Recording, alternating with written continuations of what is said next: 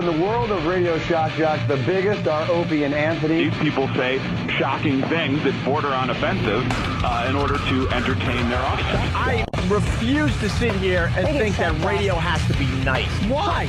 Why does radio, out of any other medium, have to be nice? We are being now held to a standard where we have to be nice and make people feel good. Go screw! Radio bad boys, Opie and Anthony. Controversial radio personalities, Opie and Anthony. Infamous DJs, Opie and Anthony. Talk show radio hosts, Opie and Anthony. Opie and Anthony. Opie and Anthony. Radio shock jocks, Opie and Anthony. Opie and Anthony. Shock jocks, Opie and Anthony. Shock jocks, Opie and Anthony. Opie and Anthony. Shock jocks, Opie and Anthony. Opie and Anthony. If you want to put it, feel free. I've done it before. I'll let you go from to Mike. That's really sick. This is where entertainment is going. More audio of E-Rock in the bathroom.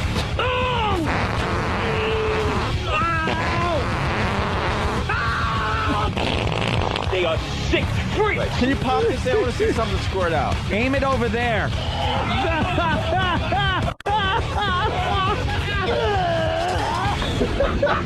This is the worst show This is the worst show I've ever been on. But enough of this palaver. Let's get the show on the road.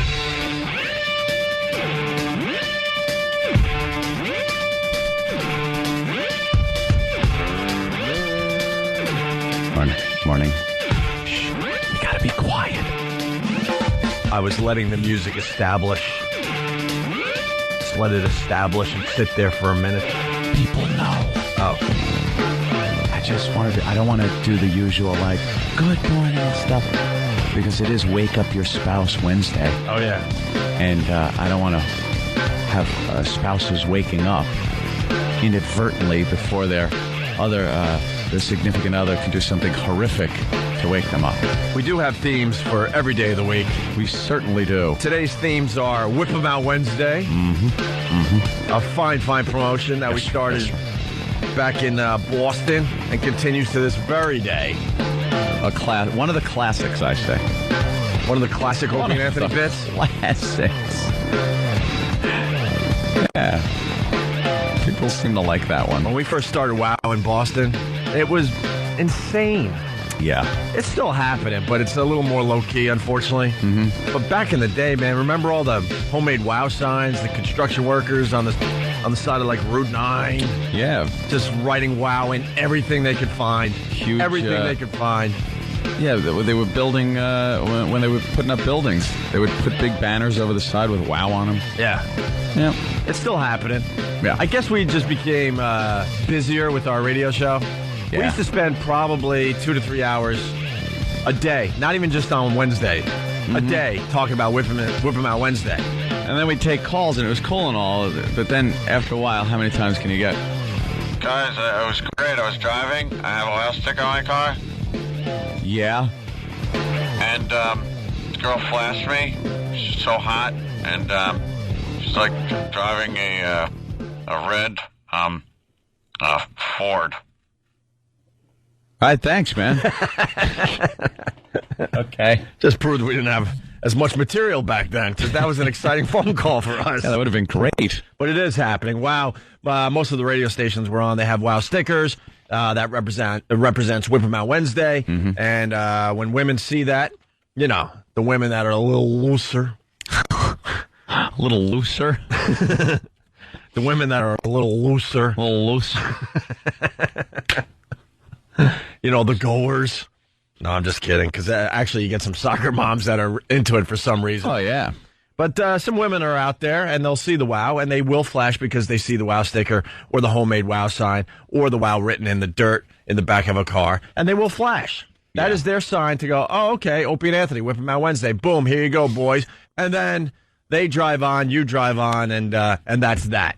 Right? Right. Other themes for Wednesday. Can't Say That Wednesday. Morning Zoo Bit of the Day Wednesday. And, of course, my favorite, Wake Up Your Spouse Wednesday. That is my favorite. Although I like Can't Say That Wednesday. You like Can't Say That Wednesday? Yeah. I don't know what it means. What do we say that we can't say? Well, I know what it means. What? Yeah, there are things that you can't say on the radio. Like what? And then you say it, and there's a big problem. Like curse words. Somebody will blurt out a curse word or something in context. Like fuck? Oh. I used the button. I hope it works. I hope they don't just set it up for me like a retard and the wires go nowhere. I did good. I saved the show. Is that how it works, though? I hope so. Did that work perfectly? I hope it did. I think this is a dangerous theme. Can't say that Wednesday. Because that means the guy down the hall has to, pay extra close attention to the show today. Extra attention. I don't want my career path in someone else's hands. That's dangerous. We're very good at doing this ourselves. Mm-hmm. All right, so you want to go right to the phones as far as Wake Up Your Spouse Wednesday goes? I think we got one already. Absolutely. All right, let's say hi to Curtis in Maryland. Curtis, what's going on? Well, I think I heard her stirring around, but it might not be too late. I hope not. All right, I hear you want to wake up your wife with a super soaker. Yeah, it's filled with ice cubes and water. Okay. Just make sure we get to hear her reaction somehow. Just keep that in mind as you're squirting your wife with a super soaker at 6 in the morning. I'm going to do the best I can. All right. Hold on. It's on speaker. Okay, here we go.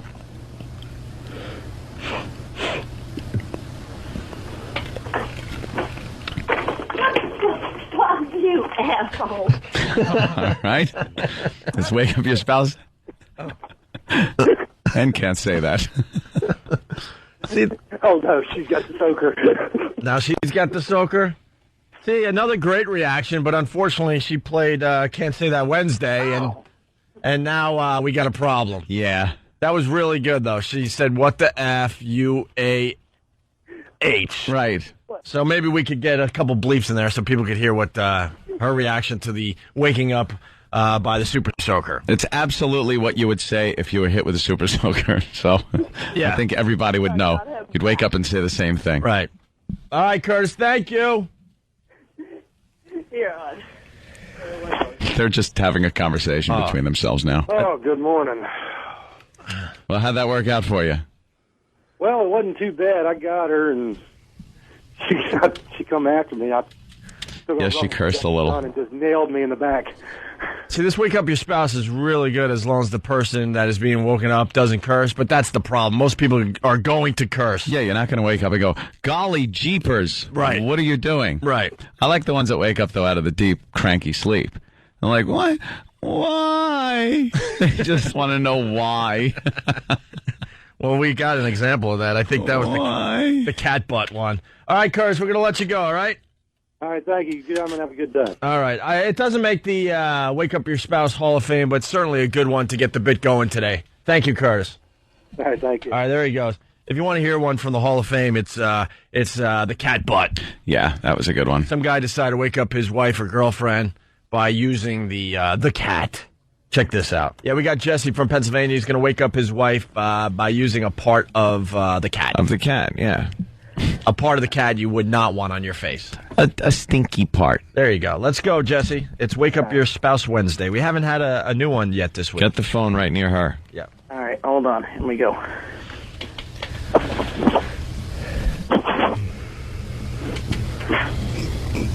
Yeah. Ew! Why would you do that?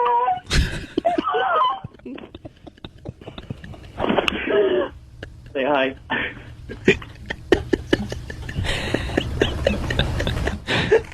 Why are you kicking me?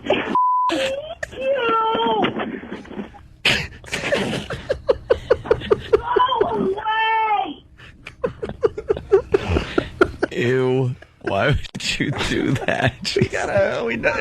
We got another great one. Ew. Why would you do that? Say hi to O&A.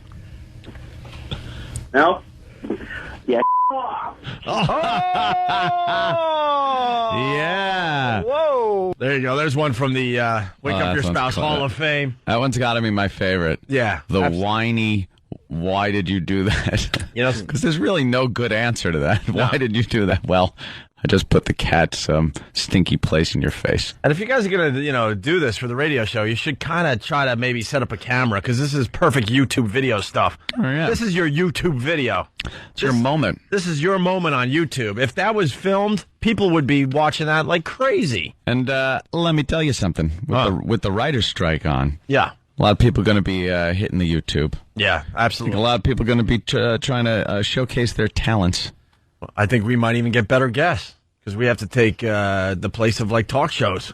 Do we? Yes. Really? All those people that would go on Letterman and Leno, they need a place to go to promote their stuff. So there's a good opportunity for the Opie and Anthony show as well. Ooh. We don't use writers. Nice. Obviously. Although Than's a writer. Every once in a while, he'll write a little post-it for everybody. Yeah. With a cute little line that gets a chuckle or It'd two. be funny if he was on strike and just stood outside the studio with a sign demanding more pay. We just spit on him as we walk in. Well, if he just if his strike sign said break on it, we would never notice he was on strike. No. He could just do that. All right. Oh, Than, I'm kidding. I know you do much more than that.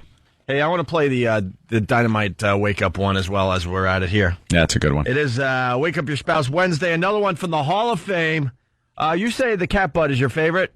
Yeah, because I like the way she sounds really cranky. Right. I think this one's my favorite. She's a whiny. This one's my favorite. Jerry, you got a stick of dynamite? Quarter stick. Oh, quarter stick. Okay. And you want to wake her up with that. How are you going to do it? Where are you going to put it? Inside a pot, like this, so she doesn't get hurt, but it'll be loud. And how close are you going to put it to her? Right next to her on the bed. No, I wouldn't put it. I wouldn't put it right next to her. Put it on the floor. All right. But away from her, like across the room. Yeah. All right, well, get the phone close to her, all right? The key to Wake Up Your Spouse Wednesday, we need to hear the waking up part. All right. Jerry, the show is yours. Go ahead. What is that? Yeah.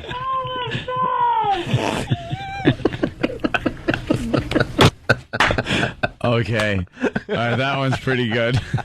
That's got to be better than the cat butt. Yeah, in a different way. It worked out perfect because she's like just sort of waking up because she hears something in her room. She's like, what's that? Yeah. What? She thinks it might be a candle. What? Maybe a candle. Maybe the guy's setting up for a little romantic activity. Oh, what's that? Oh, hi. And then it might as well just be people opening fire in her room. Yeah, we got to get people to top those. Yeah, and make sure you film it so we can make you a YouTube star, okay? Yeah. So there you go. It's Wake Up Your Spouse Wednesday. It's Whip 'em Out Wednesday. Morning Zoo Bit of the Day Wednesday. Basically, we play one hacky bit from another morning show from somewhere in America. Do we have a good one? I don't know if we do today. We or haven't are we had a gonna good have one. to dip into the well of Scott and Todd. Scott and Todd. Yeah, every time we don't have a Morning Zoo Bit of the Day for Wednesday, we just grab a Scott and Todd bit. They are the go-to show for hack here in New York City. Yeah, they're awful. Yeah, they are really, really bad. And, of course, it's Can't Say That Wednesday. In just a few moments, I think we're going to start talking about Dog the Bounty Hunter. Oh. Doug. What an idiot. How bad does this guy want to save his TV show? He's trying. Did he actually say he made plans to be buried with slaves? Yeah. That's how sorry he is? Yeah. Like black people want him buried with slaves. He's ridiculous. He has no clue. And he finally realizes he's not a black man. What does that mean? I don't know, but he said it. What, he thought he could say the word because he thought he might have a little black blood in him? I don't know what the context was. Maybe we'll find out. Yeah, I think he thought he had a good enough relationship with the black community. Right. Well, this was all on Sean Hannity's show yesterday. We got some of the highlights. We're going to get it on after the break. But, the big highlight, he wants to be buried with slaves. That's how sorry he is for using the N-word. Right. And they canceled the show. And it's called a reality show. I mean, isn't this reality? Yeah. He should have done it on the show, though, instead of in his, house. I don't understand A&E's logic. There's got to be a way to spin this and go, look, this is a reality show, and sometimes reality is a bit on the ugly side. Because the ratings for this show now, I barely watch the show. I can care less. But now, after knowing what I know, I would definitely check out Dog the Bounty Hunter. And see if he brings up any words, see if he arrests black people differently. Right. They did actually cancel it? Yeah. They said it's canceled indefinitely. Yeah. Which means canceled. But then don't call it a reality show, because reality is not just nice reality. Reality is, it runs the gamut. They don't want somebody. It should show the ugly side of human nature if you're going to call yourself a reality show. So is this the next version of the white guy apology tour? Yeah. It's amazing. It just gears up and heads to a city near you.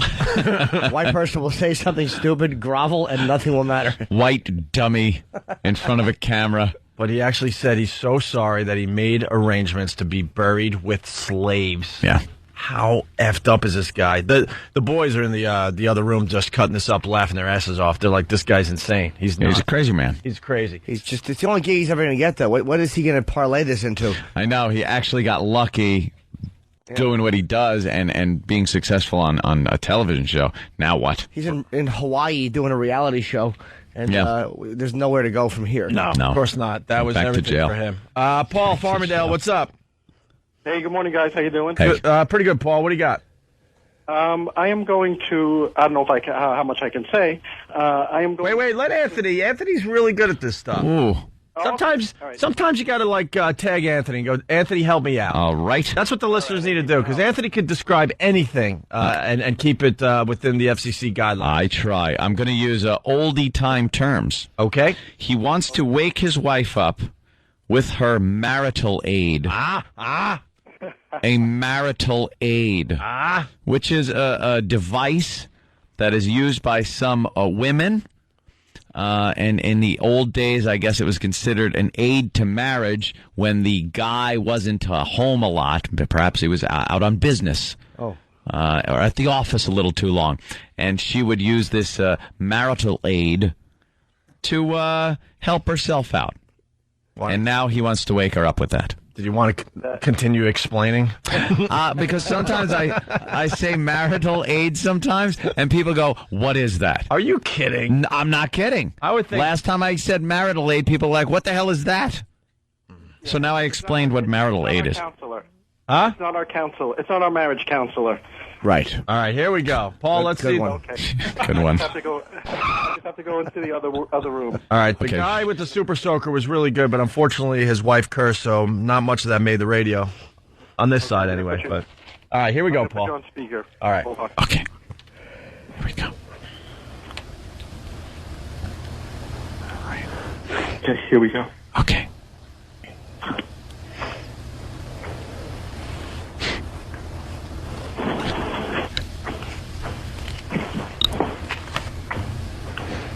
Jesus.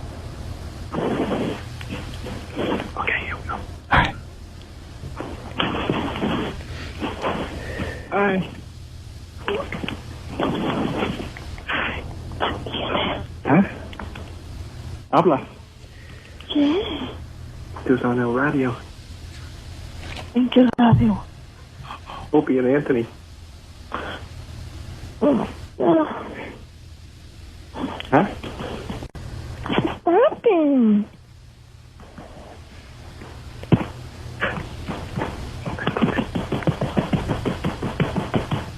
Oh, it didn't work out the way I'd hoped. Well, is she Spanish? Yes, she is. What was she saying? She was saying, stop it. I heard K, which is what? I know that, yeah. I had no idea what she was saying. Then you said Opie and Anthony, and she went, Yeah. That Same reaction in every language. Yeah. Kind of like romance, just translates. Opio and Antonio, radio. Yeah. All right, Paul, thank you.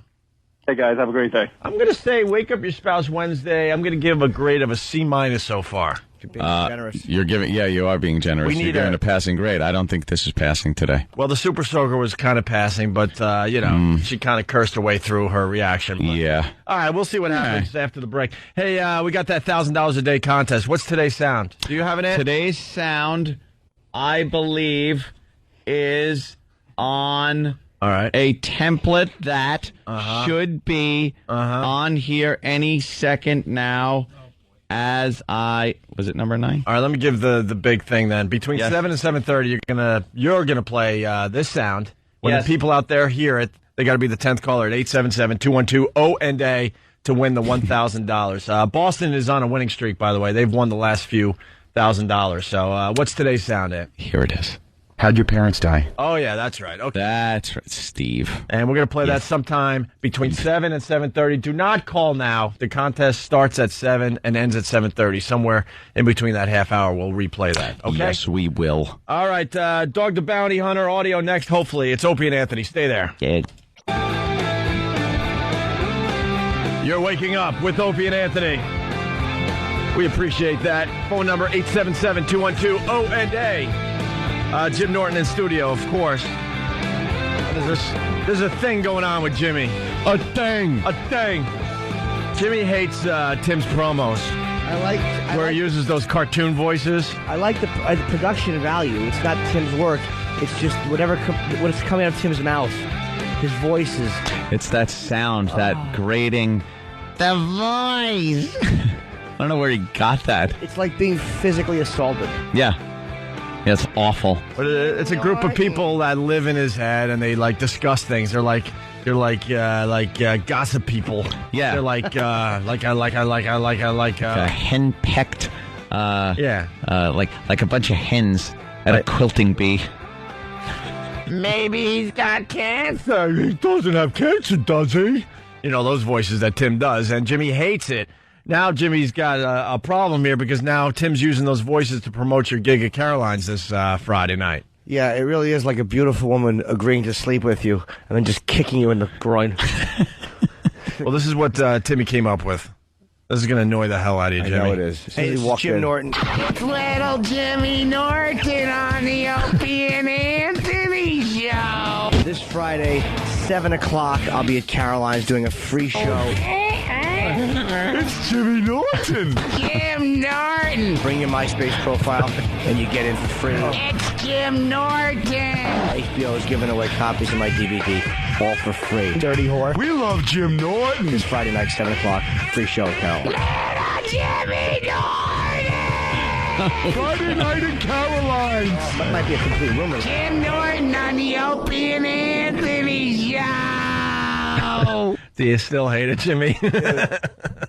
I don't want to promote myself. It's like being punched in the mouth. Well, I think he went over the top with that just to get to you. That was absolutely done to get to you, Jimmy. Yeah. I knew something was going to be awful because Tim was too happy when he walked in. Yeah. Oh, Jimmy Norton. it's horrible. It really is bad. Just meant to assault Jimmy's ears. I like when he does it regularly. But I think he just gave you a little extra there, Jimmy, to get on your nerves. A little over the top. Sure. We got lots going on today. This fact really bummed me out when I read it this morning. 2007 is already the deadliest year for U.S. troops in Iraq. Yeah. You know, you kind of feel like maybe it's getting a little better over there, but it's not. No. You know, our boys are still dying in record numbers, obviously. It was really bad at the beginning of the year. That's where a lot of the numbers came from. It sort of has kind of gotten a little better, but... It's leveling off a little bit? Hopefully? A little bit. Hopefully getting better every day? Better every day.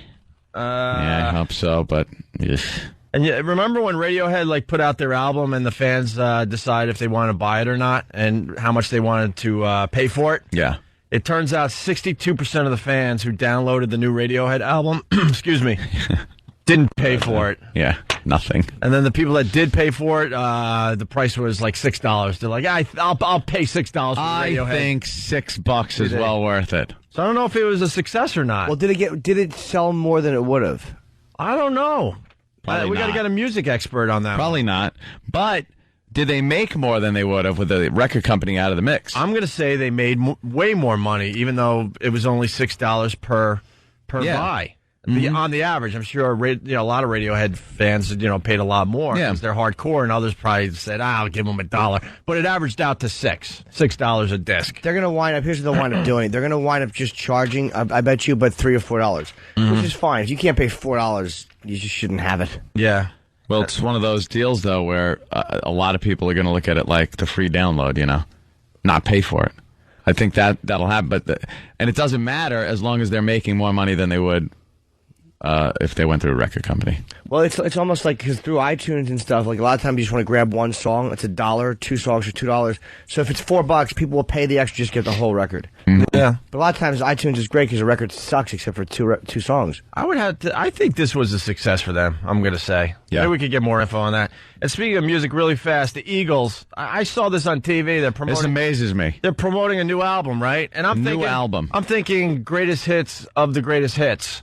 Yeah, because they've already done the greatest hits thing. I love when bands put out more than one greatest hits CD. It's like, wait a minute, if it was the greatest hits, why you have a second collection of greatest hits?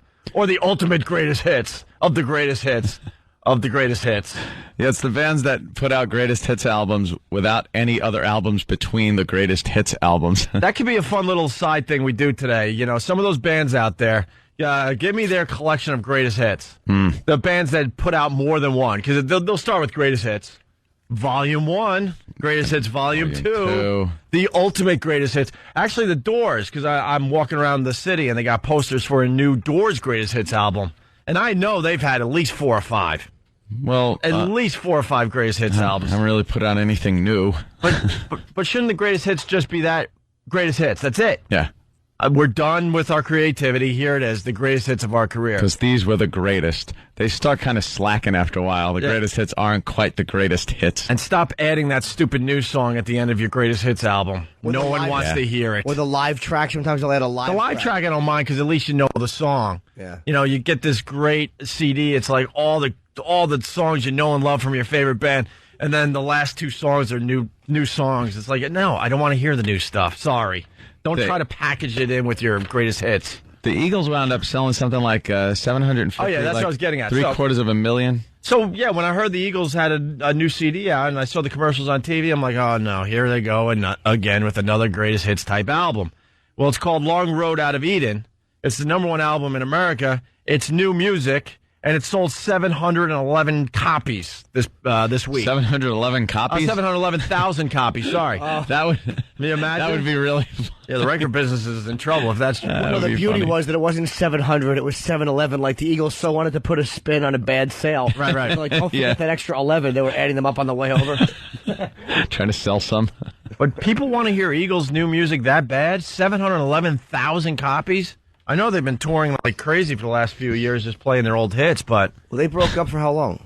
Oh, man, they were gone for a while, but they've been back for a while now, so... Yeah. Sorry, I was distracted by watching Jill Nicolini stepping on grapes. Oh, really? Just hoping she falls over and goes, ow, ow, ow, ow, ow. So long form on that, E. Yeah, they're doing the old Step on the Grapes bit on TV here in New York today. And, of course, it reminds us of the famous news clip. We'll get that on for you in a couple minutes.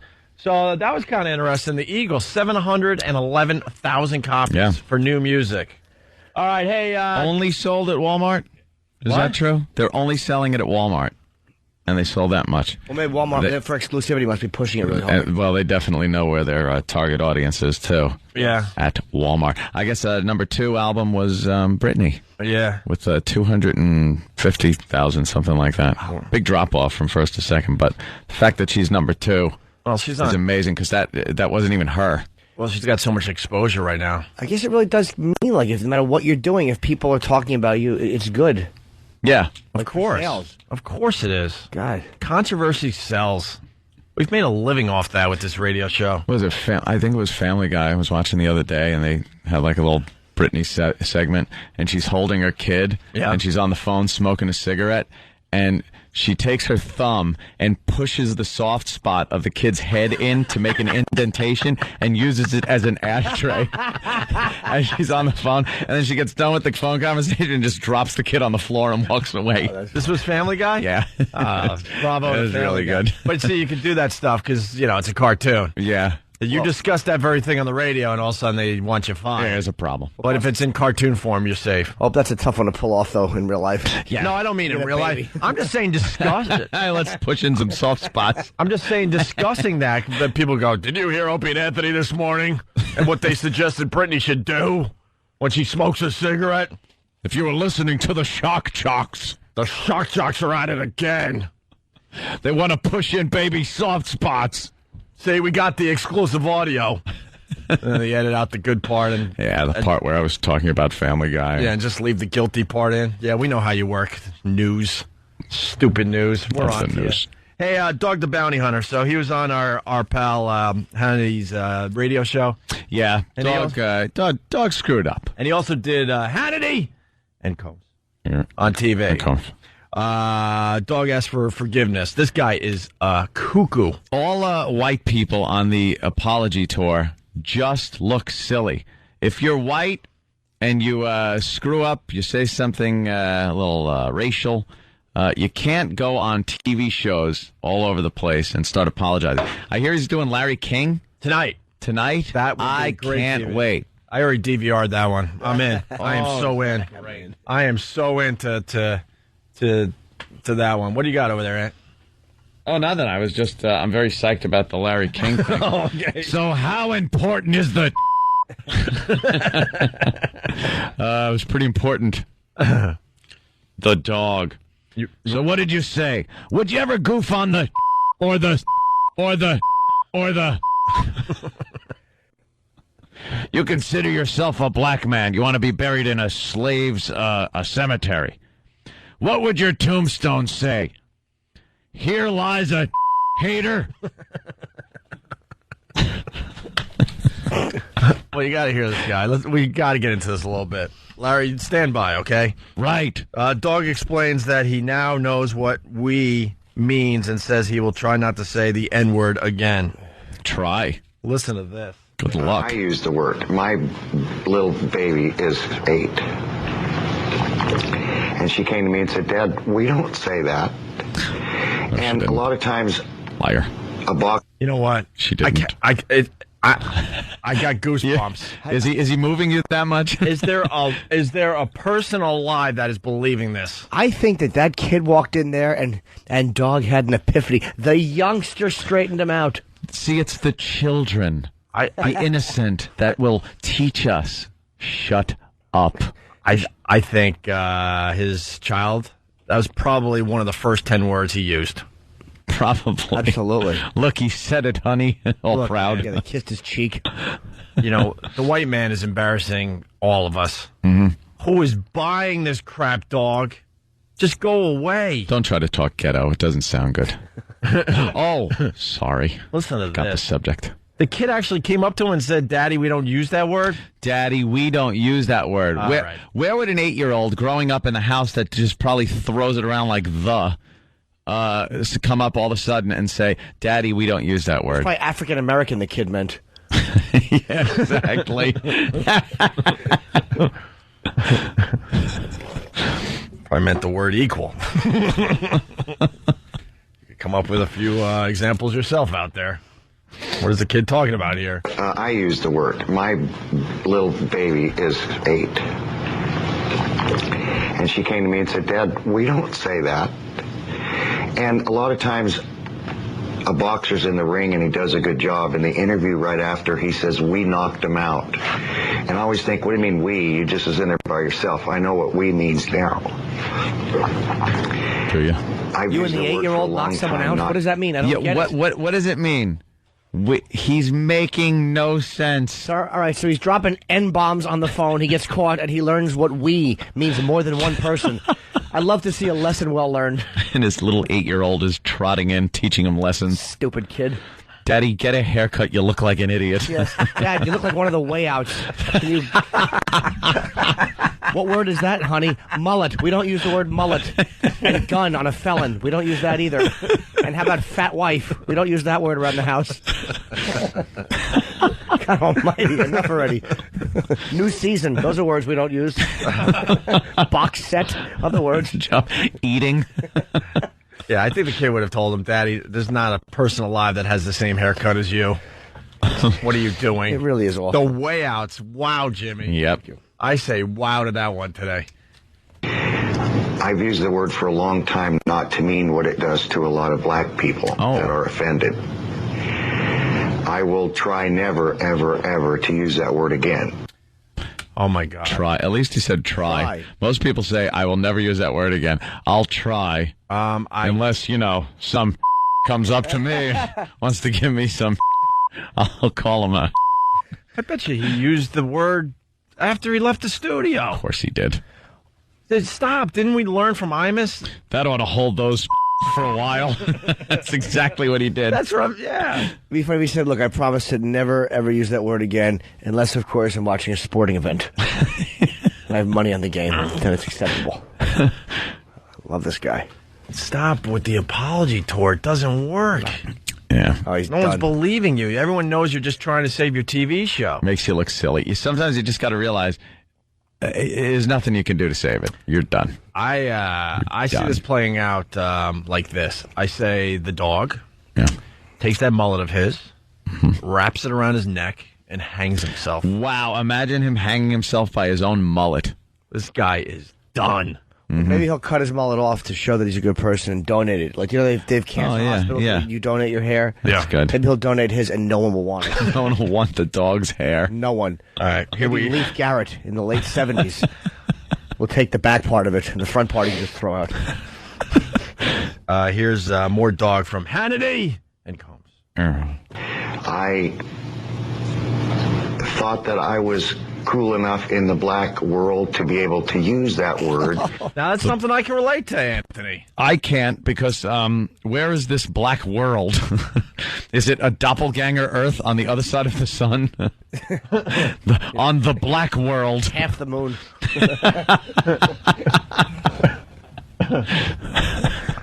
Yes, Pink Floyd sang about it. I can relate to that statement.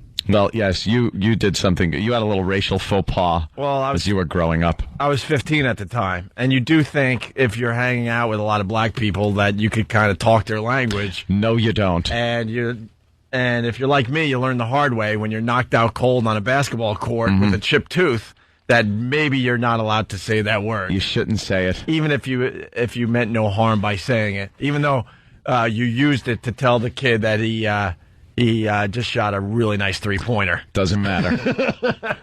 Does not matter. I went to Central Islip public schools. Yeah. Growing up at one point when we had to move every 6 months because Dad couldn't keep a vending machine job. Thanks. Well, because Daddy was an alcoholic. Well, of course he was. Yeah. And if he didn't steal enough change from the vending machines that month, we had to move. So we went to the beautiful Central Islip, which around the country, if you want to know what Central Islip is like, just look for a neighborhood that has the intersection of MLK and Malcolm X Boulevard. There, you got it in your head. That's where I lived. And I never once thought I could ever use that word in any context whatsoever, so I didn't. There were kids that would come up and go, give me 50 cents. And you gave him 50 cents. Yeah, I think the difference, I was brought up way, way more naive than you. Yeah. You, understood the community. Oh, you should have had my parents then for a little while. Right. I understood the community at 6 months old. Okay. I didn't. Subliminally, I think. I didn't have any. I was being force-fed. I didn't have any interaction with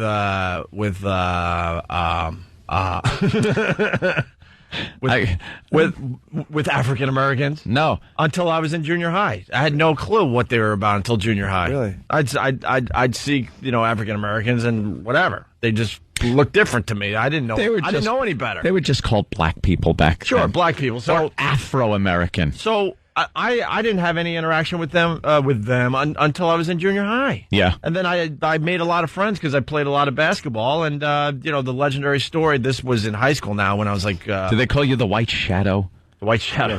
Little Ken Howard. Yeah. Young Opie growing up. Blonde hair. I believe I actually was 16, and we were playing a pickup game, and I was pretty much the only white kid on the court. Maybe one other, maybe two tops. Then you were picking up your teeth, which is... Oh, yeah. And then my teammate had sorry, the image is great. My teammate had a fine three-pointer, swish. Mm-hmm. He shot a tray. He was gay, too? Huh? Oh. Sorry. I misunderstand sports lingo. And I turned to him and I said, nice shot.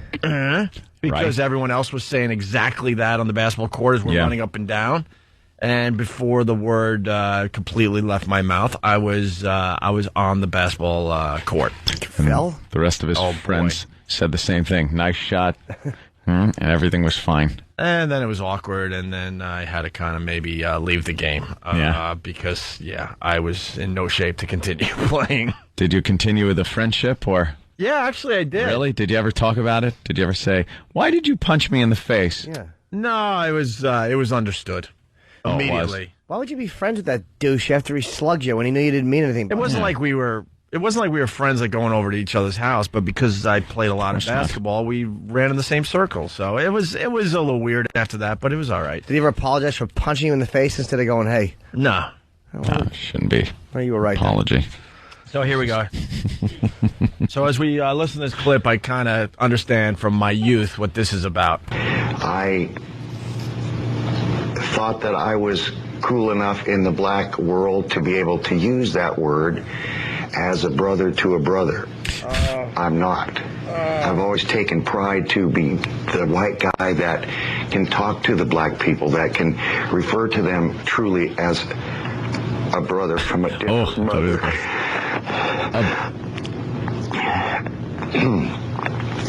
But this is America, and this is entertainment, and that doesn't fly there. Wow. The brother from another mother. Yo. Wow.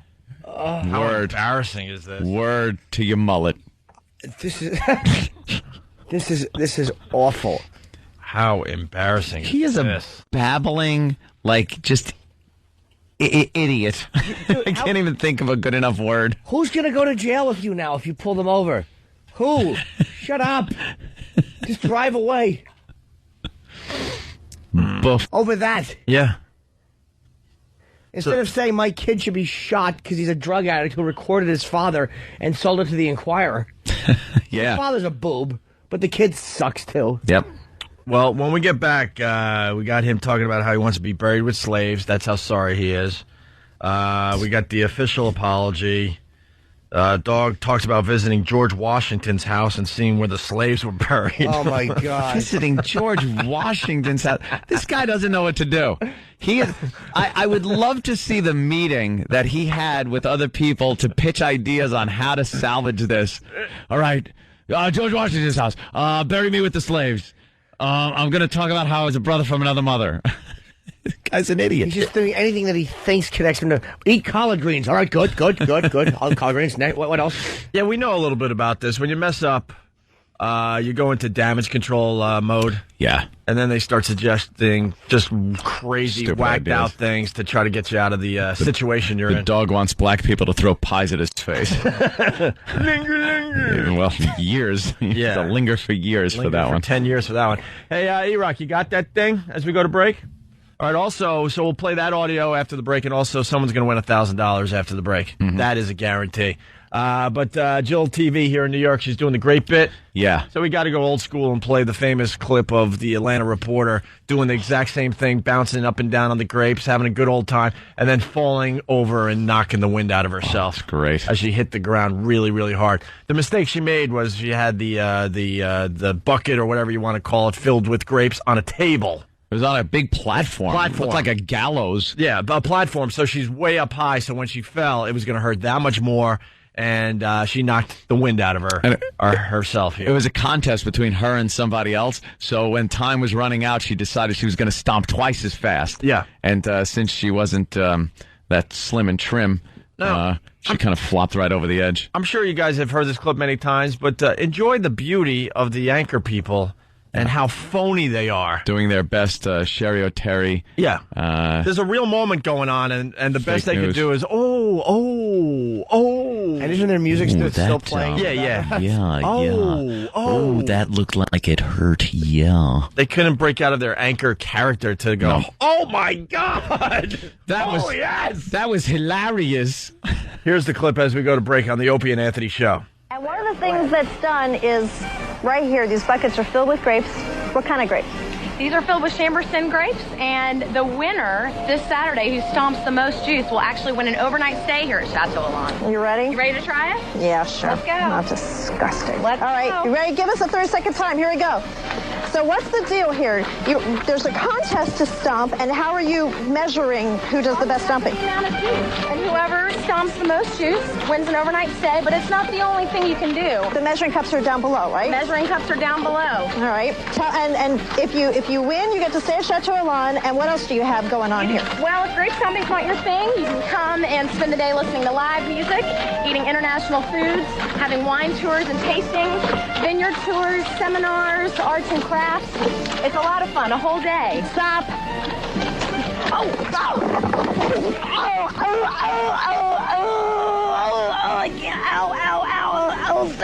Stop. I can't breathe. No. Oh, boy, dear. I think she's actually hurt. No, I think she is. Yeah, she's hurt. She took a hard fall off there. Boy, Okay. gosh, I hope she's okay. Okay, we're going to make sure she is. We'll try and That's check the on thing. her and get back All to you right. as soon as we can. We'll be back right after this. Contest on. Between now and 7:30, another $1,000 up for grabs. If you don't know what the sound is, go to onaradio.com. It's right there. And we're going to play it between now and 7:30. 10th caller will win the next $1,000. Lots going on today. It's Wake Up Your Spouse Wednesday. We had a couple early. Not too good. And they were like, Maybe we'll get another one before the end of the morning here. Also talking about greatest hits CDs. And Kiss is guilty. Kiss, Steve came in with their discography, and in 28 years they've had 7 greatest hits CDs. And there's one they don't even list on here, which is an album I had. It's called Kiss the Originals, which is it was Kiss, Dressed to Kill, and Hotter Than Hell, their first 3 albums, just put in a 3-album package. So that's, I don't know, that's not a greatest hits, but it's just a repackaging. Yeah. So technically 8 in 28 years. I just find it funny when your favorite band puts out greatest hits after greatest hits after greatest hits. It should be 1, maybe 2. Maybe 2. Black Sabbath's had a few too, but a couple of them were bootlegs, so I really don't count them. I think they themselves will put out 2 or 3, but I mean, they've had like a lot of bootlegs. I love when people give them to me. I don't have them. Yeah. What, is War Pigs on here? Well, some of these bands are just repackaging the same old crap over and over again, just changing the name of the album and changing some of the greatest hits out. You know, like dropping a couple, adding a couple that they didn't have. It's well, anyway, with Kiss, you had double platinum. 1978 was the first greatest hits. Again, the originals was in the mid 70s, but 78 might have been the first. All right, so their first greatest hits was called double platinum. Then they went with Killers in 1982. Then they went with Smashes, Thrashes, and Hits in 1988. I don't like that title. And then they went with You Wanted the Best, You Got the Best in 1996. I remember that one. Yeah. That's kind of the tagline that they use. Like Exactly. When And then a mere year later. You got mediocrity. No. I resent that. I'm sorry, Jimmy. A mere year later, they went with Greatest Kiss. See, because... And then after having all those greatest hit CDs out, they went with a box set in 2002. You got to go with the box set. And then 2002 also brought you the very best of Kiss. You know what? Very best. Proving my point that we made about a half hour ago. How ridiculous that is. And Kiss is a great band, Jimmy. I wouldn't argue that with you. It is amazing though how like the artists, and I'm not saying they're wrong to want their cut. Believe me, like on iTunes and stuff. But it's amazing how they complain that people are stealing from Napster. And I bought the same songs, 9 times. There used to be back in the day when we were all growing up. You had your favorite band. Their creativity ran out. Then they went with their greatest hits CD. Then they went with a live CD, and then they were finished. So long. Done. Retirement. That usually was how bands would. Well, that was their lifespan. That was their lifespan. There you go. You know what else they're doing? Goddamn DVDs of TV shows, and I think one of the biggest criminals, as far as this is concerned, is Seinfeld. And I love Seinfeld. I wouldn't miss an episode. I've seen him 1,000 times. I'll still laugh my ass off.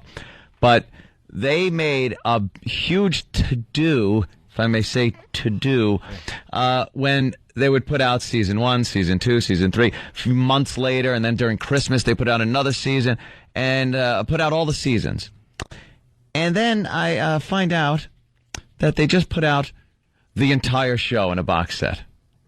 So now you got to buy that if you missed a few of the seasons, like I didn't buy all the seasons. I kind of slowed down. I was going to pick them up, but didn't. And So now I got to buy like the whole box set. Go So I back have and get all. them. Go back. You know, it's not like they take them off the market. You can just go to the store today. Yeah, but I'd rather just have one box set than 80 boxes of discs and. You're more of a collector. I could care less as long as I have all the seasons. No, it's a big difference, believe me, because I bought Star Trek, the original Star Trek, when they put out like one episode per disc.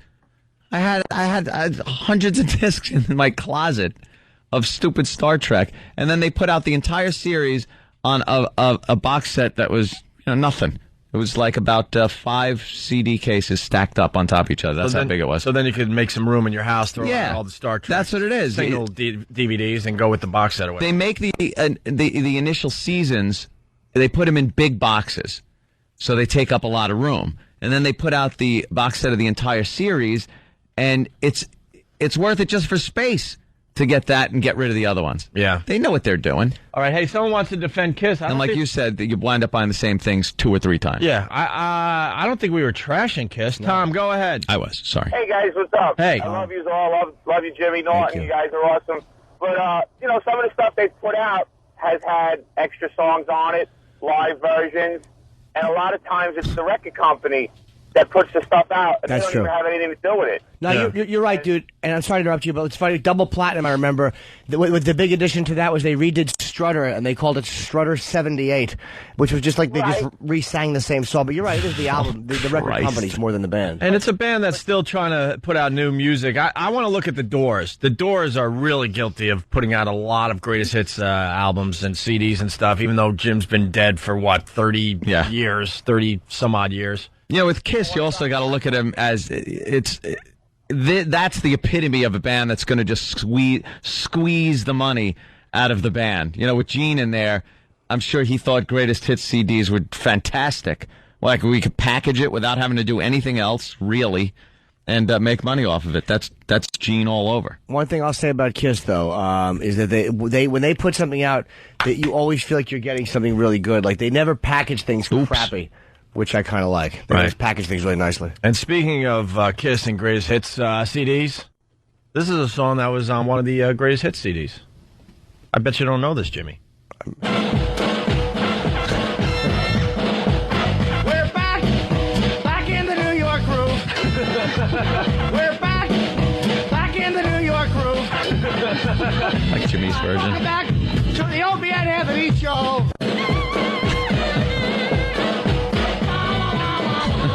Yes.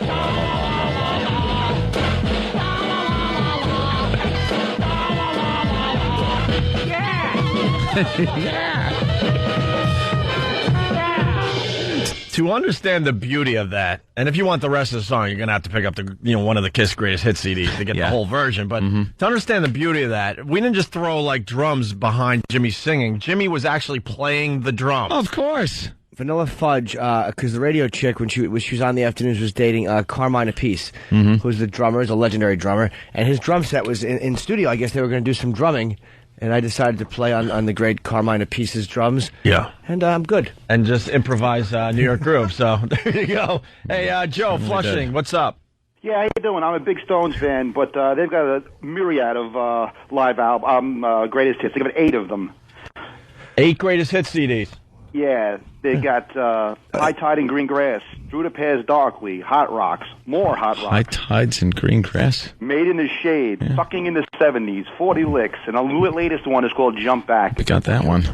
We remember that. Well, let me ask you a question, because the Stones do have, I'll say this, they have more of a history. I mean, since '62, I'm gonna think. Right. How many of those songs are repeated? Do they have like the greatest hits like from the previous 5 years, or do they go all the way back and every one of them has Satisfaction on it? Yeah. Well, a lot of these albums have several songs, on every album, the same songs, Honky Tonk Woman, Satisfaction, Brown Sugar, they're on like most of these albums. I would argue that the Rolling Stones have enough material to put out 8 greatest hits CDs, though. They just they are just a monster band. They just hit after hit after hit, decade after decade. But shouldn't you only, as a band, be allowed one greatest hits? Like, these are your greatest hits. Greatest means greatest. After that, what are you going to go? No, those sucked. These, my friend. These are the greatest. And then bands, and then when they put out enough greatest hit CDs. Bands are guilty of doing like band favorites.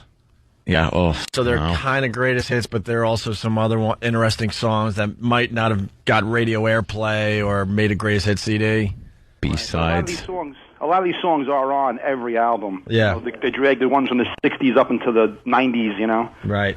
So, I mean, there are several newer ones as the years went by, but a lot of them are just the same Jumpin' Jack Flash and stuff like that. Sure.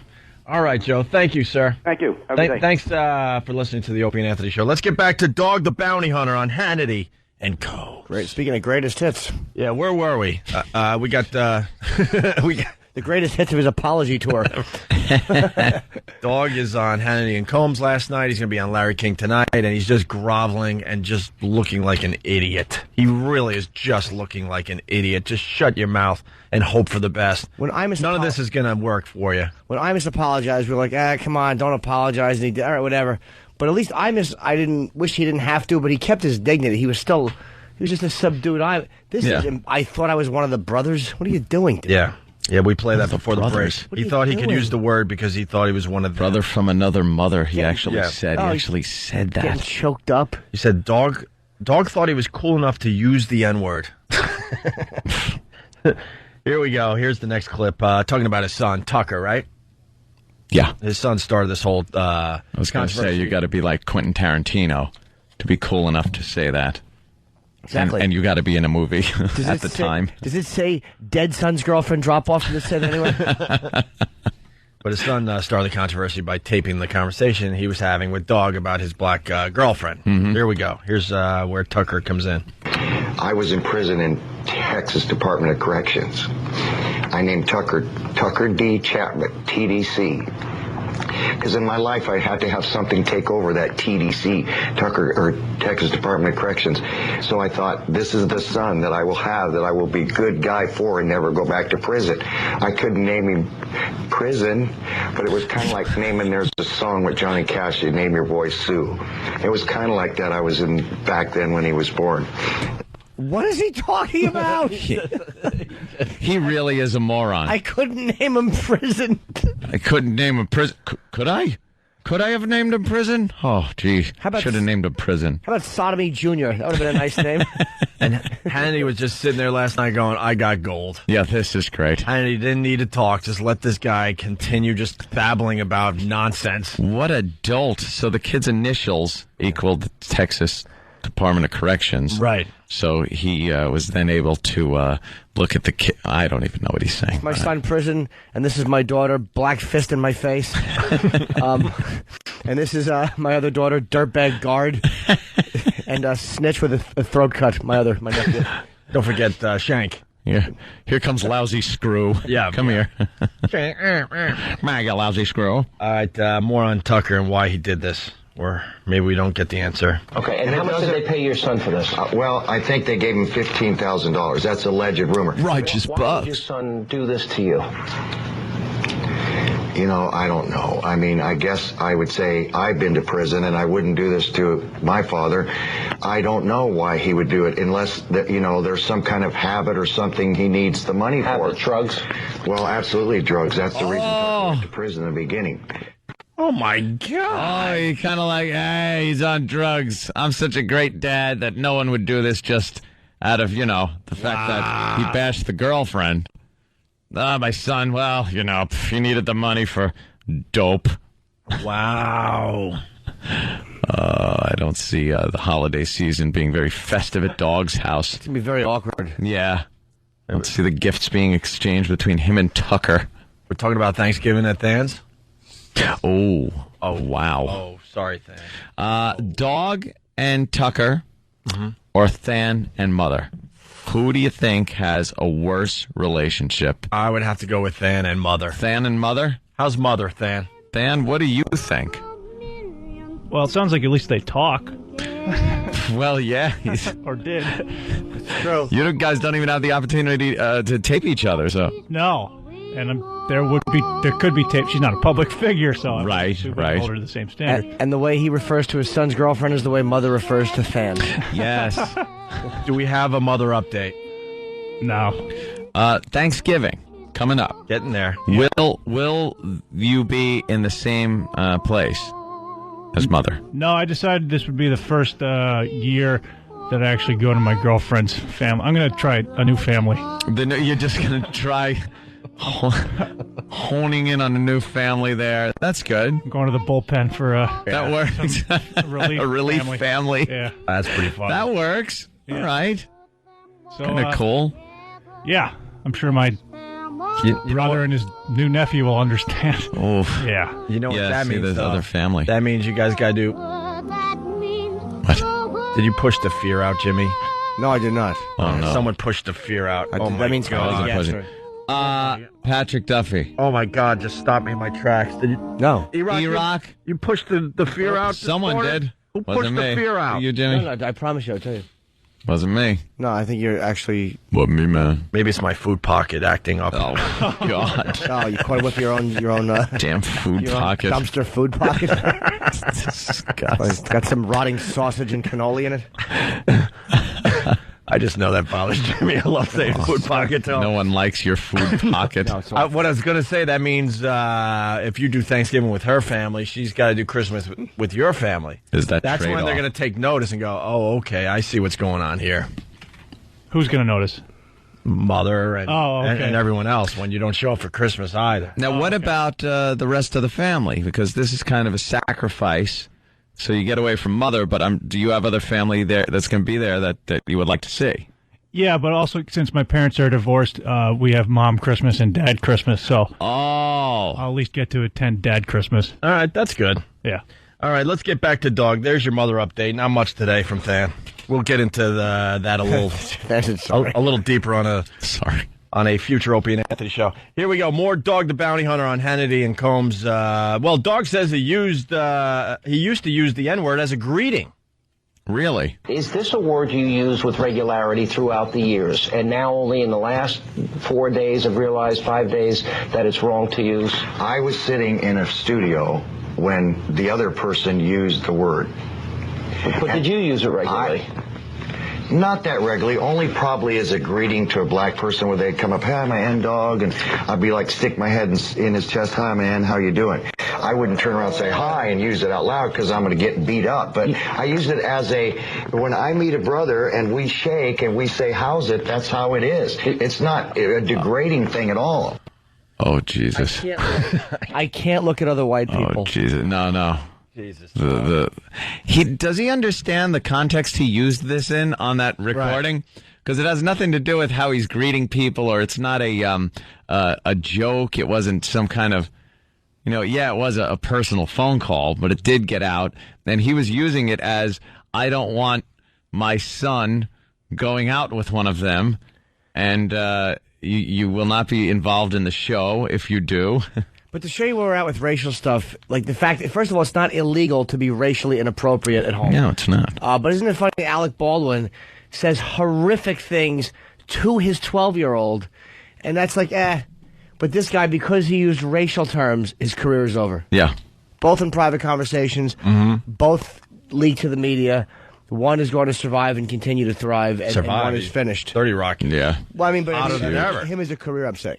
Before the writer's strike, anyway. Don't use racially inappropriate terms. Well, this next clip is just beautiful. It's Dog says he thought he was black too. I thought he was. No, he doesn't. I don't believe that it couldn't be that awful. He is desperate. You said this is how you would greet. You told me privately Snoop Dogg. Is that true? Yes, exactly right. I mean, you just can't walk up and say hi. You're gonna get hit in the mouth. But when a brother says that to you first, or you realize that there's a special connection, that I thought I had between me and Black America, and I used to say, I'm black too. In other words, my whole life have been called a half-breed, a convict, king of the trailer trash, this and that. I take that and stand. So when I stood there and said, I kind of know what you feel like, because I've been there too, that I felt that I could embrace and, like, as brothers, or even as a black woman, say the word. I now like learn a black woman? I'm not black at all.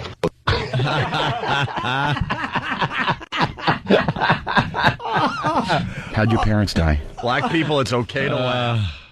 Oh, laugh. Please laugh. vomiting. Please laugh. Point at the radio. Jeez. Point and laugh at the radio. And just laugh at stupid Whitey. I now know. Wow. He was confused. Oh, my God. He's just babbling. They call me convict, half-breed. Half-breed? Half-breed for what? For what? Half-breed. Looks pretty white to me. Of course he does. Yeah, he's all white. With that blonde mullet. What is he? Half bodybuilder, half wham video. Half way out. Go back to the way out. Do we have a little way out music? Boy, if you pull that one out of your... I think E-Rock might have some way outs. Jimmy pointed out that he might be part of the way outs, this Dog the Bounty Hunter. Oh, he's awful. No. Look at the pressure. Look at E-Rock under pressure. Oh, he's awful. He's great. I love how he just babbles to himself. Humna, humna, humna. As he's heating up over there. Ed Norton. There's a place where I can go. Oh, yeah. That's where I wanna be. I'm saying goodbye to you, good people, for I found a place for me. Yeah, yeah, yeah. Gonna go way out, way out. That's where the fun is, way out. Who gives a crap? To the black world. That's where they were going. All right, listen, after the break, we got the big apology from Dog the Bounty Hunter on Hannity and Combs last night. It's terrific. And then finally, we'll get into the part where he talks about how he wants to be buried with slaves. That's how sorry he is. Yep. It's some amazing clips thanks to Sean Hannity. All right? Very good. All right, anything else you want to do before the break? Hint, hint, nudge, nudge. Wow. I must have been good. Very slick. I must have been good. Are you kidding me? No, I'm not kidding. Are you kidding me? Boy, I really am good. I thought I had something on you. Nope. I was ready to say, wake up and do your job, but nope. You got to turn around and say, wake up to me. I'm on the mother. Are you kidding me? He Yeah. did it. Oh, yeah. Clear as a bell. Mm-hmm. I got to know when now. Take me. Listen to the replay. Are you kidding? Yeah. Tear down a wall for me. Probably 3 minutes ago. Like right over, it was right after the clip of Dog saying that he was, knew now that he wasn't black. There was some laughter, and in that laughter, boom. Are you kidding? Nope. All right. There it was. I knew that was a good spot. Look at me getting a little mad, like, dude, fit the sound in. No. See, we tear down the wall for you here on the Opie and Anthony Show. We'll continue. Stay there. Hey, good morning. It is the Opie and Anthony Show. We got to go right to the phones and get our $1,000 winner for today. And I'm proud to say Buffalo wins the $1,000 today. Jessica, what's going on? Hi, guys. Congratulations. Thank you so much. Jessica's listening on the edge, of course, the home of Shred and Reagan, and you won $1,000, Jessica. I know, I'm nice. still shaking. Why are you shaking? I don't know. I just can't believe I won. I heard the sounder, but I didn't call because I just didn't feel like it. But then when you guys said that people weren't calling. All right. What's wrong, Ed? I don't know. Her story sounded like it was going to become boring. She's just explaining how she won her $1,000. Yeah, I was calling, and then you made this phone call. I dialed the phone. I want you guys to use. I have an idea for another sound. Okay. Oh. I want you guys to use. I don't remember what show it was. I think it's like CSI or something. But you guys kept playing those horrible one-liners before the show started. When we were making fun of David Caruso. David Caruso. yes, It's yes. kind of old hat now. Yeah. Well, we'll think about it, Jessica. Oh, they're funny. Let it go, Jessica. Yeah, let it go. And by the way, we didn't say no one was calling for the contest. That makes it sound like no one's listening to our radio Stop show. it. You know what I mean. I basically. You snuck it in good, is what I mean. All right. I couldn't believe Anthony was able to sneak the sound past me. I was amazed by that. Snuck it in. All right, Jessica, congratulations. Say hi to Shred and Reagan. What else we wanted to say to Buffalo today? How the Bills doing? They're doing great. How about the Sabres? They're doing horrible. How about the Canadian Ballet? Yeah, I don't care. I don't know about that. How's Niagara Falls? Oh, boy. Still there? That's hacky Buffalo stuff, Jimmy. Doesn't matter. It's a legitimate question. I want to know. Yeah. I heard there's a problem there. Buffalo's the only place I heard where, they're like, running dry. any random girl just knows about all the sports teams. Huh? Is that like a Buffalo thing? Buffalo, I would say there's a lot of women up there that know their sports. Like, I mean, you ask her about the Bills and stuff, but then the Sabres, and she knows, they're not doing too well. Yeah, it's all encompassing up there in Buffalo. They know their sports teams, Interesting. but there are there are chicks that know sports, and then there are Buffalo Betties that know sports. You don't really want to hang out with the Buffalo Betties. Are you a Buffalo Betty, Jessica? No, I'm not. You don't wear the oversized sweatshirt, oversized Bill sweatshirt? No, I Over the stretch pants. Over the stretch pants, and eat a lot of buffalo wings and baked scrod. Scrod? Is that big up there? Well, actually, it's Fish Fry Fridays. Couldn't get enough of the fish fry when I was living up there. Right? Right, Jessica? That's right. See, are we going local today or what? Hey, how's with tartar sauce? Tartar sauce. I want my fish fry with tartar sauce. How's the last exit on the thruway? What was that? How's Tonawanda? How is it? I'm kidding. Yeah, I'm Jimmy's trying to just... name Buffalo things. You know where it is, anyway. Yeah, well, Jimmy's been up there many times. Jessica, thank you. You won the $1,000, okay? Thank you so much. How's Marv Levy? Marv Levy. Scott Norwood. Scott Norwood. My God. Yeah, he's a legend. All right, hey, Jessica, say hi to Shredder Reagan for us. We got to go. All right, bye, guys. There you Jim go. Kelly. Do we have Tomorrow Sound? Yes, we do. Okay. Here is the sound you'll be listening for tomorrow. All right. Between 7 and 7:30 a.m. during our program for your chance to win $1,000. Here's the sound. Shut up. Oh, God. Are you kidding? Yes. That's the sound for tomorrow? Jimmy's favoritist thing he's ever done.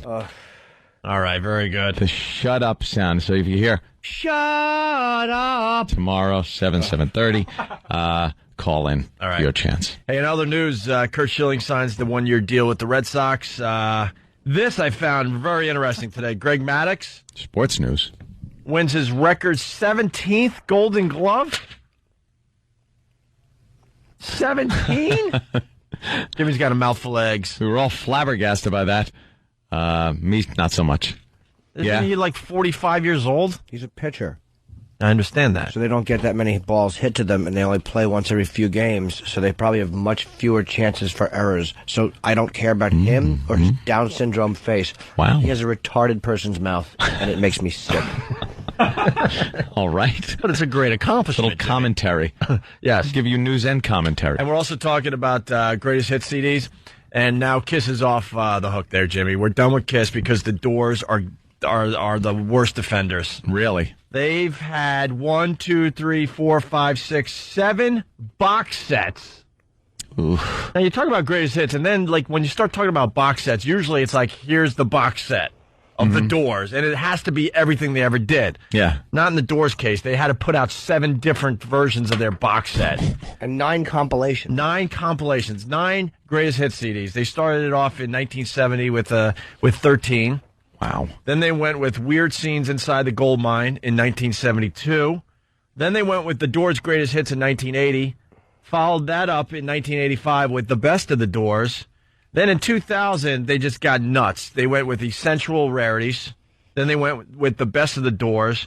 Then they went with The Very Best of the Doors. Very best. Then they went with Legacy, the absolute best. Now that's the absolute best. You could stop right there, right? But then they went back to The Very Best of the Doors again. But didn't they have The Very Best? Yeah, in 2001, but they redid it in 2007. So how could that be the very best if The Very Best came out and the singer's dead? I don't know, man. Can someone please just bypass the record companies? I want the bands to cut them out so badly. Well, Radiohead did it. Yep. Started a trend. Oh, by the way, there was only 9 studio albums. Yeah. 9 compilations. Yeah, they had 9 greatest hits albums, and they only had 9 studio albums. So why don't you just buy every one of them, and you have every great... And then you have everything. And also, you also have every worst stuff. And how many box sets do they have for... 7. They have 7 box sets for a band that only put out 9 albums. Ugh. This is Jim Morrison singing while realizing he's impotent. How many different versions of stupid Backdoor Man do we need? The remaining members of the Doors, they all just suck. They started finding tapes of just Jim doing poetry. Oh, let's put music behind music this. behind it. Sell it as new. We got audio of Jim ordering some food at a fast food restaurant. Well, let's come up with a groove and we'll send that out to the people. Whores, I say, whores. Yes, they are. You had nothing to do with the success of the Doors. They own them. Except Robbie Krieger, maybe a little bit for Robbie Krieger. The rest of them, forget about it. It was all Jim. Hey, more Doug the Bounty Hunter. A little bit more. All right, here we go. So now we get up to Dog apologizing on Hannity and Combs last night, trying to save his TV career. Mullet. Yeah, we'll get into Octopus Baby next there, Jimmy. Just bothering everybody, this thing. Stop showing it like we think it's cute. All right, here we go. The Dog apologizes. Of course, all black people in America, I owe an apology to. Whether how dark I think I am, I cannot say that word. I owe the rest of the people, whether they're black or not in America, an apology because people looked up to me. I've learned a lesson. All my lessons I've learned in my life have been the hard way, or I guess I wouldn't learn them. This is one of the hardest lessons I've ever learned in my life, even facing death. If I could kill myself and people would forgive me, I would do that. Idea for a new TV show. I dropped the N-bomb. I should shoot myself. That's not getting carried away. No. That's a very good solution. If I could kill myself and be forgiven, oh my God, he would do that. Black people, do you hear this? This could be the greatest moment ever. Get a petition going. We forgive. How bad Whitey has gotten. How many black people could we get to sign a petition saying that we forgive Dog the Bounty Hunter if he kills himself? If he kills himself. Oh my God, this is our next bit. It's staring us right in the face. That is the most ridiculous statement ever. He absolutely doesn't mean that. And a little while ago, I did say that this is going to end with him hanging himself with his own wallet, so I might not be too far off. In Caligula, there's a great scene where Caligula's very sick, and someone's trying to curry favor with Caligula, and he's kneeling by the bed, and he goes, "I would gladly give my life if Jupiter would just heal you." And then Caligula sat up and went, "Jupiter accepts." And the guy's like, and he took the guy away to kill him. he accepted I love that. Jupiter. Yeah. So this is kind of like a moment like that. Jupiter accepts. You forgot that he could be the spokesperson for. Wow. Well, we got to get the black people to start signing a petition, man. Yeah. Basically, you have to state that you will accept his apology if he kills himself. Yeah. Like, how great is this? Let's call him out on this. Let's get this going. How did Sean Black people Hannity start making your YouTube videos? I will forgive Dog the Bounty Hunter if he kills himself. Just kill yourself. But play the clip first, then show you saying I forgive. Yeah. Let's call him out on this. He said he would gladly. Wait, I got to hear that again. Of course, all black people in America, I owe an apology to. Whether how dark I think I am, I cannot say that word. I owe the rest of the people, whether they're black or not in America, an apology because people looked up to me. I've learned a lesson. All my lessons I've learned in my life have been the hard way, or I guess I wouldn't learn them. This is one of the hardest lessons I've ever learned in my life, even facing death. If I could kill myself and people would forgive me, I would do that. I said on the way here, I hope no one died thinking I meant that word before I got here. He's hoping, nobody died. What a pompous All right, ass, because listen. people look up to me. No one's dying with you on their lips. Yeah, God, can't believe Dog is a racist. I beg A&E to continue production of Dog the Bounty Hunter. I would watch every single episode. I would buy the box set. I would study every episode. The guy's a dolt. It's a reality show. Show the ugly side of reality. Continue with this thing. Show this groveling idiot. Idiot is absolutely right. People would watch that just to laugh at him. If black people want retribution for what he said, what is more satisfying than watching this boob humiliate himself and grovel? Do you understand? This is the equivalent of crawling on his hands and knees with a hog in his mouth. Oh, yeah. Yeah. That's pretty much what he's doing. It has begun. Lewis? Yeah. You are a black gentleman, are you? Yes. All right. And you're from the Bronx? Yes. Okay. What do you got? I will forgive Dog if he hangs himself by his mullet, just like you said. All right. We have our first one. That is the first black man that wants to get in touch with Dog and let Dog know that he will forgive him if he kills himself, and hopefully by hanging himself with his mullet. How many black gentlemen do we need to make this happen, you think, Lewis? I don't know the black community. I don't know how this stuff works. How many do we officially need, you think? 2. Two. All right.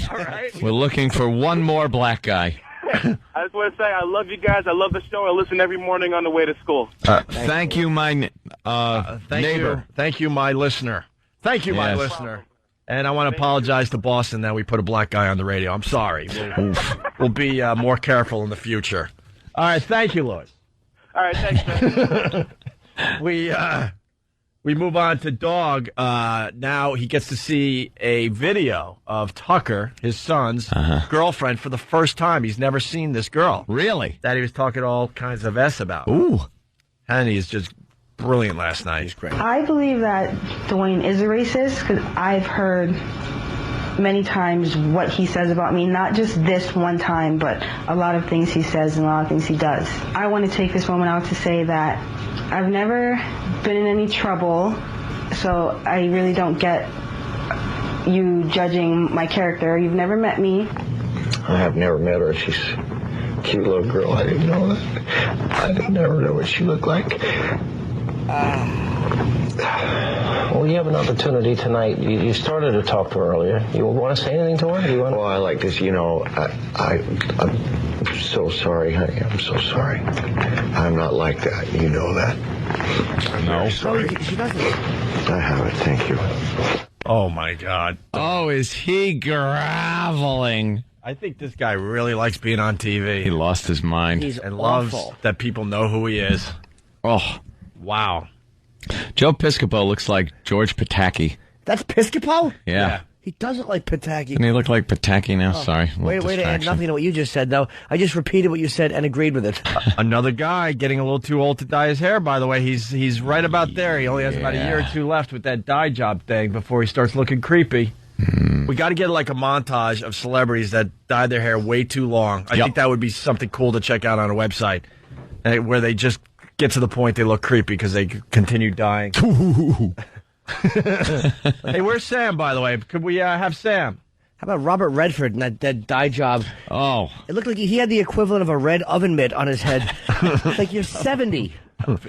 It was perfect hair. Sam, as a black gentleman, yes. Would you like to see Dog the Bounty Hunter kill himself? I think just the fact that he would kill himself is enough for me, and I'm ready to forgive. You're ready to forgive. All right. Yeah. Forgive if he kills himself. Look, the forgiving is the healing. It's starting. More importantly, I think Sam, for the first time, has admitted on our show that he has a little of the black blood. We all know he does. That's not what I said. You willingly came to the mic as a black gentleman. I was just asked to the mic and just to give my opinion. I thought we were all going to give opinions. I didn't realize that connotation. No, not all. You ever meet your girlfriend's parents? Yeah. How do they feel about her interracial choice and boyfriends? They actually made Sam stand half in, half out of the house. Like the right side of him they talked to, and the left half had to stay on the porch. Have there been any problems dating a white woman? No problems dating a white No, you woman. don't find any no issues whatsoever? racism when you're out there? Not so far, no. Okay. Which is good. Yeah. Thank you, Sam. The fro's looking nice, too. Sam's not black. His ancestors, Thomas Jefferson. He's not black. He doesn't have big lips, just a real big thumb. Well, his skin's kinda weird. It's not black or white. If he's white, then he's dark. If he's black, he's light. Who the hell can figure? Who the hell can figure? If Sam's white or a white or a yeah, we're teasing, you know, 'cause he's white with an afro. Sam's not black. He's not black, don't smoke crack, he ain't black. Well, that's one man's opinion. We think there's something going on there, Sam. Joe, Long Island City, what's up? How you doing? How long is it going to be before he's with Al Sharpton? Nah, Al Sharpton's not going to touch this one. You know that. I know. I think actually Dog the Bounty Hunter last week was trying to get a meeting with Al Sharpton. Yeah. I don't know why you would ever want a meeting with Al Sharpton. Nothing good will come of that ever. Nothing comes out of that. He's offered to kill himself. Yeah. I mean, Yeah, we just need black people to call our show and say they will forgive Dog the Bounty Hunter if he kills himself. I want to see his level of commitment. If he will kill himself, I am inviting him on my show, the Reverend Al Show, to kill himself. First, I want to talk with him about healing and loving each other as brothers of man and not race. And then we will string him up and have a live hanging on the Reverend Al Sharpton Show. Let's kill the mullet-headed white man. What's wrong with the mullet there, Reverend Al? I don't know, but you could see him kill himself at 7 o'clock on my show. Pinpoint listening. I must get to pinpoint listening. It's all about pinpoint listening. Pinpoint listening. I know the business end of this. All right, let's get to Dog the Bounty Hunter. These are the big gets today. The two clips talking about slavery on Hannity's TV show last night. Hannity and Combs. Talking about his home in Mount Vernon. In Mount Vernon, Right. correct. Oh, yeah, a little setup, sorry. Talking about George Washington's house and seeing where the slaves were buried. There's your setup for this clip. Yeah. Talking about his home in Mount Vernon. In Mount Vernon, Right. correct.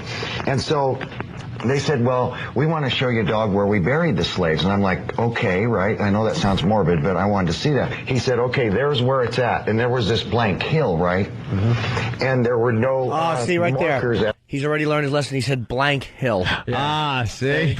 He's self-editing. I didn't know that's what they called the burial ground. Very good observation, Jimmy. A little inappropriate. Damn, But it's a good observation. Maybe Dog is learning. Oof. He's checking himself. Oh my gosh. Now we got to replay that part of the clip. Let's go to John. He's our black brother in Jersey. Can I say that, John? Is that okay to say black brother? Yeah, we're brothers from another mother. Right? Yeah, exactly. All right. What do you got, John? Well, I'd like to say that I forgive Dog as long as he kills himself. It's a All right. really brutal way. All right. So far, we're up to 2.5 people. Yeah. Two and a half black people have said that they will forgive if Dog the Bounty Hunter kills himself. Yep. Thank you, John. I think it's important. No problem. Hey, John, wait. Percentages. Are you 100% black, 50% black? How black are you?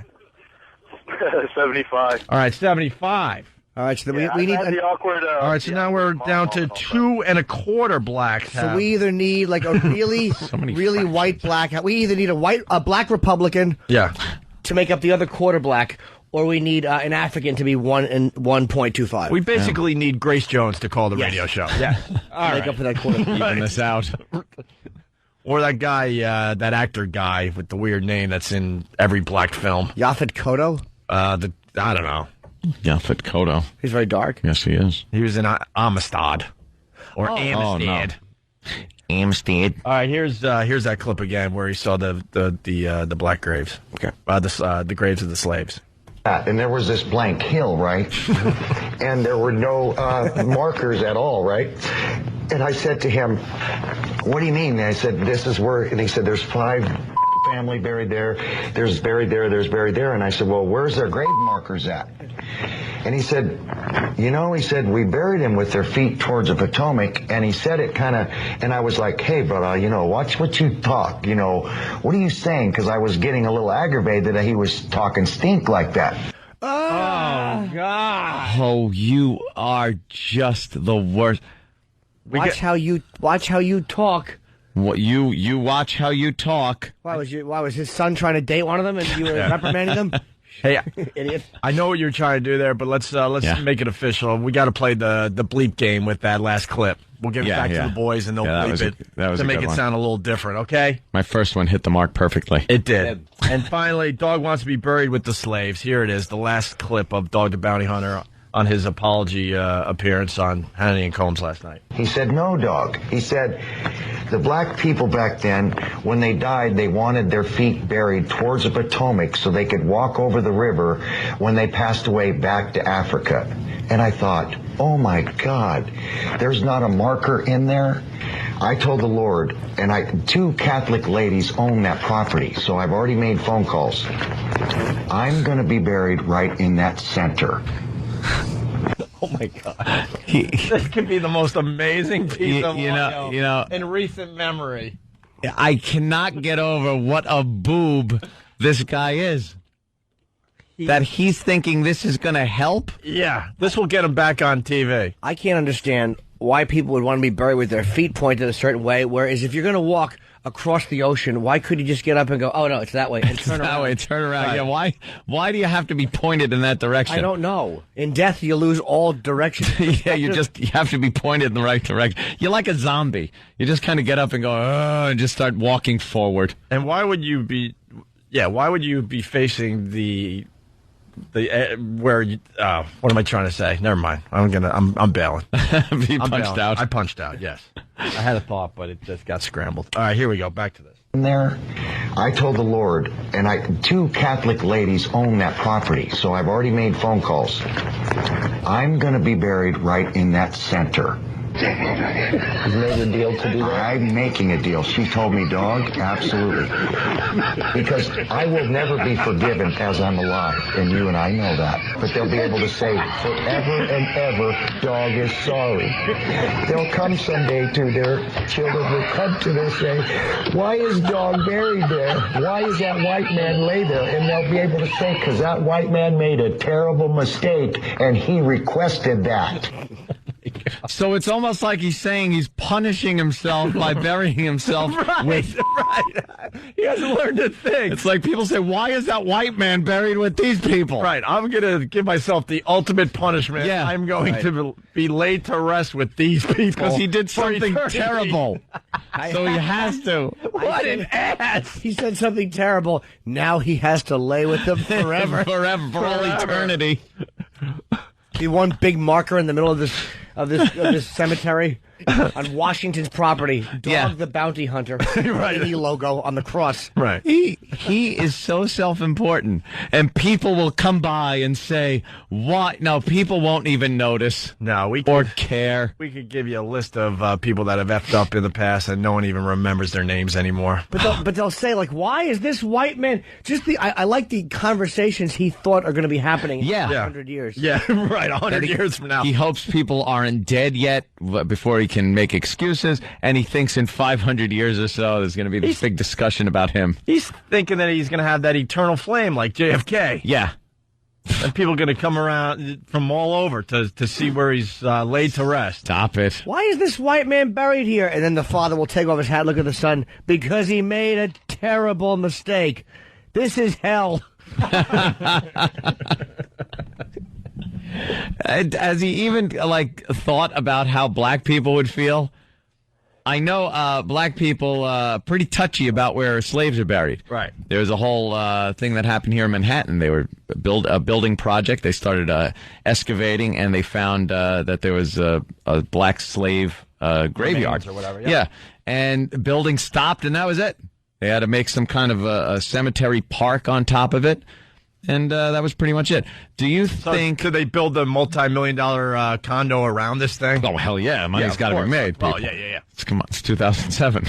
Out. But Dog thinks that black people are just going to be like, yeah, okay, desecrate this sacred ground of our forefathers that were brought here by putting this white trash mullet head in there. Next stop, Larry King tonight. Can't wait. Already DVR'd it. A double boobage. You know what I did? I DVR'd this on 2 TVs just in case something gets messed up. You got to. And you got to run, start it earlier than the show. I did that as well. End it later so you don't miss a delicious second. I did that as well. I did that as well. Tyrone, Long Island, what's up? Hey, buddy. What's up? What's up, my end? Hey. I got 2 ways this cracker can redeem himself. He can bring that fat bitch wife of his to the hood and drop her off and let us jump her in like you jump a guy into the gang. Oh. Because we're almost done with Lisa Lampanelli. Or we can get that guy that played Debo and have him just choke his cracker ass out on national TV. Well, you know what's really funny? That would be funny if Dog used as an excuse. Like, of course I can. I feel like I'm black. Look at the fat white girl I'm with. Yeah. Is that not a tribute to the brothers? I'm doing all I can here. Travis in the Bronx. I didn't realize how many people were listening from the Bronx until today. What's up, Travis? Hey, what's up, guys? Hey. Well, yeah, pretty much want to say this guy, he's retarded. He thinks he's Dog Doolittle, the white guy that could talk to black people. Oh, my God. Dog Doolittle. And I really don't know what to say about this guy. Oh, that's a good I one. would also love to say I will forgive him if he shaves off that ratty-looking mullet, eats it, and then kills himself. Yeah, Eats his mullet. Yeah, make sure you keep the kills himself part. Dog Doolittle. You heard it here on our show. Dog He talks would He can kill him. talk to the black people. Would kill himself if that meant that black people would forgive him. We got to get a petition going. Dude, I'm going to laugh about that all day. That was Yeah, funny. bravo to you, Travis. Hey, can't wait to see you Friday, Jimmy. Oh, thanks a lot, man. Yeah, Caroline. Thank you, buddy. Big gig for Jimmy. God, is that funny. Let's say hi to Cigars and Scotch. Cigars and Scotch, what's up? Good morning. Tonight on Larry King, he's offering 40 acres and a mullet. Cigars and Scotch, always good for one. Thank you, sir. Let's go to Lola from Jersey. Lola. Yes. Hey. Wait, I heard the Dog is making a movie about a ship. It's called the Amadope.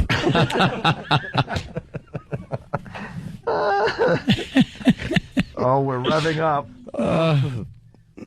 This flight is about to take off. Go ahead, Lola. Well, I just don't get why, if he's so sorry and he's a brother, then why can't his son date? Yeah, then why did he have such a problem? What's with the apology? I mean, he's avoiding the whole issue. He's just a babbling ass. That's what makes this so much fun. He actually is going to be buried with slaves. Like, people are going to give a crap. Well, I Yeah, don't no know one's why going to people care. give a crap to begin with, anyway. Except for the black people that don't want him there. Yeah. All right, thank you, Lola. Let's go to Karen in Westchester. Karen. Hi. I Hey. just think he should have just said, yeah, I said it. It's between me and my son, like Alec Baldwin. He never really apologized. No. Alec, well, this is, again, the difference is the racial stuff. And, it's a PC world. It's sickening, but it's the truth. Yeah. It is sickening. But I like where you're coming from, that it was a private conversation, but you're not being realistic for him to just go, yeah, I said it. That wouldn't fly either. And he wouldn't just go, well, he's got a point. Anyway. All right, thank you. But there's a line between, yeah, I said it, and I'm going to kill myself and be buried with slaves. Yeah. There's got to be a happy medium there. We're going to be looking up black movies during the break if you want to join the fun after the break. Starks. Hey, what's up? Brooklyn. What's up? How's retirement, John? Oh. Someone got it out there. A little Brooklyn. little basketball Brooklyn. stuff. Brooklyn. What's up, Starks? Chilling, man. Yep. What's good? Yo, I'm putting my piece in, kid. I want the dude to kill himself. Plain and simple. You'd forgive him, right? If he kills himself, you'll forgive him. Forgive him like yesterday, you dig? Amen. All right, thanks, Starks. All right, Starks is in. We'll take a break here, but first, Dan in Jersey. Dan? Hey, yeah, I'd like to forgive Dog only on the two grounds that he kills himself with his big fat cow wife. I'm half black, so that completes the side that Sam said. He said... Yeah, you and Sam make one black person, so that's good. We can up our total here. Together. All right. Watch it out, guys. Thank you, Have a Dan. good one. All right. No problem. Yeah, that's just amazing, though. I can't get enough of that. He would kill himself if that meant people would... He said it. And he was serious. Like he said it as if people would forgive believe him. Right. All right. Everything he said like people would believe that. I want to be buried when people come by and say, why is that white man... Not going to say anything. Hey, can we get Sean Hannity on the show next? Got to congratulate him, man. That's bravo. Just some great stuff last night. Yeah, I don't know if we should continue our friendship. If he's going to be doing comedy shows like that, we're in direct competition. Yeah, but also, I don't like the fact that, because I never knew that Hannity was a lover. I didn't do that one right. I screwed up. I just curse. We're going to regroup. Ooh. Thanks to Jimmy. Aw. Hey, whoa. Hey, I'm entitled. I had a little car crash. All right, one of many. Yeah, well, all right. It's a few walls today. It's Opie and Anthony. Stay there. Another busy morning for the show. Opie and Anthony. Thanks for checking us out. We do appreciate that.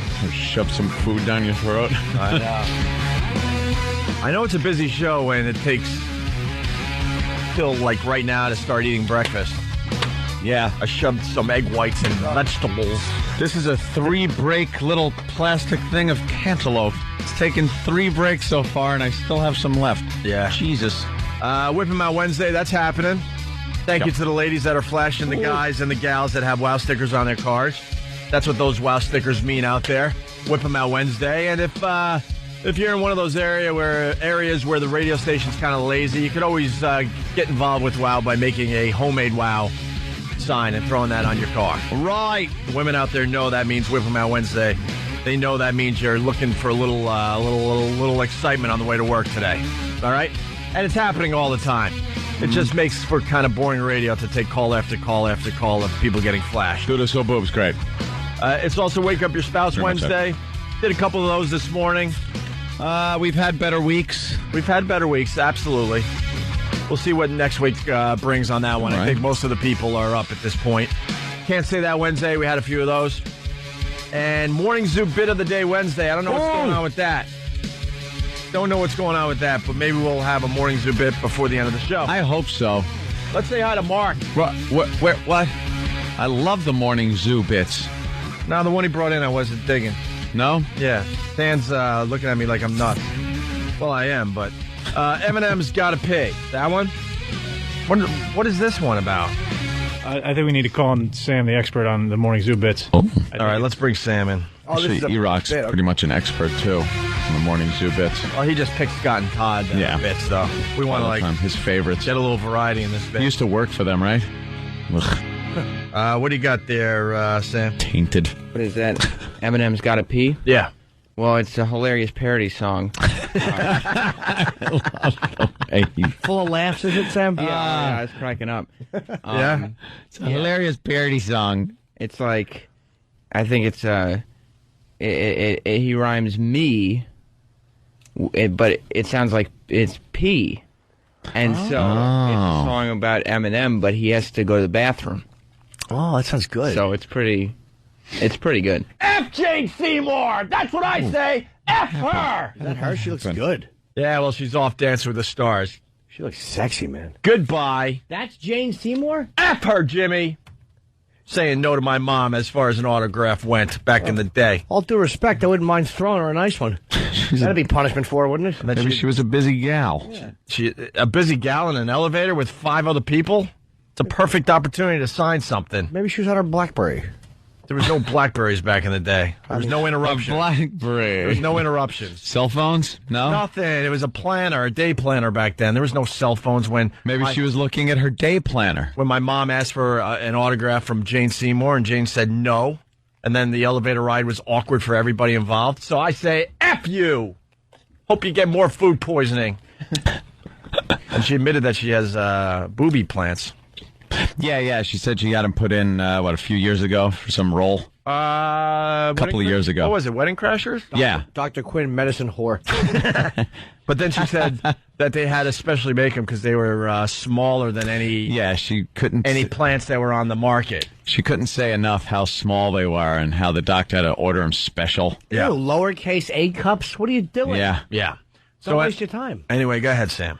So, no, I found this song, and I wanted to share it with you guys because I just thought it was funny. Well, this is out of Virginia. Tommy and Rumble. Yeah. From WNOR, giving them a little exposure on the Opie and Anthony network today. This is your Morning Zoo Bit of the Day. Guess who's back?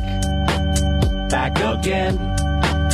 And he's wearing a Depends. Now I'm back again, and a little bit hyper. I'm wearing rubber pants and a grown-up diaper. Oh, I didn't see that coming. Ain't nothing sadder. A rapper from Detroit without control of his bladder. So let's just see what's wrong with me. Perhaps it's my physiology, or more to the point, my urology. That's the cause of all this apology. Now my friends all think that I'm cursed. I was born with an uncontrollable thirst. I drink and it's worse and worse. Stand back, I think I'm gonna Now it feels like I gotta pee. In fact, it feels like a lot of pee. So everybody look away from me while I try to empty little me.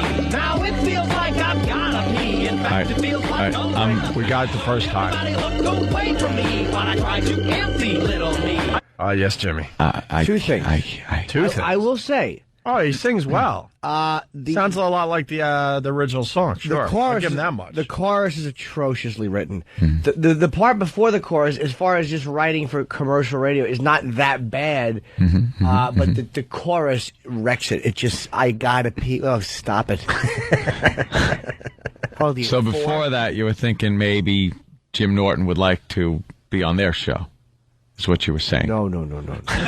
I was only saying that it wasn't as bad as I thought it would be. The writing of it. The production value is good, but there's no laughs in here. No. Aren't you? Nope. You had a couple chuckles. You had. Really? You were listening, and I was. Lemon and iced tea, Bloody Mary mixed with something extra spicy, no cream. I'm still feeling dry, like a tumbleweed in Kenya on the 4th of July. My constant thirst is not abating, but my pea-sized bladder keeps inflating. My adult diaper is now parading out of the pants I'm irrigating. This irrigating is irritating, embarrassing, and humiliating, because I'm nonstop emanating and spraying homemade lemonade. Now it feels like I gotta pee. In fact, it feels like a lot of pee. So everybody look away from me while I try to empty little me. Now it feels like I've gotta pee. In fact, it feels like a lot of pee. So everybody look away from me while I try to empty little me. They really mailed it in on the chorus, didn't they? Yeah. I've been holding it since Cleveland.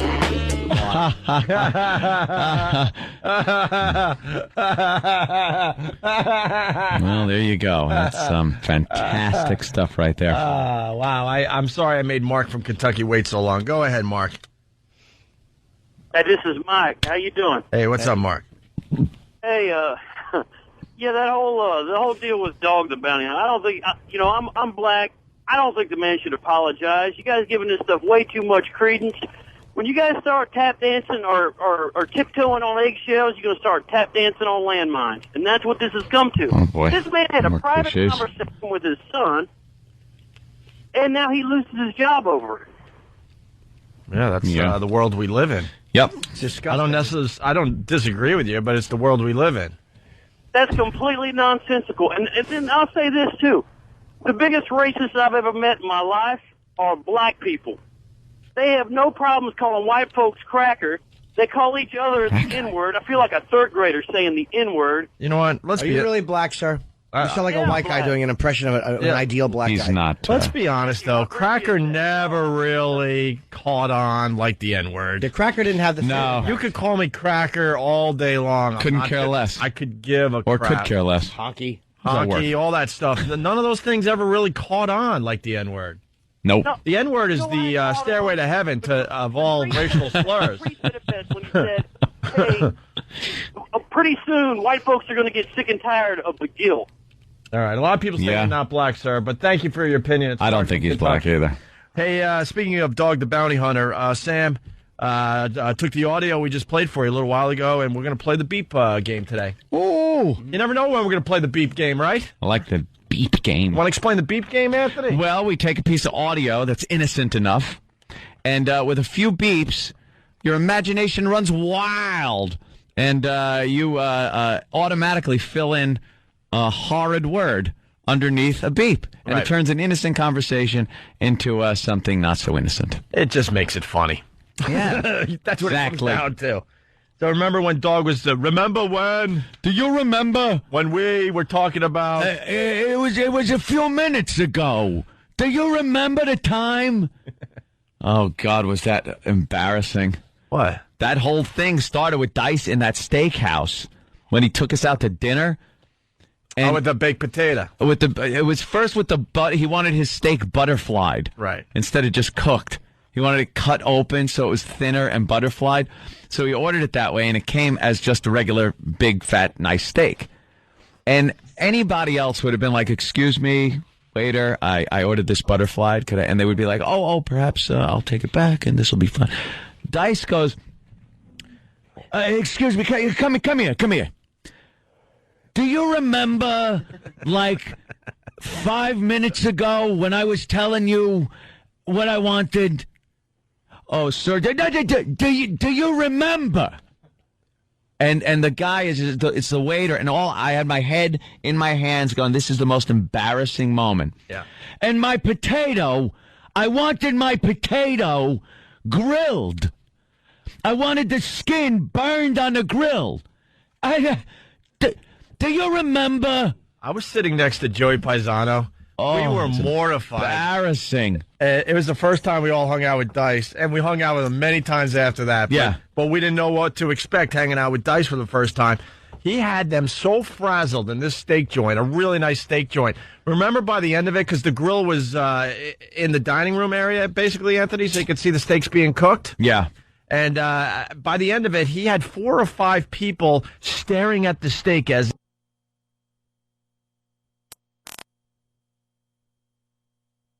they had to bring the steak back like 3 times.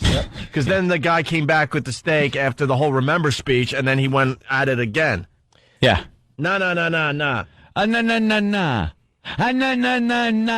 See, I was used to it because I was touring with. That was my first dinner with you guys. Yeah. Yep. I was used to it because I was on the. Oh yeah, I would look around to everybody else, and they're just. And then a couple of people came up to say hi to Dice, and stupid Kenny just gets up. He jumps up and gets right. Hey, take a walk for yourself. Can't you see the legends eating?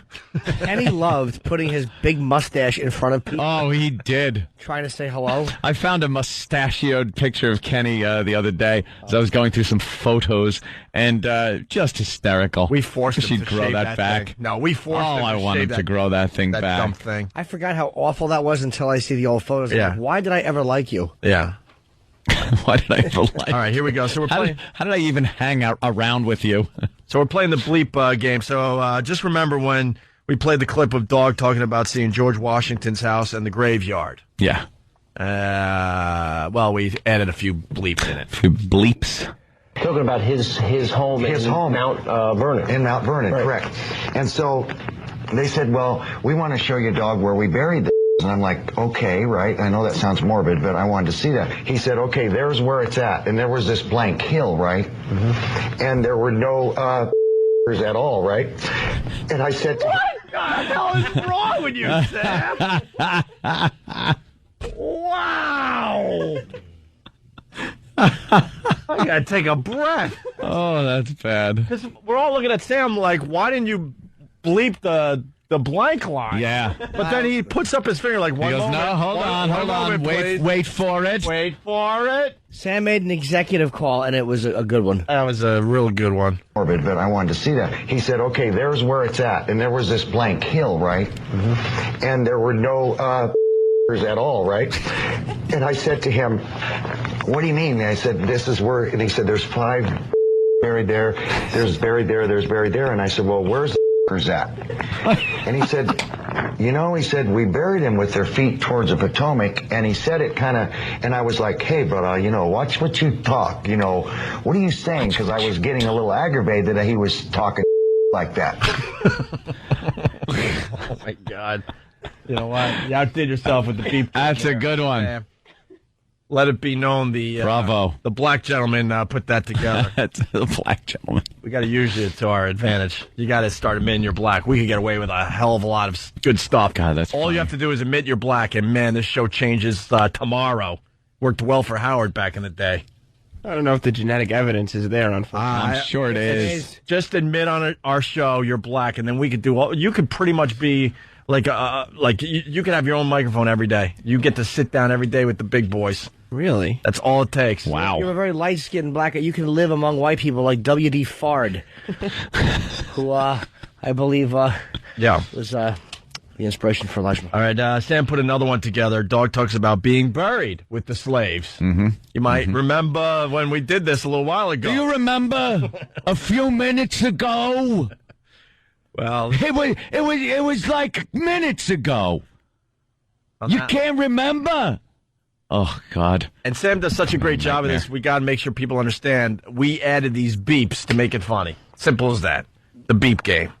He said, no, dog. He said, the back then, when they died, they wanted their feet buried towards the Potomac so they could walk over the river when they passed away back to Africa. And I thought, oh, my God, there's in there. I told the Lord, and two Catholic ladies own that property, so I've already made phone calls. I'm going to be buried right in that center. You've made a deal to do that? I'm making a deal. She told me, dog, absolutely. Because I will never be forgiven as I'm alive, and you and I know that. But they'll be able to say, forever and ever, dog is sorry. They'll come someday to their children, will come to their say, why is dog buried there? Why is that white man lay there? And they'll be able to say, because that white man made a terrible mistake, and he requested that. There you go. He's crying through that. Again, it is so hysterical how he presents it as a punishment. Yeah. For him to have to lay with them. With them. With them for eternity. That's why you should never talk, because you just bury yourself further. Just shut bury your yourself mouth. further with them. You understand what he's saying there. Ignore the beeps. Yeah. He wants to punish himself to the point that he wants to be buried with those people, is basically what he's saying. So that his relatives will have to visit him and have to tread amongst the graves of those people. And he's only going to drink grape soda for the rest of his life. Cheetos. And he also said earlier that he would kill himself. What was the line? If to be forgiven, he would kill himself. If it meant that black people would forgive him, he would kill himself. So with that, we get this from Tim. Dog the Bounty Hunter is sorry for what he has said. Of course, all black people in America, I owe an apology to. He is sorry. I've learned a lesson. So very, very sorry. This is one of the hardest lessons I've ever learned in my life, even facing death. Be ready to forgive. If I could kill myself and people would forgive me, I would do that. Call the Opie and Anthony Show now at 877-212-ONA and say, yes, dog. If I could kill myself, I forgive you, my brother. Kill yourself. That was great. That's good. And Tim doesn't even really work for the show officially, but he does a great job. He pumps out production for us. Do we give Tim money at all? No, good. Nothing. Don't. It'll spoil him. Keep him hungry. All right, I guess we got to take a break. We're getting close to playing What Did We Learn on the Opie and Anthony Show. We also should play the sound. Smug Guy. I love Smug Guy. I love Smug Guy. We haven't done a good enough job. I know. Letting America understand why we love Smug Guy on Jill TV. He's a black dude, and he's got glasses, and he always holds the mic. Instead of straight up, he holds it kind of at an angle, and his lips are kind of to the side like he's whispering at the side of his mouth. He just looks cocky. And everything he's saying is just like, I know about this, or there's a problem, but... Of course this happened. Look at the neighborhood I'm in. And when he stops talking, he looks a little bit, and he has like this awful smirk on his face. He's just the greatest. Yeah. And he's always mid-nod when they throw it to him. Yeah. Like, yeah, you knew this was coming. Yeah. Holding the mic to the side is what does it. I'm telling you. It doesn't look reporterly. It just looks like a guy they handed a microphone. They say, could you talk? Someone's sick.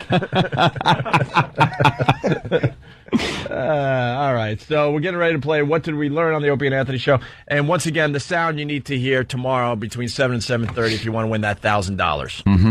You got it? There it is. On 5. Yep. There it is. And it is. Shut up. There you go. That's what you're listening for tomorrow between 7 and 7:30, okay? For all the contest rules, go to ONDARadio.com. If you don't know what this $1,000 contest is all about, please do that. Please. It's Opie and Anthony. We're heading into our speed round. Yeah, speed round. No, not a speed round. Just had it there. Every time he walks in the studio now, I go, that's the guy. That's the guy that He's does the famous cartoon voice. to me. Yes. Hey, Tim, do a few cartoon voices for us, will you? Yeah, do one of those voices. Wait, go. I don't do any cartoon voices. That's horrible. It's even worse. I love can it, see though. his face.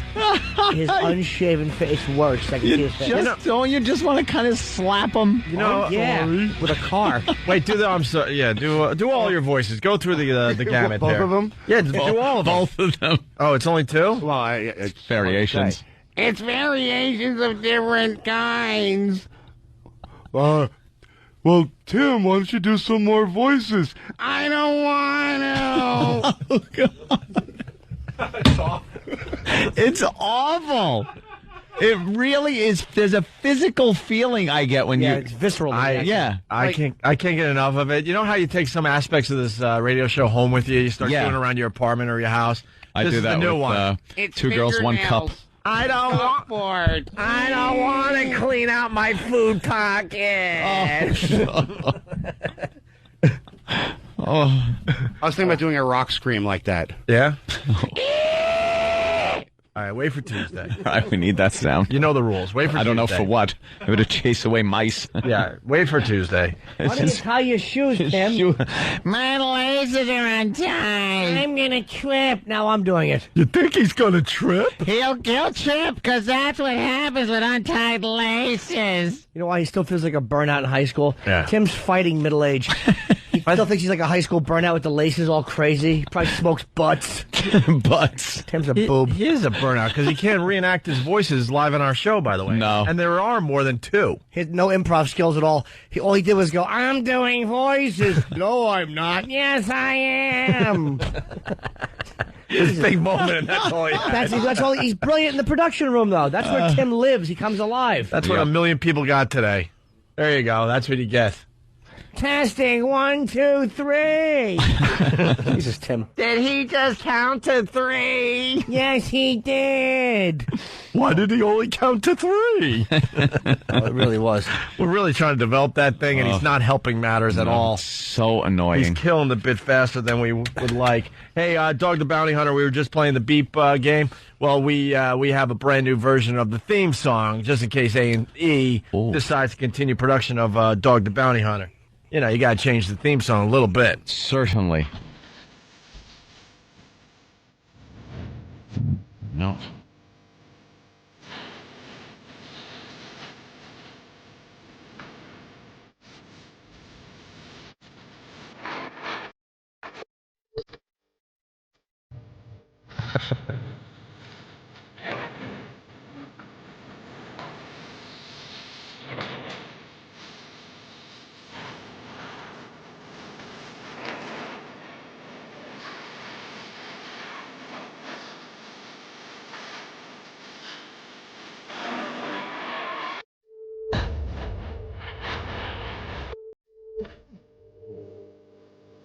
Wow. What's wrong, Jimmy? I love Ozzy. You don't like that? I hate it. Why? I kind of like it. I thought it was I never just heard somebody the theme doing a song real before. Ozzy ripoff. I'm really... the dog, the big bad dog. What are you doing, Ozzy? I thought that was just somebody doing an imitation of Ozzy. No, it's him. It's really Ozzy? I love Ozzy. Why would Ozzy do that? Probably $1 million, whatever they gave him. Yeah, but he's got like... No, Sharon. Godsmack is... Sharon threw him up in front of a mic and made him do someone it. did the Chris Angel song. These guys do this now because the networks give them a lot. Who does the Chris Angel song? Because that is so utterly bad. I don't know. I don't know. I know God We'll have to Sullivan find out. was The talking about Mind Freak song where he's standing there like he's an 80s rocker. Hey, who does the... I like that song. No, I don't you mind don't. that, yeah. No, you don't. I'm the dog. It sounds like one of Tim's voices. The big bad dog. Oh, does Sam know? Sam? I think Chris Angel does it himself. Oh, well. Oh, he's one of those guys that wants to be a rock star, too. Yeah, yeah. Oh, he absolutely does. I love when comedians want to be rock stars. That's my favorite. Yeah. Has that ever worked out? Not really. No, it hurt. Trying to think. It didn't help. Yeah, at least. no. Hey, the Two Girls, One Cup phenomenon continues. Of course. Want to play the one from yesterday, and then we got a brand new one from D.L. Hughley, the great D.L. Hughley, who's playing Town Hall here in New York City Saturday night. We screened it for him. We did. You want to explain the Two Girls, One Cup phenomenon? Oh, it's wonderful. There are 2 girls and a cup. And during the course of the video, the cup gets filled up To the tippy top. To the tippity top. Dare I say, over the tippity top. Over the tippity top. With what I could only see as being chocolate mousse. That's right. And then the girls decide to share the chocolate mousse together. And they throw up, and it's awful. Yeah. It is a And they horrific throw up. video. I guess they ate too much mousse. Yes, they throw up, but they don't want to waste the mousse. They throw it back on the mousse and then eat it again. Yes. Because they're good girls. It's a horrific video, but what's great about it is the fact that people are filming themselves watch the video. Yeah, very, very rough to sit through. The first few times, let me tell you, I'm getting a little desensitized. Yeah. The first time I couldn't do it. Now I find myself, I'm able to actually watch it. Well, here we go. We got, from yesterday, just in case you missed it, 6 girls watching 2 girls, 1 cup. This was their reaction. Back a bit. This is really disgusting. Okay, you ready? Okay, you can press play. Yeah. Put your arm around. I'm scared now. I'm scared. Look at. I knew it was gonna start off like brown and Farrah. Shut the.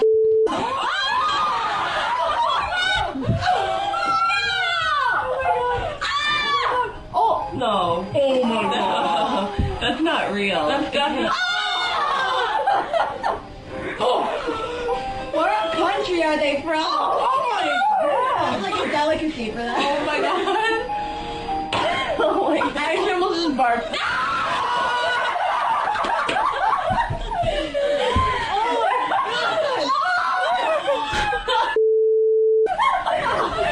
Damn it! Mark! See the rest! Ew! How? Oh my god! I just. And there you go, 6 girls, and their reaction to 2 girls, 1 cup. He laughed a lot, though. Yeah, well, that's what's They were great giggling. about it. The reactions run the gamut. Yep.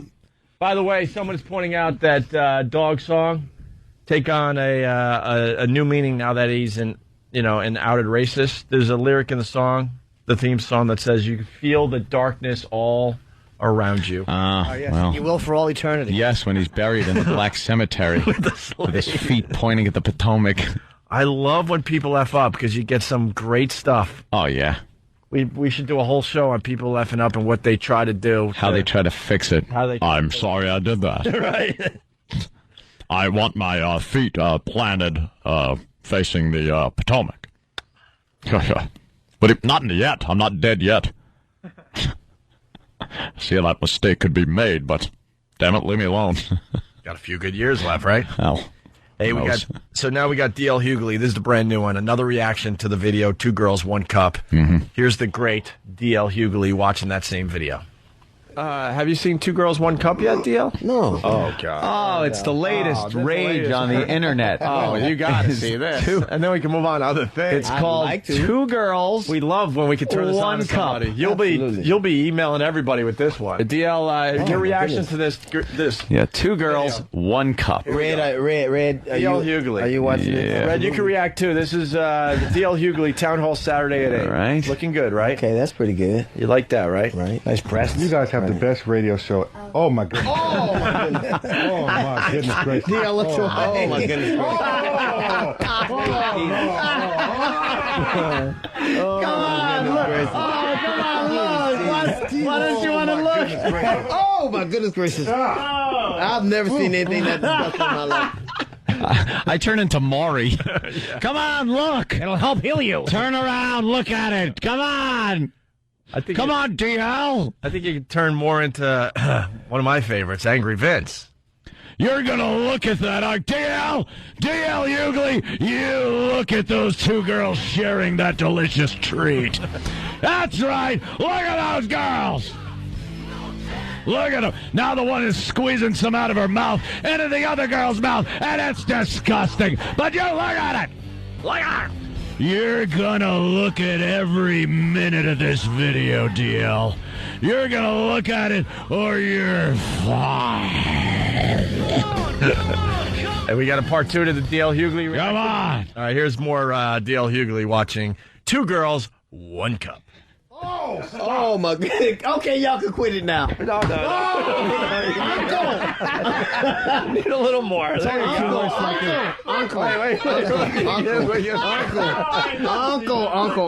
please, Jesus. I'm tapping out. I'm tap out. Stop it. There we go. Hey, Red, look at that. Look at that, Red. Red, look at that.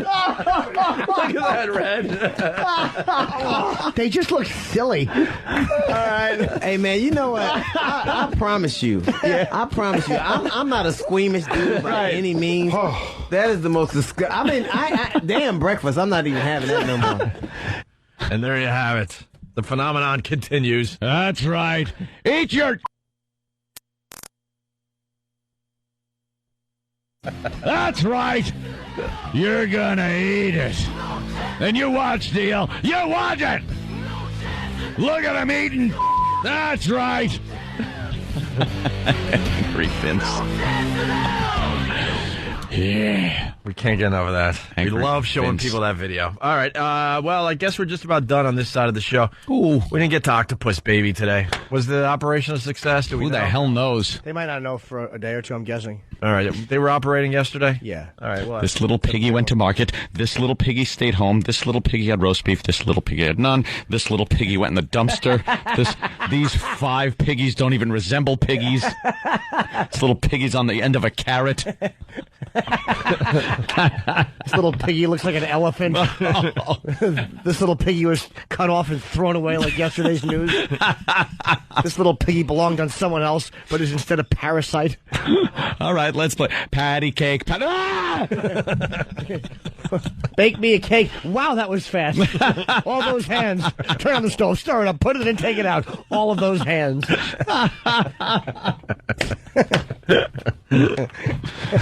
Duck, duck, goose, all at the same time. Wow. Let's say hi to Fontaine from South Carolina. Fontaine. Hey, boys, how you doing? Hey, what's up? Hey there, Fontaine. Opie, you're going to hate me, buddy. I know you hate it when you change your call, but this is for Jimmy. Brian Regan said it best when he said, it's a cup with shit in it. Hey, you can't say that. You can't say that Wednesday. Yeah, sure. And you can't say that. He can't say that. He can't say that. That's why it's called Can't Say That Wednesday. Let's go to Brian in the Bronx. Brian, what's up? Hey, what's going on, boys? Hey. Listen, I just wanted to thank you for informing me today that a bounty hunter is actually a racist. It blew my mind. Thank you. Just kicking in black people's doors and spraying their face with a friggin' fire extinguisher full of mace. Right. I'm pretty sure it was a perk of his job, you know what I mean? Good point, Brian. Good point. Let's go to Ed, black guy, Bronx. What's up, Ed? Yeah, I'm talking about dog. Doesn't really make sense because that means he's continuing with the racism, I think. But he also said that he would kill himself if that means you guys would accept his apology. Would forgive, I guess. Yeah. Would forgive. Yeah. Sorry. All right, Ed, thank you. Yeah. Let's say hi to this person. Hi, this person. What's up? With no name. Must be a slave. Hi, whoever watched. Yeah, it's just a blank screen. Blank screen. Hey, whoever watched 2 Girls, 1 Cup. What's up? What's up? You.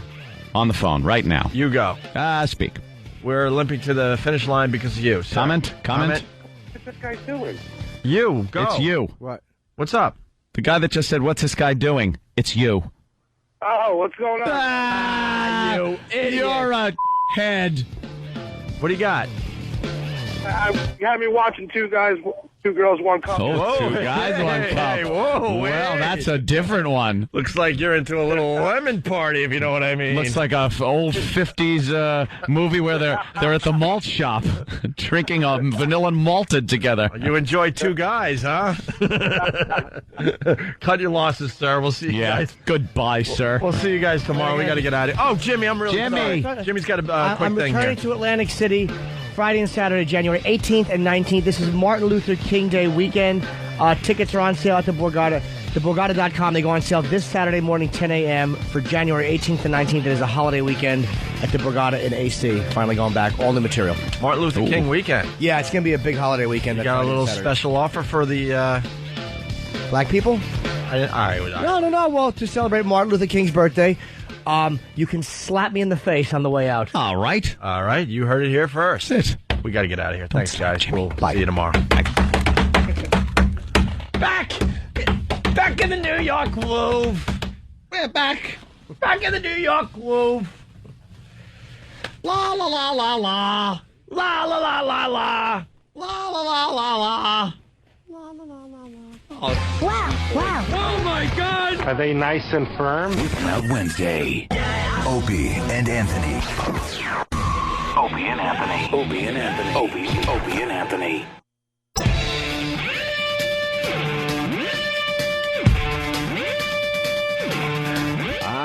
XM Satellite Radio. Here we are. Jimmy. I'll say this much. I want to say hi to everybody that was in on the gag yesterday. There, that's it. All right, let's move on. It's the Opie and Anthony show. O&A. It worked perfectly, by the way. Didn't it? Can't I have a pen when I walk in? That's no, all I you want. can't, Jimmy. You can't. In your eye. A pen and some water. We have 20 guys. You want a pen that's chewed up at the end? I know how you enjoy those. Yeah, 'cause I'll put it right in my ass cheek and stick it right back in. Then let stupid eat it again. Yes. La la la la la. Someone fucking ruined that, by the way. What? Someone called up. I remember when Earl chews on the fucking pens around here. Yeah. It's like we ought to just fucking throw bananas in the cup. Yeah. For the love of God, leave the pens out. Stop it. Stop it. Yeah. So he chews on them. So Jimmy thought it'd be great to take his pen and shove it up his asshole a little bit, and let Earl chew on it. And then I hear fucking, because I'm listening to Ron and Fez, and I'm waiting for the moment when, you know, they start talking about the pen, and Earl puts the pen in his mouth. To take the pen. And I hear a caller go, Hey, Earl, you know you chew the pens? Well, this is hysterical. Jimmy put one of the pens up his ass that you chew.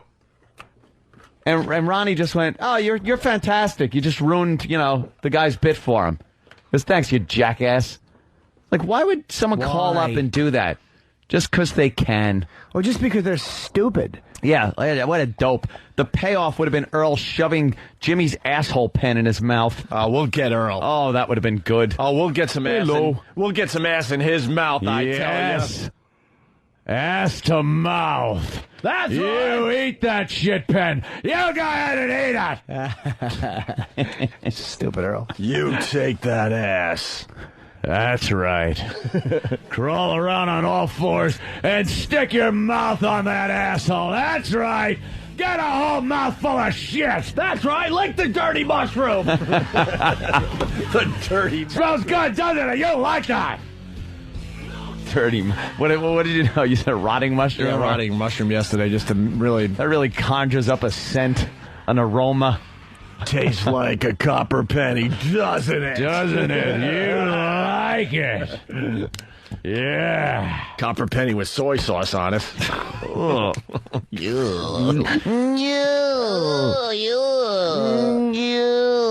What does a dirty ass taste like? I mean, let's not go with Dirty shit. ass. That's obvious. Well, I can't make it up. Mushroom. Berries.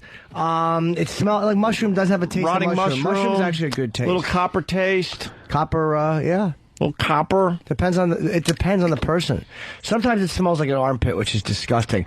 A pussy can smell like that, But too. you are not disgusted by an armpit with a little scent in there to get your nose I in can there. be disgusted, though, unless the chemistry is good. If I have a good chemistry with someone, that smell, that light pit smell is very fucking animal and very sexy. However, if I don't have that chemistry with you, it stinks. It's like a pussy. I like the smell of a vagina. If it's somebody you have that with, that smell is a very animal thing. I'm sorry. What, sweetie? I'm just watching these poor kids on MSNBC. What are they doing? They invented wedgie-proof underwear because apparently, looking and dressed like they do, they were getting wedgies all the time. Yeah, well, why and now don't dress like that? Did it work?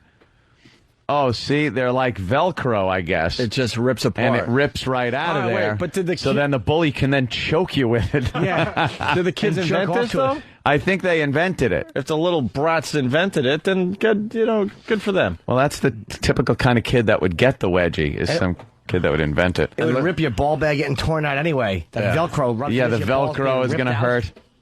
Oof. You ever, getting Good back to luck to Jimmy's your thing, kids. you ever, like a girl until you smelled her smell?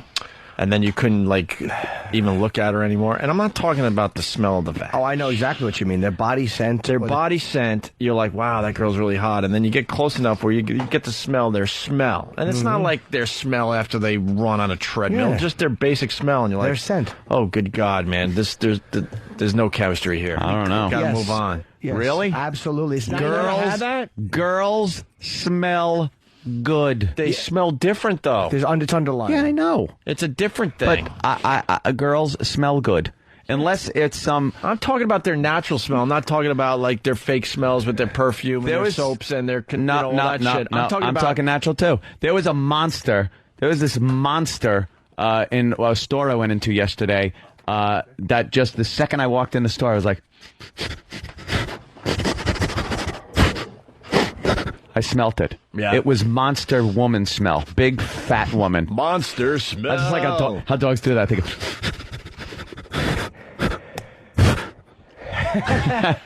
And she stunk. Yeah. But I'm not talking about monsters. I'm talking about like women and female girls. They smell good. Well, I don't think they need a lot of stuff to cover anything up. No, dude, I've had plenty of girls I've met in my life where they were clean, but it was there was something their off. natural smell. And You're I didn't like, know why. This one's not for me. It repels you, and I think that's a nature thing. Somebody said that was a nature. It had something to do with DNA, like if your DNA or the genetics are too close. Oh, if you're going to make a retard? Yeah, or something like that. It turns you off. Yeah, that's an embedded thing, which I believe. Explain how that fucking two-headed freak yesterday got fucked on. Well, obviously they didn't have a sense of smell when they were dating. Clothespin on the guy's nose as he's banging her. Yeah, let's go to Jason in Boston. Freak. And thinks I'm crazy, but look. What happened? Look how we get the phones. Look at that. You come up with something to make the phones go like that. All right. Go ahead, Jason. All right, so I used to date this girl down in North Carolina, and the first couple times I smelled this cabbage. I didn't know if it was from her work or something. I finally took her out, and it was just this nasty-ass cabbage smell. I mean, it had nothing to do with her, anything coming from any orifice. She just had that cabbage. Okay. Look, there are certain medical conditions that women have. There's this one that they emanate the smell of fish, and it's not just the normal old gag, but they're all like from out of every pore, pretty much. So there are medical problems maybe that make certain girls smell bad. But I'm talking your average healthy girl. They smell good. I think girls smell pretty. They should. You're crazy. No. You're generalizing. Yes, in general, girls smell pretty, of course. And I think every guy smells horrific. How many guys have you smelled? Just I'm talking passing by in a hallway. You know people wake? You ever get the people wake? Yep. I hold my breath for people wake. What's people wake? It's like you ever see a boat going through the water, it leaves a wake? Yeah. It spreads out. Yeah. When someone walks past you, they leave a wake in the air. And their fragrance is in that wake. And sometimes I don't want it in my nose. When they spread their legs? No, when they walk past you. There's nothing sexual here. When they walk past you nude. What happens? Don't even try. All right, Jason. Thank you. Let's go to Dan in Minnesota. Dan? Yeah, Dana. Morning, boys. Hello. Oh, man. Speaking of boys. Oh, wow. Yeah, Let's drop that for Ixnay now. on the boys A. We got a inside source that knows a lot about us. Of course he can. Sounds a lot like whatever. For another day, trust me. Go ahead, Dan. Well, I had a girlfriend in high school who was smoking hot and rich to boot. And when we would kiss, the air that came out of her nose stank like hell. It was just probably had a sinus infection. I wanted to put my nose in her ass after that just to get rid of her face. How was her breath? Her breath was fine. She smoked, but so did I. But the nose stank was just too much to deal with. She probably had just like a rotting cyst in there. Maybe she had something, a big booger that's been there for like weeks. Probably like a rotting, leaking cyst. Or just there was a sinus condition, which is even more disgusting because I mean she has it all the time. All right. Caked boogers. All right. Before we move on, we're going to go to Jeff in Michigan. Jeff, what's up? Hey, man, I got this crazy ability. I can walk through any place and pick out a woman that's on her period. I can smell it. Jesus Christ. What are you, Riddick? No, he from can Pitch Black? He can smell the tears of the husband. You really could... Wow, we might have to, like, get this guy to do this for us. I know. The twat whisperer. Well, that's a hell of a talent. How close do you have to get? Oh, man, I can be within a bar and pick them out from... No fucking way, really? Yeah, I'm a freaking DJ, and I can just tell when somebody's in season, we'll say. In season. Wow. Listen to you. All right, Jeff. Like a Thank hunter. you. Thank You gotta really, let's just say a 1 in 4 chance of being right, I think. Or no, is it 1 in 30? I don't know what the chances are that a woman, because a woman's on a period for a week. 1 in 28. So every woman... that's true. So every woman you have a 25% chance with. Yeah. Yeah, you get a group of girls in a room, and we've found this out just through trial and error on this show. You get a group of women in a room, and one of them at least will be on her period. Yeah. There'll be a string hiding fucking party going on. Absolutely. Just happened last week with the Penthouse girl. Yep. One of them was what was Place it called? on Ground Light Fuse Getaway. There was a tampon check. Yeah, tampon check. Want to make sure her string was tucked. Hey, we got lots to do today over here at XM. We got homeless man breaks into church to use phone to call phone sex hotline. It's terrific. Ooh. We got a high school couple using school laptop to make and send porno. This is terrific. Assistant cheerleading coach fired for drinking and taking topless photo with high school friends. Shit. When are these fuckers going to learn? So we got 3 good ones. Where are the people that are just getting away with this? There has to be people that are like going, holy shit, look, another one got caught. I've been getting away with this for years. Yeah. And some people, I guess, go to their grave getting away with it. Yeah, I think, well, he's not dead, but I think my, boy, here comes a sad story. One of my coaches in high school, what did he do? Got away with it for many years. Oh, no. I told you about the peephole in his office that we What did he do to you? To me? Oh, I thought you were going to say he touched you. Take pictures? Oh, no. No pictures, but... check your spine, did he? No, and I don't Try know. to straighten it out. Yeah. In all fairness, I don't know if he put the hole there, but it was well known that in the coach's office there was a hole that led to the girl showers. Really? And it was behind a cork board that had all the schedules, so you just had to move it. Huge hole. How'd they not see it back in? I have no idea, man. But we spent a lot of time watching girls like walk around the locker room naked. I've admitted this on the show many times. Nice. Absolutely. You know, What's wrong with that? It was one of the perks of being the coach's assistant.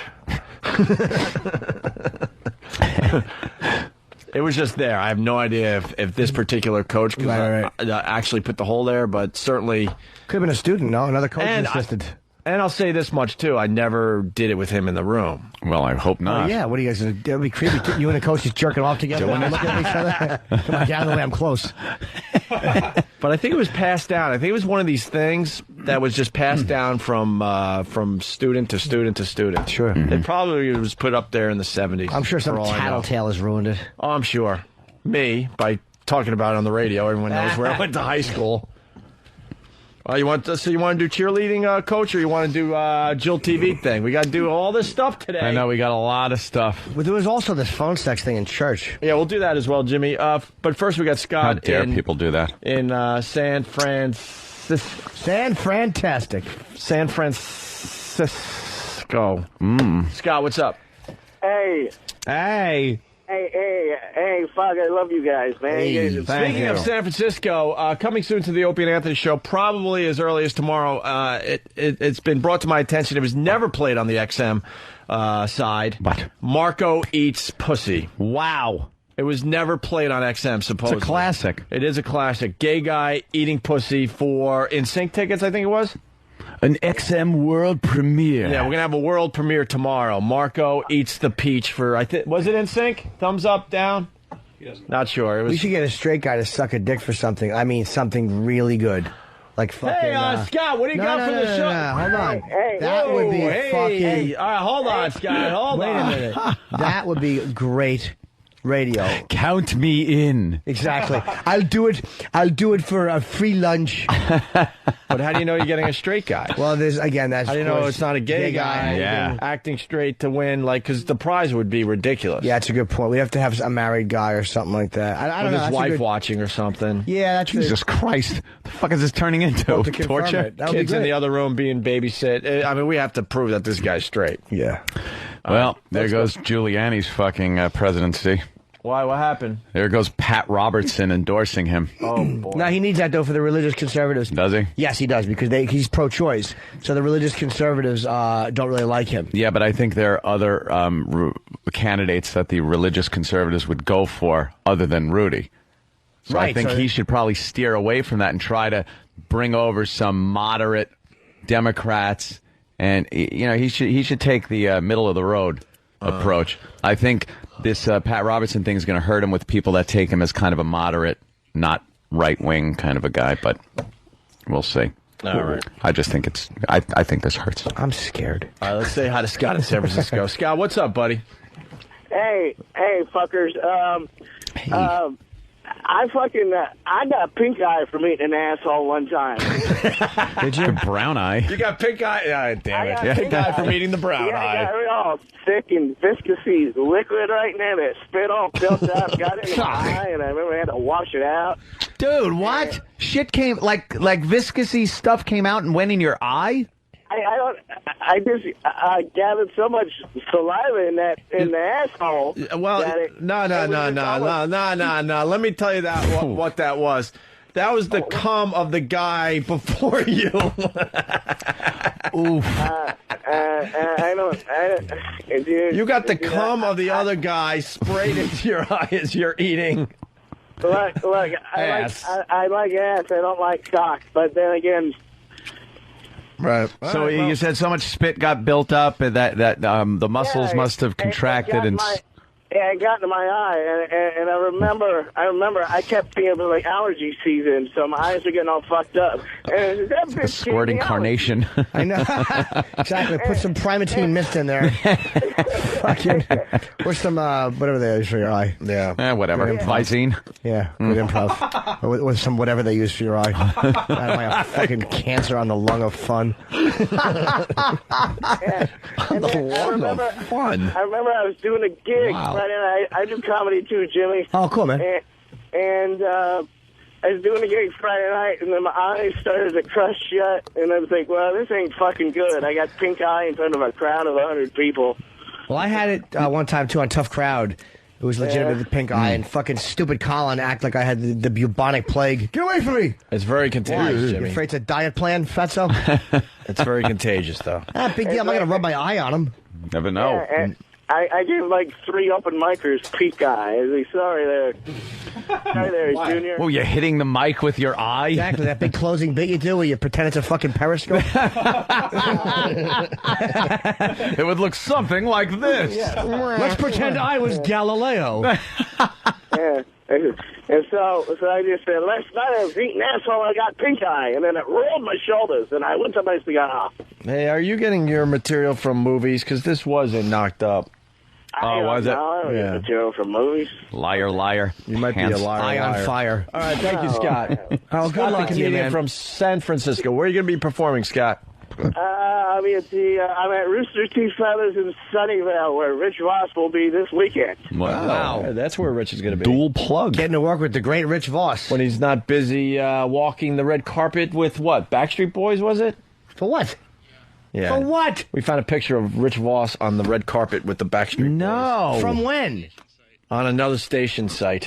Was it Z100? Yeah, there's photos of Rich Voss hanging out with the Backstreet Boys at a Z100 event. Wait, was he, Eric, were you talking into a mic that was off? No, he was. No, During the year, okay. I didn't think so. All right. Sometimes you'll hear me react to something. It's because E-Rock's feeding me all my lines.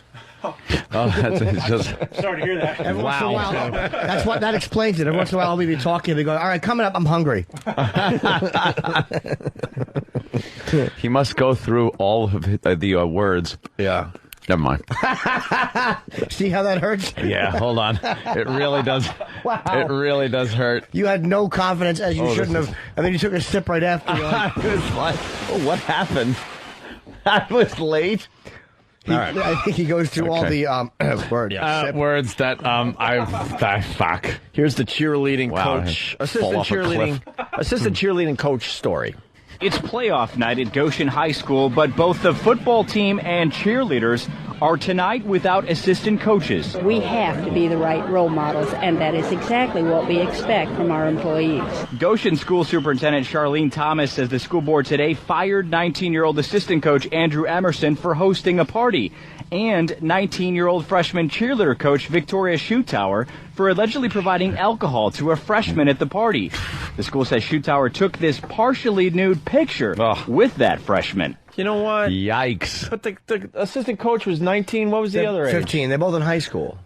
I think 15 or 16. Yeah, but there's a certain ethical thing Oh, yeah, there, of course. You know? Yeah, but that's why you probably shouldn't hire young teachers. They're too close in age to the kids. How do you so not hot fuck and them? everything, but Yeah, how do you not? ethical. How do you not sink your cock into the young pussies? I mean, forgive my terminology. Yeah, I mean, you got to take a peek if you're. Dude, I jerked a off young to student, every fucking teacher I had, like whatever. female. good I thank had, you. of course. I mean, and there were a couple of awful ones. My social studies teacher literally looked like a horse. Really? A fucking horse. I had a math teacher who dressed like an Amish woman. She had no sex appeal at all. She had the sex appeal of fucking headphones. And why would you spank to them? Because my dick was bored with everyone else on the Rolodex. I had to somehow. Wow. I used to see the crack of the ass, and if the cheeks were like well defined in the pants, I jerked off to it. And it was back in the day when like the wind would blow, you would get a hard on, so you had to take care of this shit. And there was no I pornography. had a hot French teacher I jerked off Me to. too. Thank you, Jimmy, for reminding me. I had a really ugly old typing teacher. I did it once to her. Yeah. And Never to teachers. Never. And a lot of the women I used to caddy for that were old, but they were wearing skirts. Yeah. And you'd probably fantasize about them going, "Here's your tip, young Greg," and parting their skirt while you gave their thighs a little kissy poo. Oh, we had Teach you the meaning of the word respect.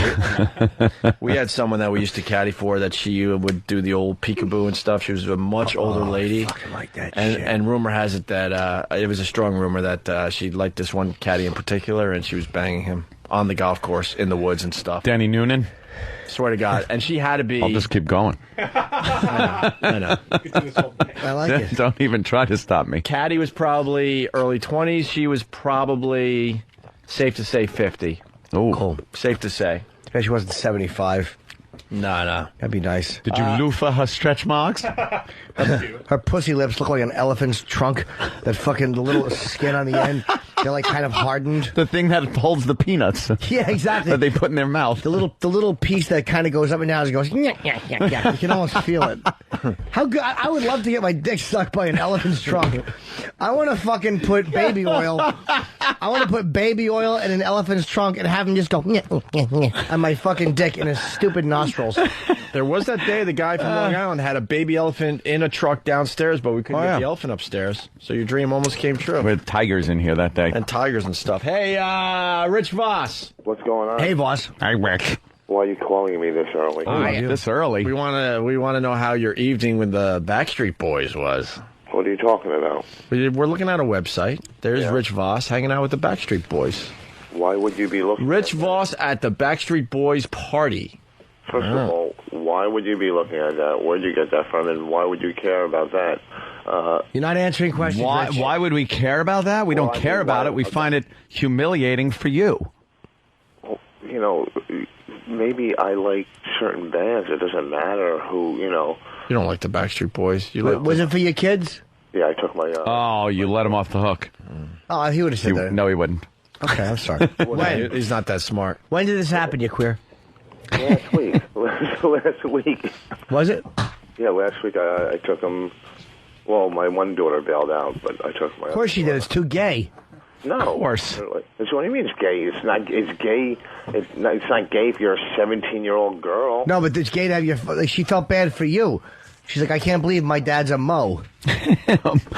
A Mo. Fifth grader. Which daughter bailed out, the older or younger one? The younger one. See, she's embarrassed. The older one's kind of resigned to the fact, look, I'm his firstborn. I got to defend him and tolerate him. No, listen to me. She asked me to get her Backstreet Boy tickets. No, she didn't. She was a beard for you. You had to say, look, I got to bring my daughter just so you wouldn't look like a fruit going by yourself. Boy, you are really holding this call together because you made a big mistake on this one. Oh, let's see. We could trash it for a Backstreet Boy picture. I took my daughter, and the worst part about it is, are you guys still listening? Yes, and that's the worst part about it. Let's see. We had to take pictures 4 at a time. Holy mother. What's that? Jesus. Okay, let me see that. I don't know. 4 at a time, Rich. 4 people at a time? Yeah. And I didn't want to break up my daughter and her friend. So there was 3 people, then my daughter, her friend, and 2 other people. So I jumped in with the other people. That's why I took a picture with them. Yeah, there's trouble. What's that? Nothing. What? Kiss it? We're looking at illegal pictures. No. Oh. It's a joke, Rich. Well, Rich, why do you sound tired? Why do I sound tired? Did you just wake up? Yeah, what a fatty. Nice fat arms, kid. Oh, that's the coach.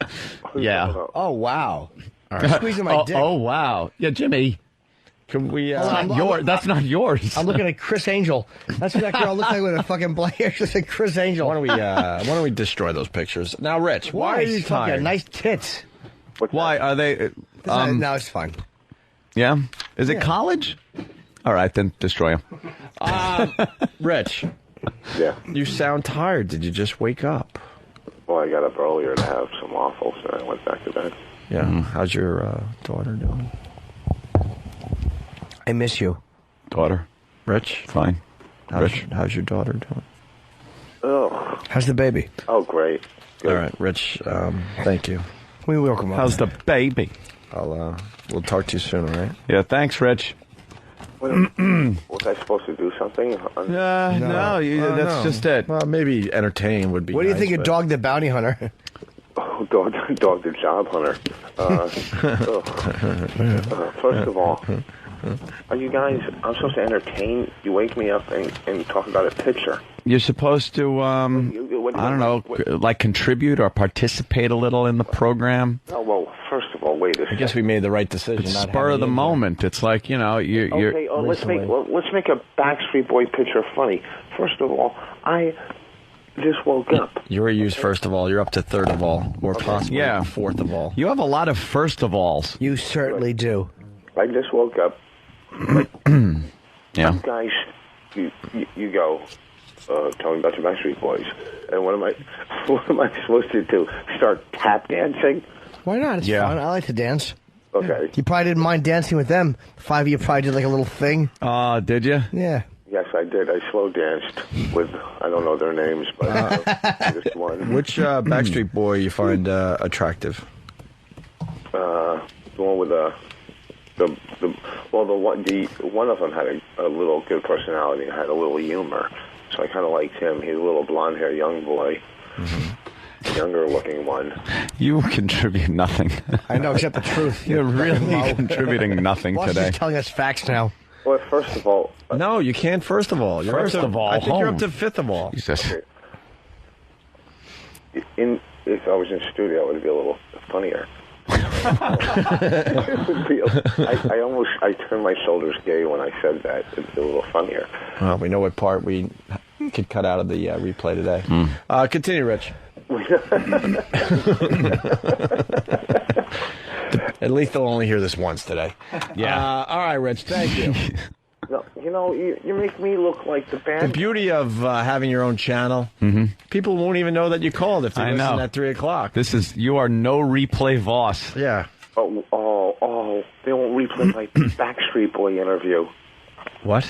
So if they don't Backstreet Boy. replay this, the people won't know. Got to be at the brokerage next weekend. All right. The brokerage? Brokerage. The brokerage. What a fool.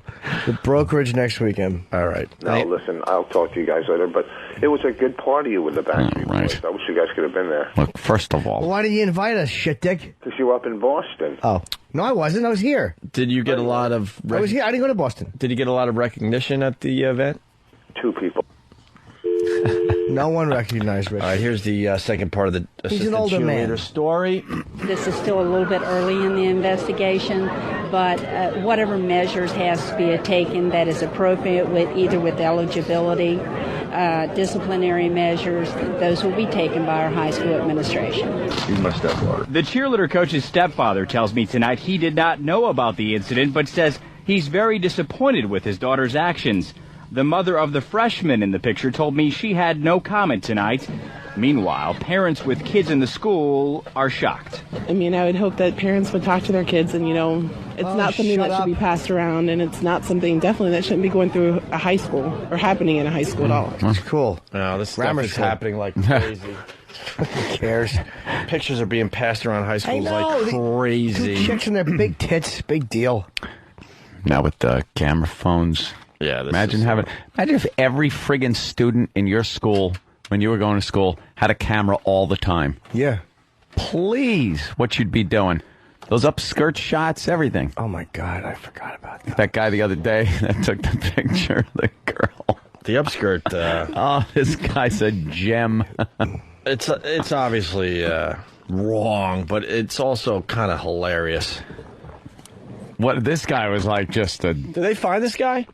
I don't know. We never got to this the other day, but Walmart perv takes upskirt cell picture of 13-year-old girl. 13-year-old girl is like shopping and reaching for stuff, and the guy, he was a smooth operator, I'll tell you. How'd they know he Walks was up taking the pictures? aisle, stops, bends down, quick camera phone pic, and then goes to the girl, thank you, and walks out. Yeah, maybe You can't see the victim, but the 13-year-old girl is wearing a skirt and standing on the right-hand side of the deodorant aisle at Walmart. Watch this fellow. He's bald and he's got big stripes on his sleeves. He spots the girl, leans down, puts his camera phone right between her legs, then snaps his photo. She does feel something touch her inner thigh. Jesus. She hears the click. She hears the click and she immediately turns around. And he says something. He tells her, "Thank you, sweetheart," as he looked her dead in the eye. Oof. It's amazing to me. Thank you, sweetheart. Hey, really fast, can we take this audio and play the bleep game? I hear a lot of bleeps in yeah? this one. Yes, this could be a gem. Yes, Jimmy? I just don't know why that's news. Like, some asshole. Yeah. Maybe he knew how old she was, maybe she didn't.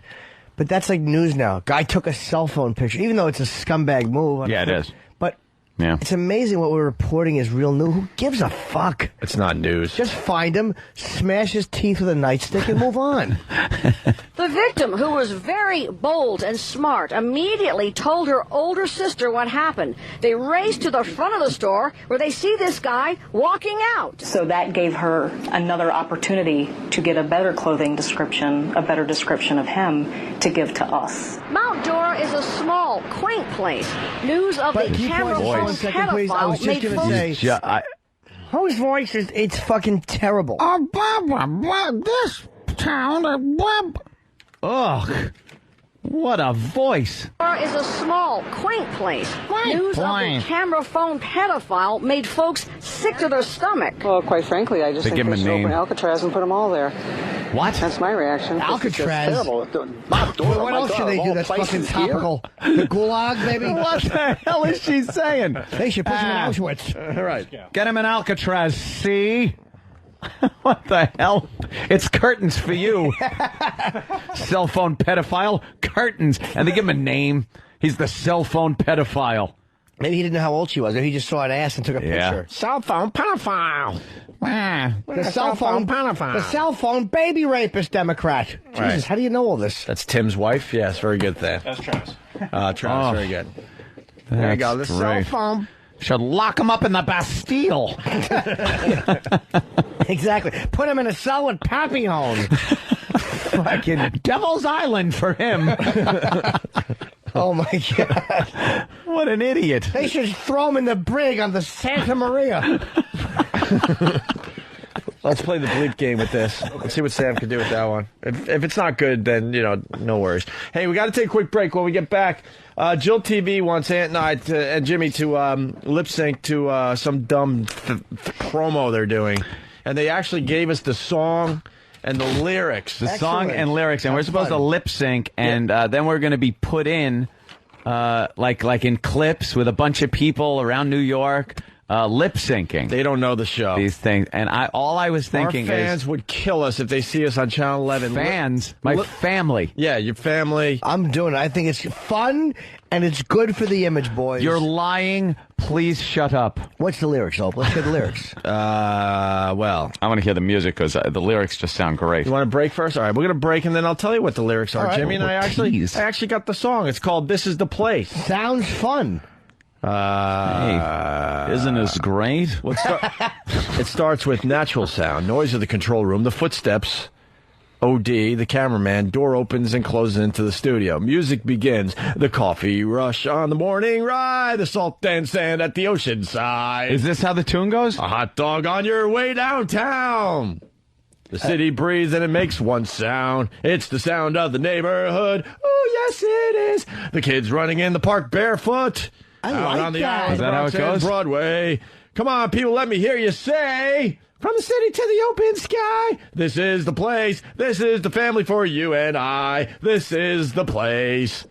And we are the people, New York, let me hear you, and this is the place, from the river to the open wide, this is the place where the heart and soul beat in time, this is the place, and we are the people, New York, and this is the place to live. Wow. Jimmy will do his rendition after the break. Oh, no, Jill won't. Nicolini. Yes, Look what she's doing to my weenie. Right. We're going to change the words. Now it's hard, although unfortunately it's still teeny. Maybe she'll rub it just like a genie. And then make the inside of my underpants all wet and creamy. Sorry, my glasses are steamy. Oh, go ahead. You can look and see me, but you wouldn't want to be me.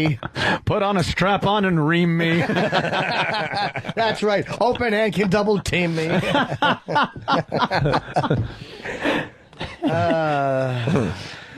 Well, we'll play the actual song next. We got twins invent wedgie-proof underwear. We got that audio. We're going to play the bleep game. We got the high school couple using the school laptop to make and send porno.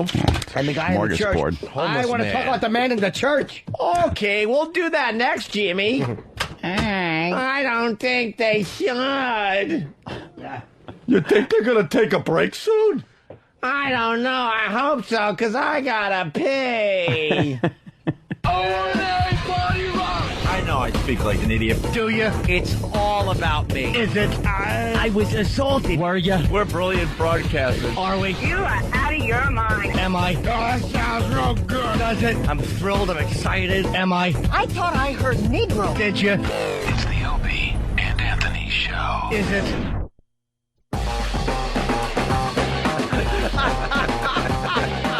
Oh, God damn, one of our favorite things of all time. Maury, fuck the radio show today. Go to Maury Povich. Holy He's shit. got the Primordial Dwarfs back. It's like, I don't know, look back.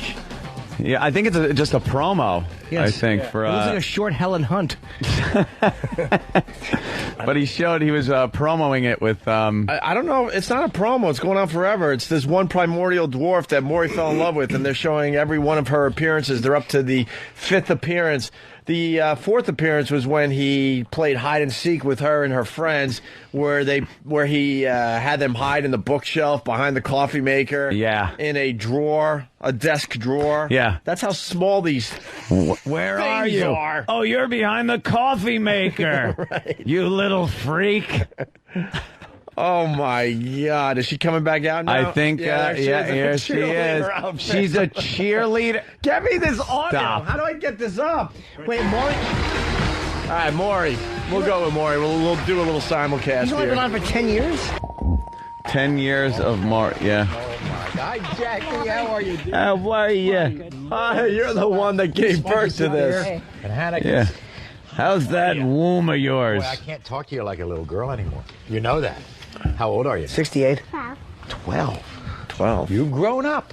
Not only in age, you've grown taller. feet. I'm little 3 feet. She's what? I don't know, 3 feet, something. She looks like a coal miner's daughter. Sissy Spacek. She's cheerleader. Oh, she's cheerleader. Stop it. Give me a G, give me a U, give me an N. Now you do a cheer. Kelly, your sister, is going to help you, right? Right. You gonna start it? Okay. Hey, cheerleaders. Hey, cheerleaders. Wow, her sister's Shake your hot. booty. No way. Shake your booty. No. Yeah. Shake your booty. It's not a good cheerleader. Why are they making a little freak dwarf shake her ass? Oh, boy. Yeah. She's not a good Yeah. Can we get a 12-year-old freak dwarf to shake her ass? Did you have a favorite actress singer? Who is that? Hannah Montana. So we've got some surprises for you, Hannah. Surprise for you. And we have a brought you picture every of single Hannah Montana item on the shelf. Item.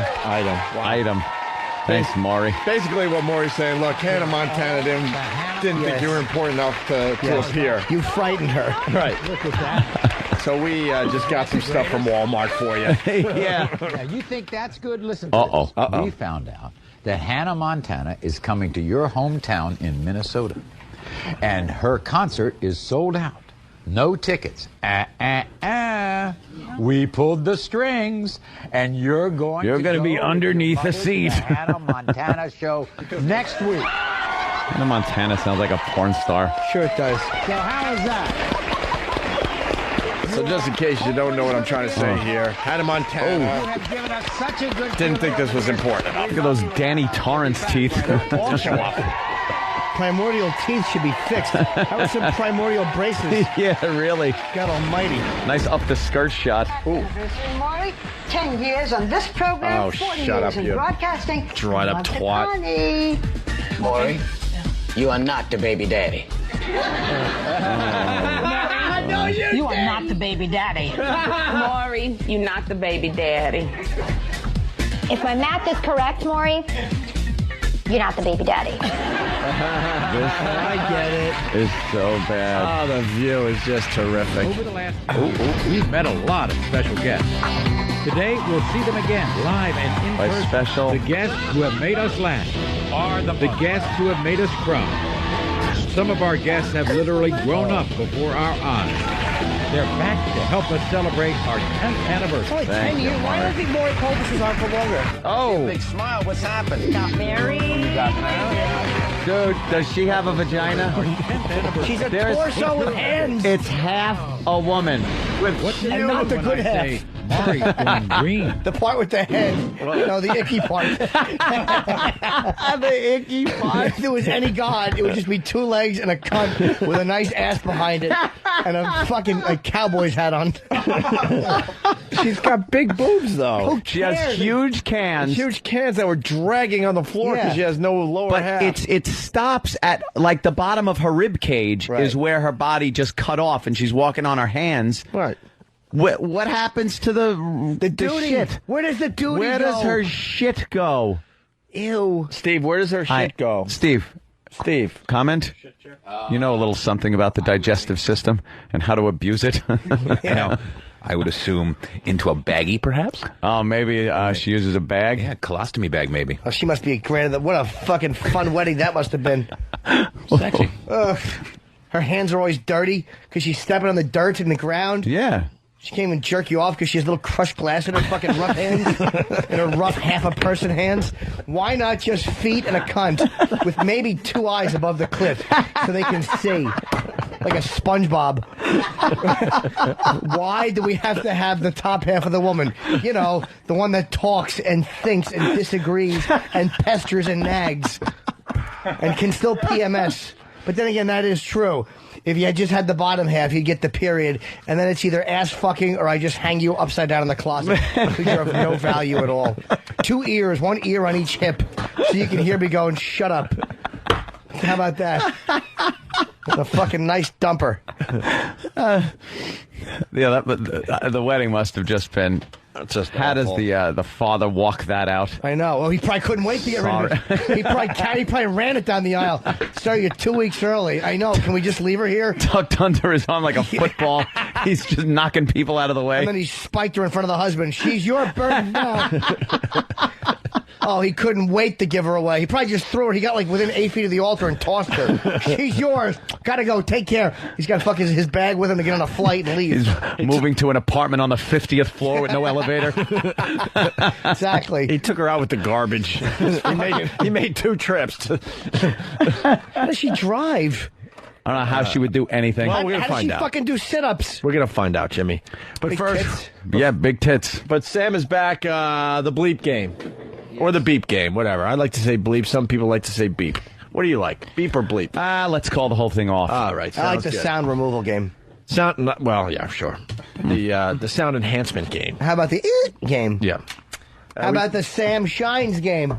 Ah. Okay. Right. Just studying you. That's what I thought. We're on to you, man. What do you mean? It's time. Yes, it is time, Sam. It's time to admit you're black. Just admit it. We don't care. Just a little piece. Anthony No. will apologize for 8,000 things he said in the fucking office. Not only are you black, you know where your blackness comes from. 8,000. You discuss it with your family. There's like a great uncle or something that's happening. Nothing of the sort. What about your family? What about them? Do they have similar features? Hair? I have one uncle on my mom's side. Oh, I remember him. Well, who has similar hair.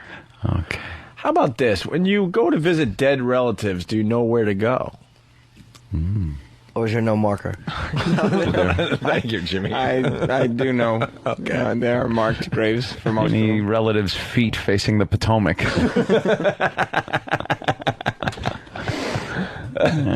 They want their feet to face the Potomac, so if they flick a nickel off their ankle, That's it'll a hit quarter. the water. Was that a quarter? Wasn't it a quarter? It was a quarter. Yeah. Okay. Sorry, nickels for faggots. I apologize. Only big boys do quarters. Wait, do we go back to this or we play the beep game? 2001. Now. And we were right here. On Half a Woman. We were ready please. to tape our show. Be half a woman. And in fact, for the people around the country, we're about, I don't know, 50 blocks. No more than not World going Trade half Center. woman. Then the World Trade Center. Yes. And 2 weeks after that fateful day when we met an incredible woman named Jillian, who came to us searching for her fiance, Kevin, who... No, we ain't. Now you're going to sit through I that. want to know what happened We're with not Jillian, sitting though. through that. We want half a woman. Jillian's beautiful. Yeah. Oh, he obviously died in for 9/11, Yep. and she's pretty, man. All right, listen. Why don't we play the beep game? So we did the what was he called? The camera phone perv? Yeah, camera phone pedophile. Camera phone pedophile. So we took that audio. Remember when we just played that audio? Remember? Well, now we gave it to Sam. Sam, are you in charge of the beep game officially? Officially, yes. That's your thing? Yes. Another bit for you. Right. Fan.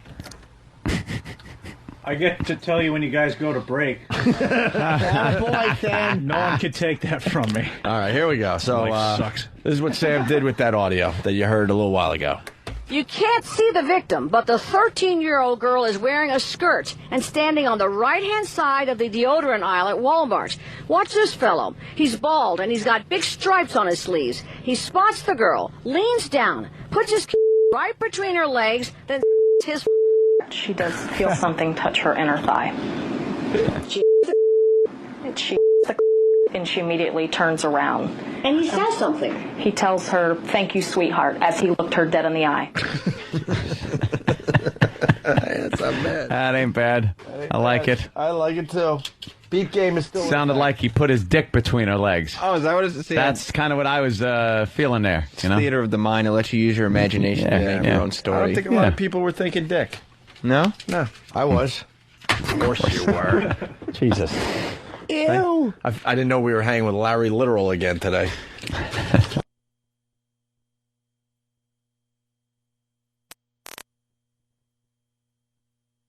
Hate Larry Literal. Why? Larry Little's the straightener outer. I understand. Certainly is. How's your beauty marks? I have so many. My girlfriend gave me a new nickname that she likes. Oh, what is it? Paddington. Why Paddington? I don't know, because I'm bearish. Paddington Bear? She's been calling me Paddington for 2 days. Paddington. Yes, Paddington and cunt. I'm kidding, of course. Not that she's cunt. That's my entire nickname. Paddington's the short version. I'm Paddington and cunt. Jimmy, I gotta tell you. Oh, half a woman. Half a woman. Half a woman next. All smelly hands. Take a Barbie doll, and we just pop the legs off. What's left is, the torso area. That's what I am. There's a phrase that's called half There's no body. pussy. Half a body, half a person. I mean, who are we to judge if we're half or not? No, I she know I'm not says half she's person, I'm got. a part. And that's what makes it so.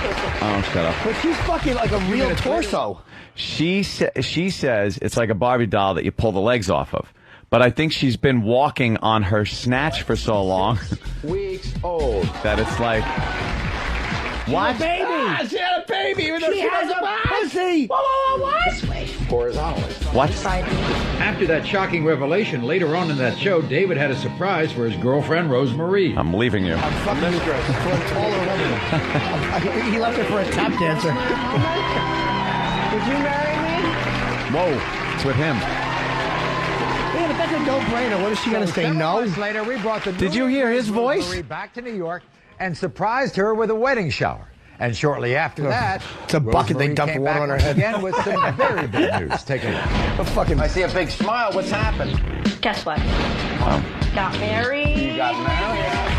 We have a little video of your wedding. very little. Oh my God, look at the little bride. You could just kick her down the aisle. Oh, it's awful. David and I exchanged vows and our rings. Then it was time for our first kiss. After posing for pictures with our wedding party, it was time for the reception. I did it. And then I got my first pair of shoes, and I didn't know what to do, so I filled them with whipped cream and licked it out. Since I've seen Rosemary, and guess what? She's here today, ladies and gentlemen. Rosemary. Oh, here we go. Half a woman. And so then what they do, they give her a standing ovation. Yeah. That's lovely.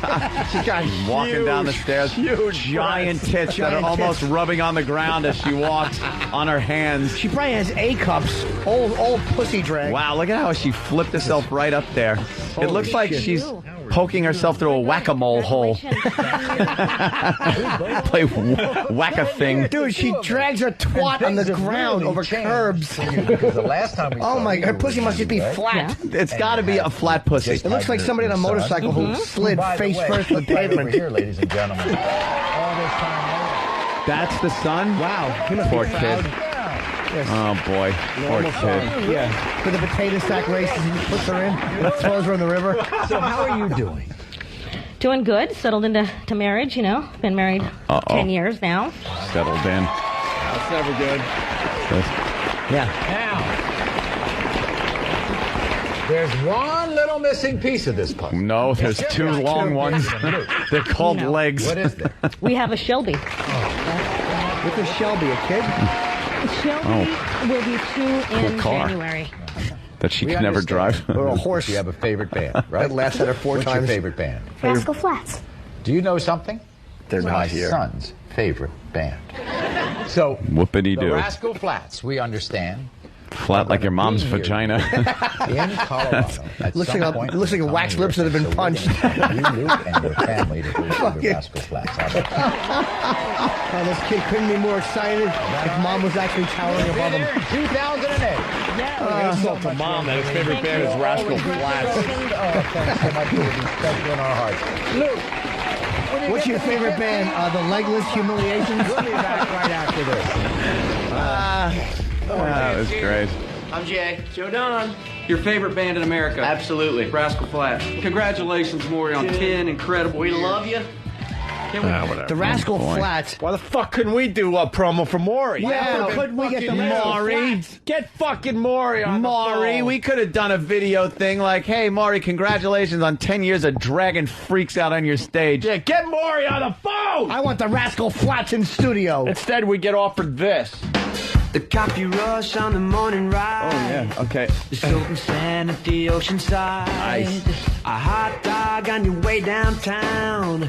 The city breeze and it's making one sound. It's the sound of the neighborhood. The kids running in the park barefoot. Out on the island, the Bronx and Broadway. Come on, people, let me hear you say. From the city to the open sky. This is the family for you and I. And this is the place. People. This is the place. From the river to the open wide.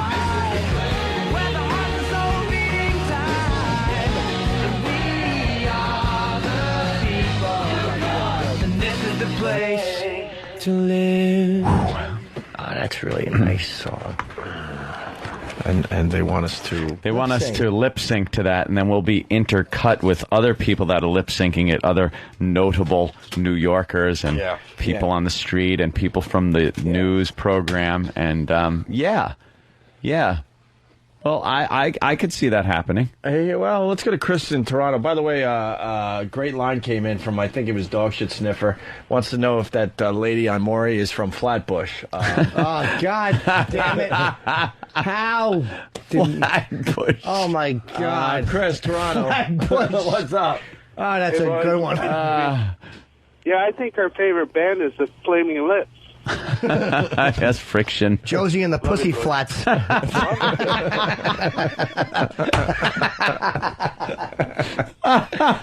I'll enjoy that one. Well, there's the fucking there's Jesus. the song. Flat Box Fever. Oh my God! Someone's suggesting we do the thing. It's Tim H from Columbus, but Anthony wears full Nazi gear. Oh, how funny is that? Well, if I can wear a Nazi officer's uniform, I would be happy to. How about if we all did it in blackface? Steve? Steve, do you think we'd get away with it if these guys are in blackface and I wore a Nazi officer uniform? I absolutely think you would. Yeah? And you should do it. They would let us actually be in the commercial? I didn't say that. Oh. Well. See, I want to be in the commercial dressed as a Nazi. No? Well, let me ask. And these guys in blackface. Oldie time blackface. Oh, well, that makes all Not the just difference. putting black on your face, like with the outlining of the lips, like the old, who used to do that? Minstrel guys, Al Jolson. Yeah, Al Jolson was the favorite. Mammy, how I love you, my dear old mammy. So if I phrase an email to the executive producer, something like, they love it, the one stipulation is that they have to be in blackface. That's right. Two in blackface. Two in blackface. One dressed as a Nazi officer. One dressed as a Nazi officer. Ant doesn't want to look stupid. Right. I want to actually look like I have some pride. Can you tape that conversation? And just say, look, the guys want to do it, but they need their own spin. You understand, because it's a little hokey, so they need a little edge to this. They're thinking of doing their part in blackface. Please tape it. Yes, tape it. And then after the fact, go, look, we want to play this on the radio, of course. Sell it. And then go and really sell it. And go, we got some ideas here. Anthony wants to wear like a Nazi uniform because he likes full Nazi officer's uniform because I enjoy the memorabilia and the era. I detest what the Nazis have done, of course, through history, but they were snappy dressers, and I just want to look good. Okay. And the other two in Al Jolson era blackface. In blackface, minstrel. Call it minstrel. Oh, there it is. Mommy. The sun shines west. Yeah, the good old days. I know where. Let's go down to the speakeasy, boys. Are you ready? Now, why would you guys want to be in blackface? I've already explained why I want to be a Nazi. Yeah. Because maybe something that was more fitting. Why? How come it wasn't so hard for me? So it's a little abstract, I think. And make sure you sell it, because Steve's not a good actor. No. Steve will call up and go, you really don't want them to do it like this, do you? No. The guys, they want to play a joke on you right now. He's the worst. And have me call and say they want to be Nazis and blackface. Here's Steve doing stand-up. Because they own it. That's why the Jews walked into the bar. Why is no one laughing? They made the purchase months prior. Are you insinuating? The closing took some time, and they got a good price on the bar. You're insinuating that I'm not very convincing as an actor. No, you stink. Hold on, looking at Nicholson as the Joker. Oh, wait, that's Joan Rivers. Oh, wow. Hello, Mommy. Congratulations on 10 years. What the fuck happens with that plastic surgery? I don't know why she does it. She's so brilliant and so funny. A little bit here, a little bit there, and then they go nuts with it. She doesn't need it. That's wonderful. But she addressed it as soon as she came out on stage after she did her AIDS joke and her brutal 9/11 jokes. She's like, this face, I paid $100,000 for this face. She doesn't fuck around. Wayne in New York. Wayne, what's up? Hey, for that little freak, her favorite song, Flat Bottom Girl. Watch it out. Good job, buddy. All right, so Steve, you're on that. Yep. Homeless man, twins invent wedgie-proof underwear, or high school couple uses school laptop to make and send. Bueno. Oh, I don't know. I say the phone sex people. Oh, I don't know. What do you think? I'm thinking the phone sex. Oh, no, I was hoping they were going to do the homeless story. Maybe they'll do that one next. I sure hope so. Oh, shut up. I love when they show these people running away from the fucking scary things on Maury. Oh, it's great. Yeah. We're distracted. Maury has a great show today. Way better than this horse shit. All right, here we go. Homeless man breaks into church to use phone to call phone sex But guys, let's handle this one with dignity.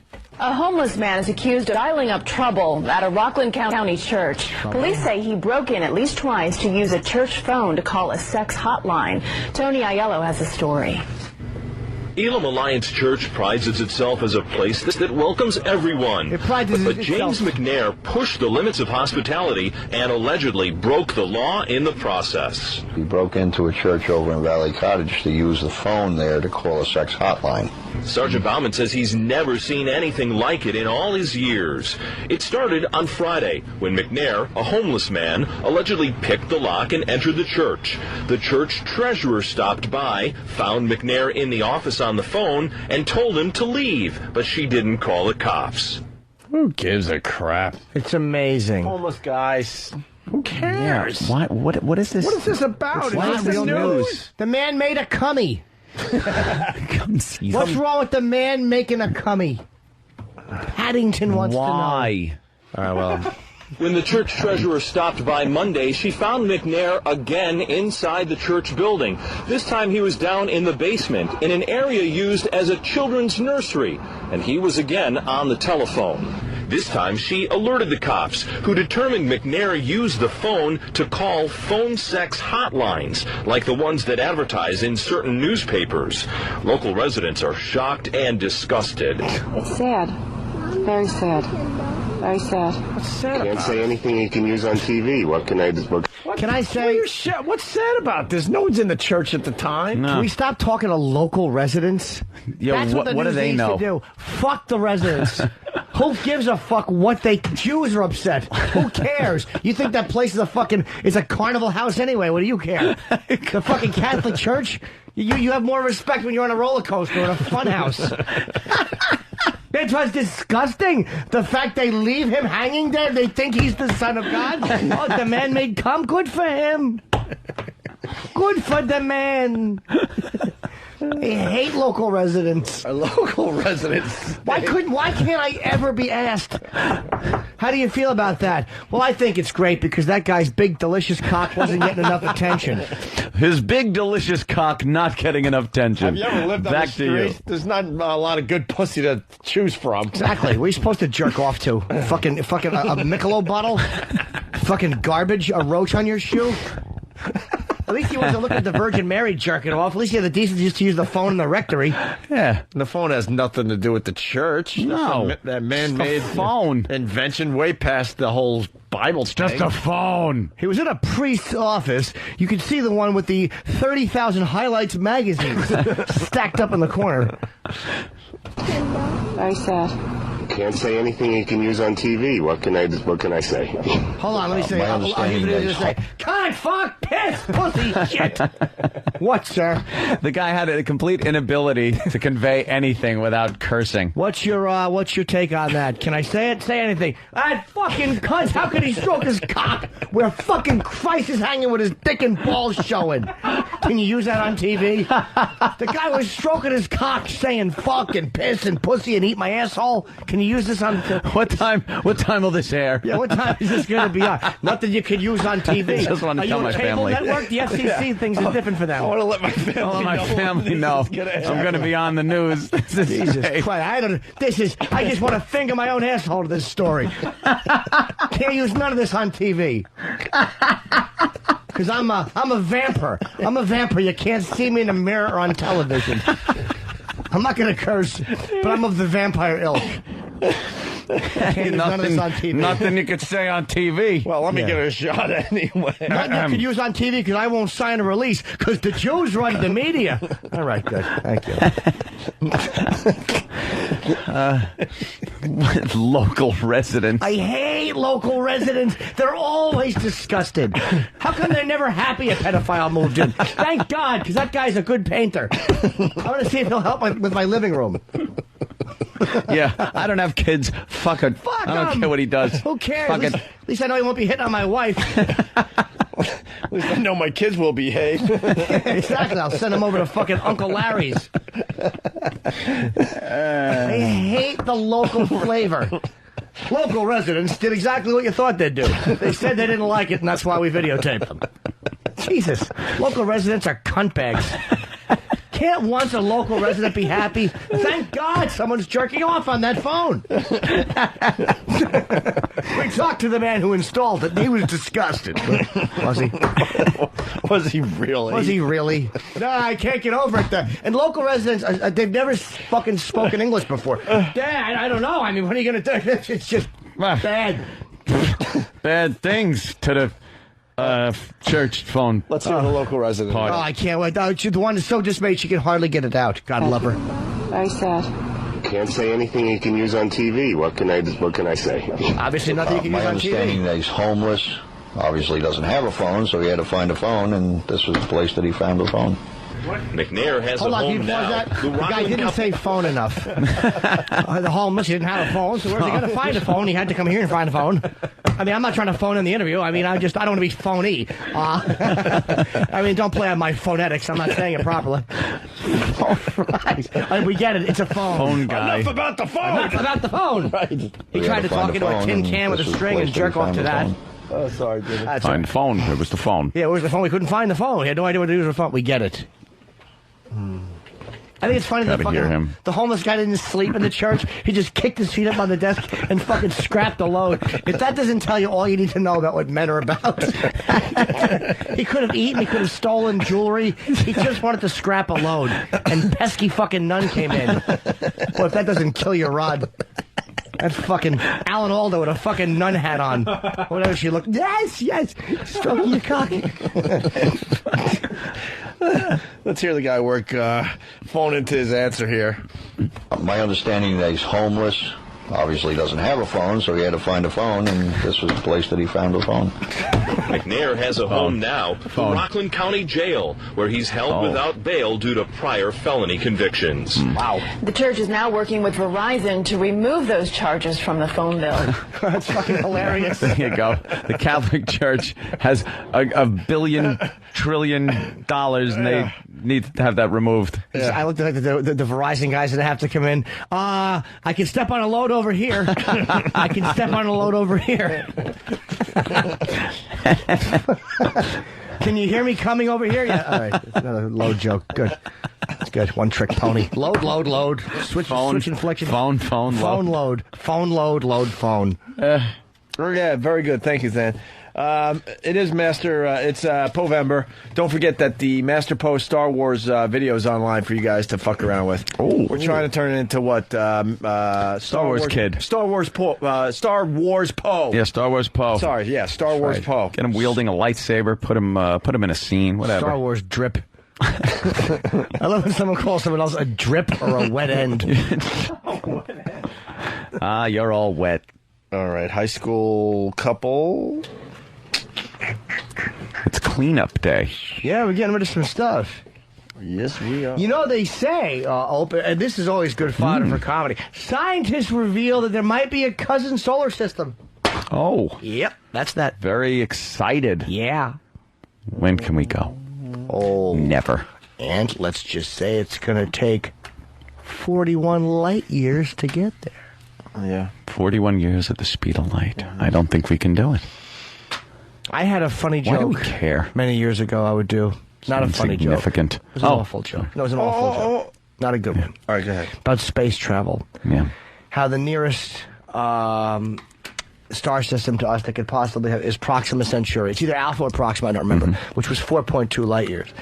And I said, God almighty, can you imagine being in the car with someone for that long? After 300,000 years, I'd run out of things to say. And what you just gave it, which is the laugh at me. Yeah. Actually, it's not that bad. It's not that bad a joke. It's just it's almost like, yes, that's a statement. Yeah. But the humor's lost. Hey, it's being pointed out. You did that wonderful phone rant, but you are guilty of doing the same thing. Of course I am with Zach. Zach, the dress. Yeah. Do we have that? Zach Wilde's address. Yes, I know. I'm a mumbling idiot. Do we have that? Who are we talking to? Where's Than? He's right there. There's an empty chair where Than is. I like it better. E-Rock, do we have that? Oh, no. What? E-Rock, Yes. do we have that? I don't know what you were asking Of for. course Oh, no. We're having problems back here. Don't yell at No, me. that's not why. What kind of problems? You are weren't having? listening. What kind of? Hold Yeah, on. I wasn't listening because we were having problems back here. Why don't you just spit on Opie? What's the problem? We were having delete issues, and then we were trying to get line of the day loaded here. It sounds fine to me. Eh? I don't like when he has a legitimate reason. No, that. What, Than? I will defend Eric as much as it. Wow. As much pains as me it in my hurts you? soul. And then now Eric is mumbling to himself. That motherfucker. I told him. All right.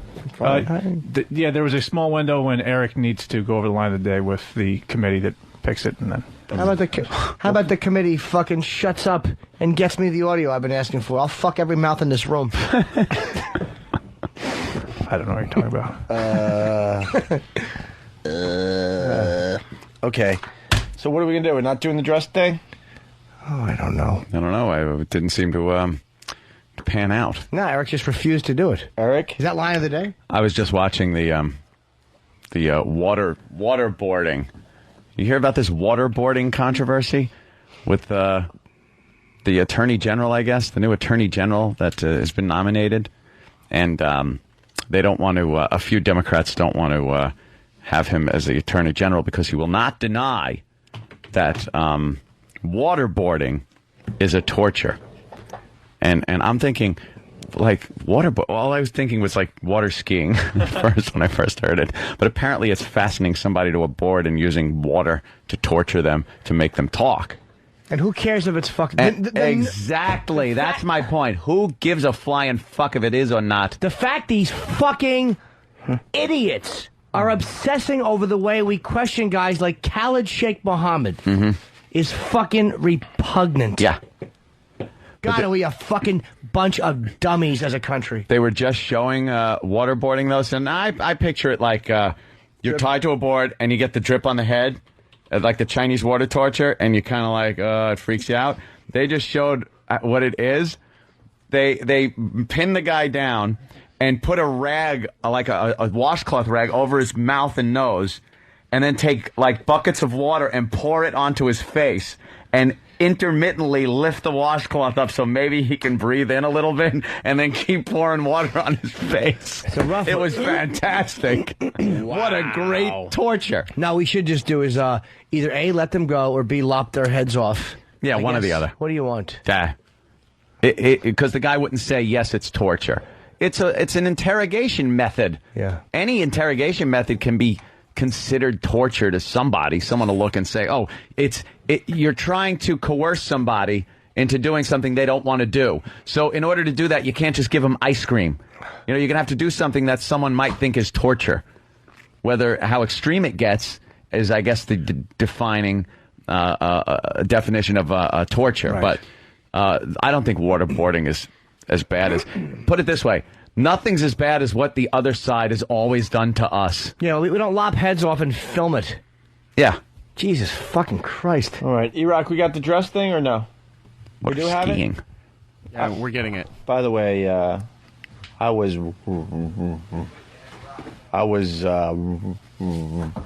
What? Before, when I did what I did, I was... Oh, he's like Fonzie. He can't say the word wrong. Oh, thank you for picking up on my Fonzie bit. That's my new thing. Yes. That's my new thing. Doing Fonzie I remember that one. Fonzie couldn't say it. I didn't know. Hey, look, You didn't know. You didn't know, Jimmy.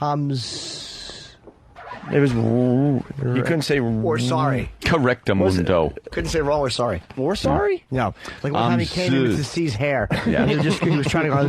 He blamed it on Chuck. That's why he didn't come back for season 2. So you didn't know that I had the DVD box. Whatever happened to Chuck? What happened was... Did they ever give an official answer? Yes, he was fired because he took a shit in a baggie and he threw it at Tom Bosley's face in the dressing room. Hey. Immediate dismissal. It was a Glad baggie. It was a protest against those commercials. And why don't we have any more girls shitting in bags and throwing them up against windows? I don't understand why that one never really took off. Something that I don't think you can do twice. Absolutely. I don't know, to get the right situation, a woman in a truck with the guy driving. Yeah. She needs to take a shit. They got a plastic bag. They listen to the show. Yeah. They have a phone. They know the number. Yeah. Like it's a chain of events like winning the sweepstakes. Happy Days actually started shit flinging. And, like I talked about the Tom Bosley incident, and then Yeah. Joni picked up on it, and she was famous for it. Yeah. But they couldn't get rid of her, so that's why they called her Shortcake, because she would never fire a full log. It would always be a broken off half piece. A little short. Like a little short, Yeah. cakey log, and she would fucking baggie it up, zip it, and then like she would lasso throw it. She would boomerang throw it. She'd go whoosh whoosh whoosh throw, whoosh whoosh whoosh throw. And she would she had apparently really good aim. It was like Davian Goliath. And then when it hit somebody, it would flatten out and become a shortcake. Fucking worked in log. Goliath. I did a wordplay joke. I'm embarrassed I said that. I thought, no. Oh my God, he said Goliath. He's zigging. Oh, he's on the road course. Oh no. My apologies to the listening audience. Davian Goliath was horrendous. Turn off all mics. I have to admit I was wrong. All right. Turn them all off. All of them.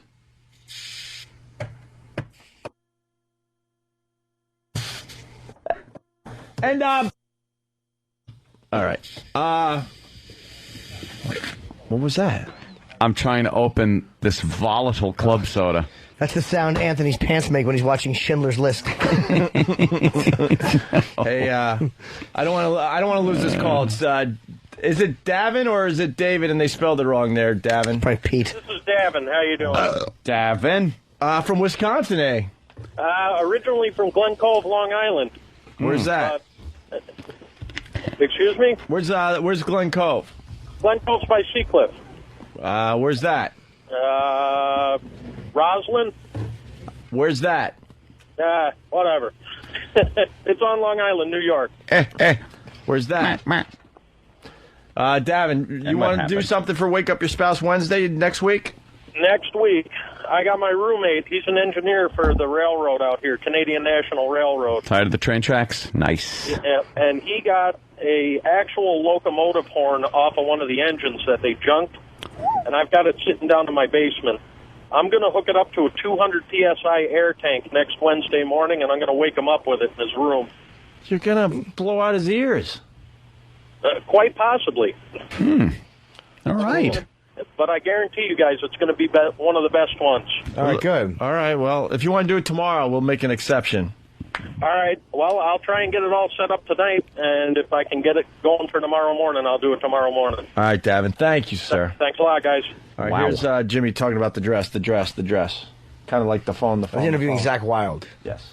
You did something in a dress. I don't. It was fucking. It was in Philadelphia. I mean, Kim from YSP, who was in love with you, was telling me that you did something in a dress. And I don't know what it was. Did you go on stage in a dress, or did you do something in public with a dress? It was really completely uncalled for and hilarious. But if it was, I'm sure it was us. If it was definitely gay, I'm sure we pulled it off. Of course. You know, when you got guys that are weighing about 265, 250, 245, you know, with dresses that they're bursting out of. I mean, no, we got to make sure the dresses are for like a 13-year-old pubescent girl. You know what I mean? So it's like, she hasn't even hit puberty yet, so you know. She said you went to a mall. You were in a mall or something like that with a dress, and you had like your chain wallet. She said it was like the most ridiculous thing she'd ever seen. That's where it was at. Yeah, it was out in Boston, or we were hanging out in Philly or something like that.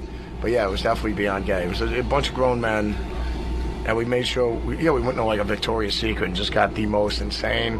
No, where you just, you know, I can get you in the smallest stuff that like a 13-year-old will wear. Oh, of course. And you're just bursting out of these dresses and everything like that. It was You awesome. just gave him an idea.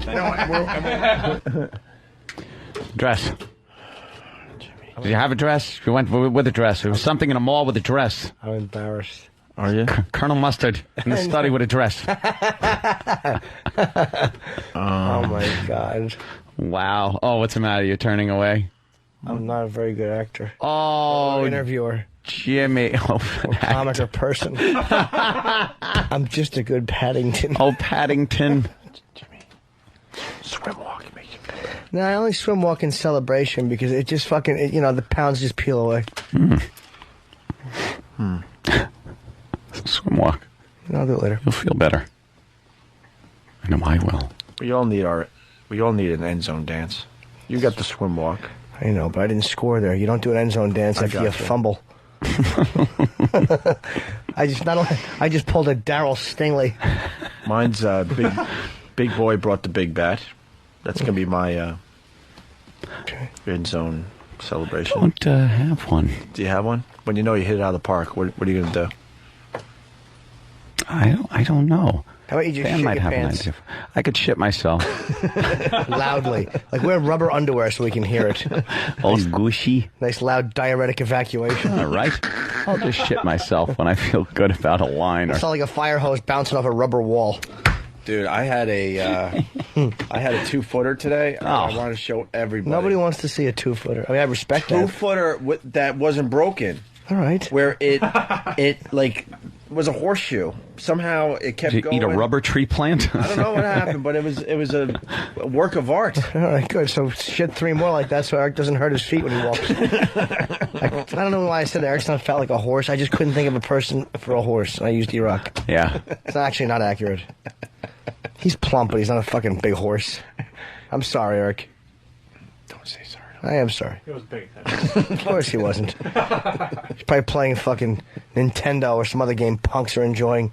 What are you playing in television back there? The young kids. Yeah. E-Rock, what are you doing back there?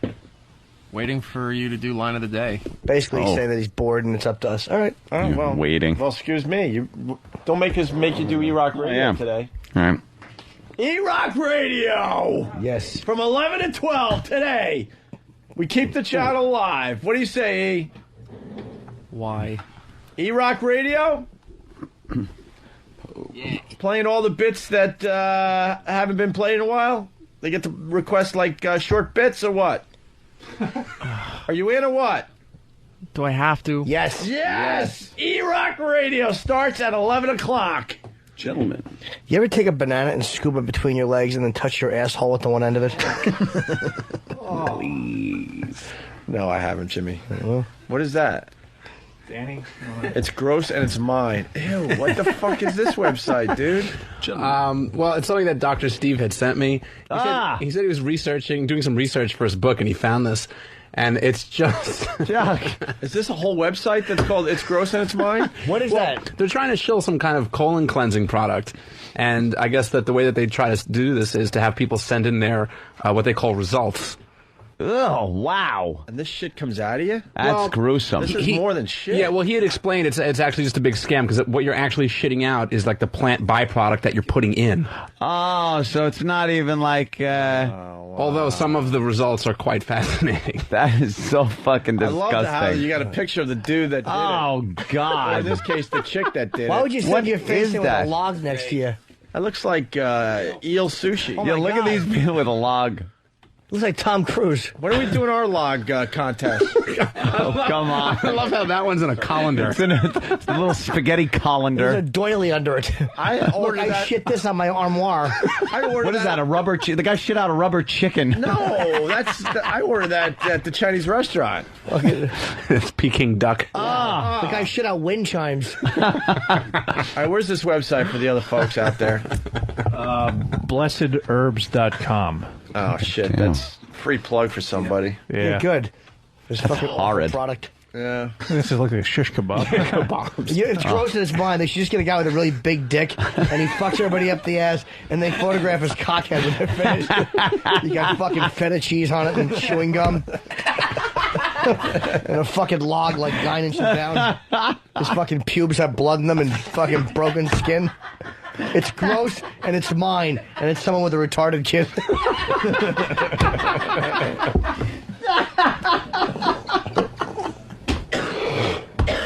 Oh, fuck me. All right, listen. Fucking guy. E-Rock Radio at 11. That means E-Rock last hour of drive time for West Coasters. Oh, God. It's a big time to be on. Good time.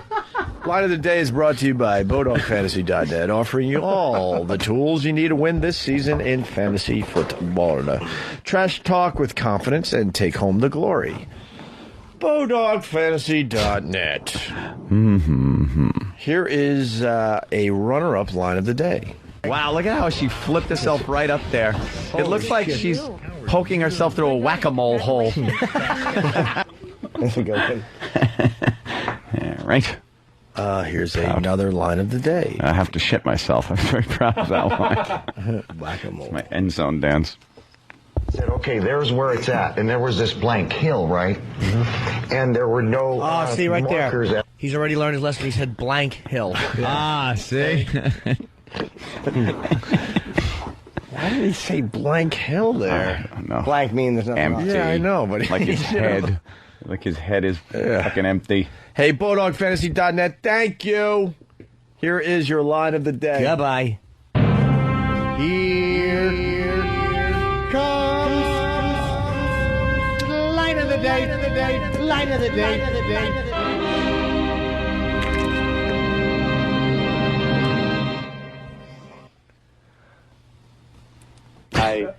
He's retarded. He thinks he's Dog Doolittle, the white guy that could talk to black people. Oh, my God. Dog Doolittle. That was a great fucking line. Line of the day goes to a listener. Yeah. Too bad he did not hear it because he can't afford XM. How do you know he doesn't have XM? Huh? How do you know he doesn't have XM? He may be an XM subscriber. He lives in the wrong town. Oh, now. People in the Bronx like XM. Oh, they enjoy a musical choice. Yeah. How'd the merger do? We go through it or no? The vote was 9-2. It passed. I don't think we should be lying about anything on here today. Do we know yet or we don't know yet? We don't know. Okay. I hope it does. I'm actually rooting. Does anyone know? We're way out of the loop. Trust me on that. Does anyone know why the XM stock went up $1.50 yesterday, though? Yes, I announced I was not leaving. Oh, thank that you. did it. And people felt that with Jim Norton on board, the ship is straight and narrow. What? The ship is straight and narrow? A good straight. Nobody likes a wide ship because you get too seasick. A straight and narrow ship. No, those rock more. No, they don't. Not if they're docked. Did it go back down today? It's down 16 cents, doesn't it? Yeah, but it was up like $1.50 yesterday. People taking a little profit. That's taking a weird, little though, profits. man, because Sirius didn't go. The day Sirius players. actually went down, so it doesn't seem to be attached to the merger. I think they're. There was. Yeah, I'm sorry. It says the FCC action sparks optimism on XM Sirius deal. This is Forbes.com. Here's what it is. People thought I was going to Sirius. They realized I wasn't. XM shot through the roof. Right. Sirius dipped. Okay. There you go. They wanted me to do my own afternoon drive time show. Yeah, what was it going to be called? What? What was the name of the show going to be Jimmy called? Show. To be determined. With Jim Norton? To be determined with Jim Norton. Myself like and a it. female co-host discussing issues of the day. Of the day? Issues of the day. Are you going to have some local residents? I will be interviewing local residents. Can we... Wait a minute. We can't let this pass. The local residents rant today was beyond hilarious. And I know I say beyond a lot, but it really was beyond hilarious. We have to do local resident shit now. Okay. We have to go out there and get local residents' opinions on stuff. On just bullshit. On stuff. just stupid shit. Dumb by the shit. way, I'd rather hear Who you wants say, to take that bit and run with it? I'd rather hear you say beyond than almost.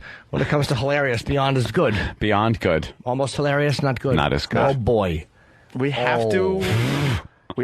What happened? I'll put it this way. Oh, no. Right now, inside my colon, there's a fucking trap door. And there's a bunch of people going, I have to shit so fucking badly right now. Picture your attic door. Picture 3 elephants jumping up and down in your attic, on your attic door. And there's a glass coffee table under the attic door. How awful this is about to be. I'm not going to make it home. I'm going to have to You're talking shit. about one of those attic doors that are in the ceiling. Yes, yes, yes. With the pull-down ladder. Absolutely. And that thing is ready to let go. There's 3 elephants. And your and they're whole all, attic is going to empty out into your hallway. 3 elephants, and they're all holding weights. And they all have fat people on their backs. Maybe you'll get lucky and you could fuck one of their noses. I would like that. You know that little grip grab it does? Of course. Grip grab. Another grip grab. Hey, Yeah, I got a piss too. Can I say before we go that I'm doing the Borgata first time I have to. Oh, Jesus. Jimmy Plug. Oh. First trip back to the Borgata. Friday and Saturday, January 18, 19. That's Martin Luther King Day weekend. Steve, come in here. TheBorgata.com. And tickets go on sale this Saturday, 10 a.m. If you want to keep your job, you have to tickle Jimmy right now. Right now. I won't shit. Right now. Go ahead. It won't. It won't even make Jimmy doesn't get ticklish. Nah. Squeeze his I'm stomach. a little ticklish. Squeeze his stomach. Go ahead. It won't make me shit. Yeah, but he's tricking us. I have all stomach muscles. If I get you like right there, Never happened. lower abdomen. Oh, all right. Ow. Shake him up and down. Making me hurt. Pick him up. Go ahead. Don't shake Jimmy. Please shut Don't up. shake the Jimmy. It's not working. No, you just got a gasser cut on you though. I'm fine. No, what you did was you shook it I out don't of the appreciate the if you want to keep your job. I would Shut up. Just go with the bit. I'm going with the bit, but I'm just telling you I would have done it willingly. Oh. All right. Oh, okay. So you flipped it on you. Yeah, see? I did. I got paid. What do you Hold on. Goddamn phone. It's for you. Jimmy and I. Jimmy's holding a banana up. It's Jimmy and I hysterical. want to know what you. Jimmy and I want to know what you constantly look at on your stupid BlackBerry when you get nervous. It's not nervous. The phone was actually ringing. It's the PR guy. Call The me for PR some- guy? That's inappropriate. Yeah. Mars. Can't Oh, where you he's from. fuck. Man, that's... All right. I'll see you guys tomorrow. Wait, but Jimmy. But Jimmy. Yep. It's awful. Jimmy. I cut a gasser and so did you. You guys have a conference call. Shut up. No conference call for me. Yeah. No. Yes. No. It smells like shit in here. No. E-Rock, come on in here. It's time for E-Rock Radio. For the next hour, the channel will be live until Ron and Fez, who come on at noon. E-Rock will be taking your requests for shorter bits that you haven't heard in a while. Okay, E-Rock? Can we take a quick break and we can gather some of the sure. requests? Sure. And I don't want Than and Sam. I want E-Rock Radio today. Oh, we don't want that either. Well, you guys like to do that every once in a while, too. But it's E-Rock's turn. Why don't you want to do it, E-Rock? Because it's always a disaster. Why is it a disaster? No one calls. No one calls. We make it up, and I just play whatever. Are you serious? Oh, there's always requests. You don't get requests? Maybe 2 or 3. The first time we did it, you got a lot of requests. I sat here and watched the whole thing. There was a lot of pre-planning in that. A lot of instant feedback. But there's a lot of songs and things we haven't played in a while that have fallen through, by the wayside, and people can request that stuff for the next hour. Great. How about we get a look? The phones are ringing already, E-Rock. I think you're lying. No, but all right. E-Rock, you got 8 phone calls waiting for you. After the break, E-Rock Radio, okay? All right? Fine. Can we go to break? We already did, I thought.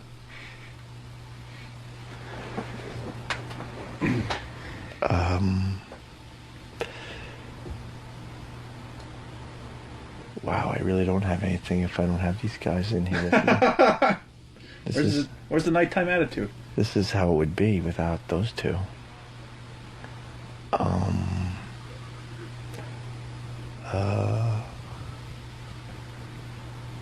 Well, they're requesting Jimmy and Dragon Wagon. That's a good one, E-Rock. Would you play that one? Yeah, we haven't done that the last 2 times. How about Yoshi Delivery Guy? I don't think we're allowed to play that one. Really? Yeah. How about Silence of the Lambs song with Bill? That we can do. With Billy singing? All right, you'll figure it out, right? Yeah. All right, guys, we'll see you tomorrow. E-Rock Radio next. Bye-bye.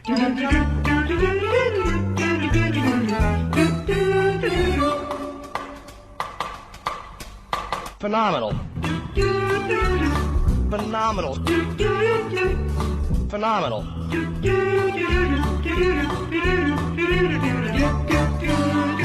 Do you ever look back, and again, I know I do, when you look back on something you feel great about, and then you look back on it and you go, oh, what the fuck was I thinking? Yeah, I'm still doing that. I'm still doing that with Sabbath stuff.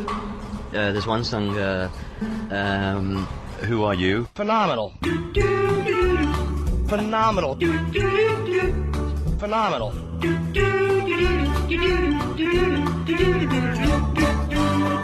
And there's always got to be one buzzkill in life. And I got to just really quick address the post. A guy named Dan Aquilante. I want to suck him up in his face. He trashed Sabbath, where Ozzy created horror with his cringe-inducing vocals. Ozzy sounded phenomenal. Phenomenal. Phenomenal.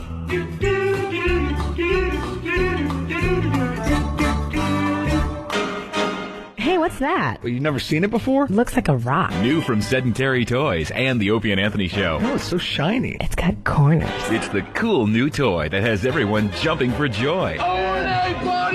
It's It's not just any rock. It's the O&A Party Rock. The O&A Party Rock is incredibly versatile. You can chuck it, you can fuck it, you can drop it in a bucket. You can race it, you can chase it, you can yell right in its face. It's the bestest friend you'll ever have. O&A Party Rock! Why is it wearing a party hat? Every Party Rock comes dressed in a colorful party hat and party blower, making it the centerpiece of any party. Now with shiny red dancing shoes. Not only that, the O&A Party Rock is it's a fucking rock, you dildo. It's E-Rock Radio. I love E-Rock. We love E-Rock Radio. E-Rock? What's that? E-Rock Radio. Yeah, I like them. It's hot. It's cool. E-Rock. E-Rock? E-Rock Radio. He's evil. He's a bad guy. He's not true to himself, and he's just ugly, and his nose is falling off. I don't love it. He's an asshole. Eric Nagel is this he's this bisexual, incompetent radio guy, believe it or not. I don't like listening to him, and he's not really that smart. E-Rock can go fuck himself.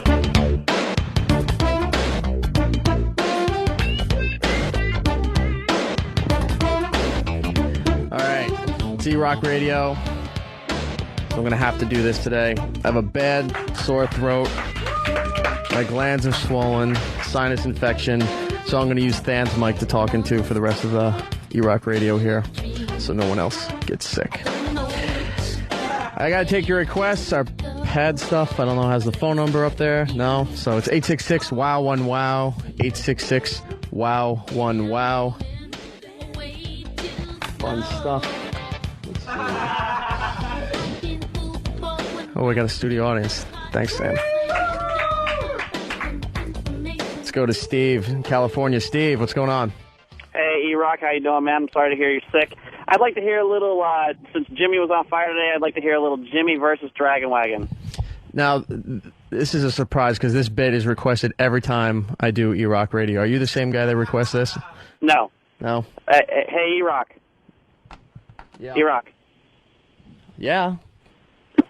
Yeah. There we go. Here's Dragon Wagon.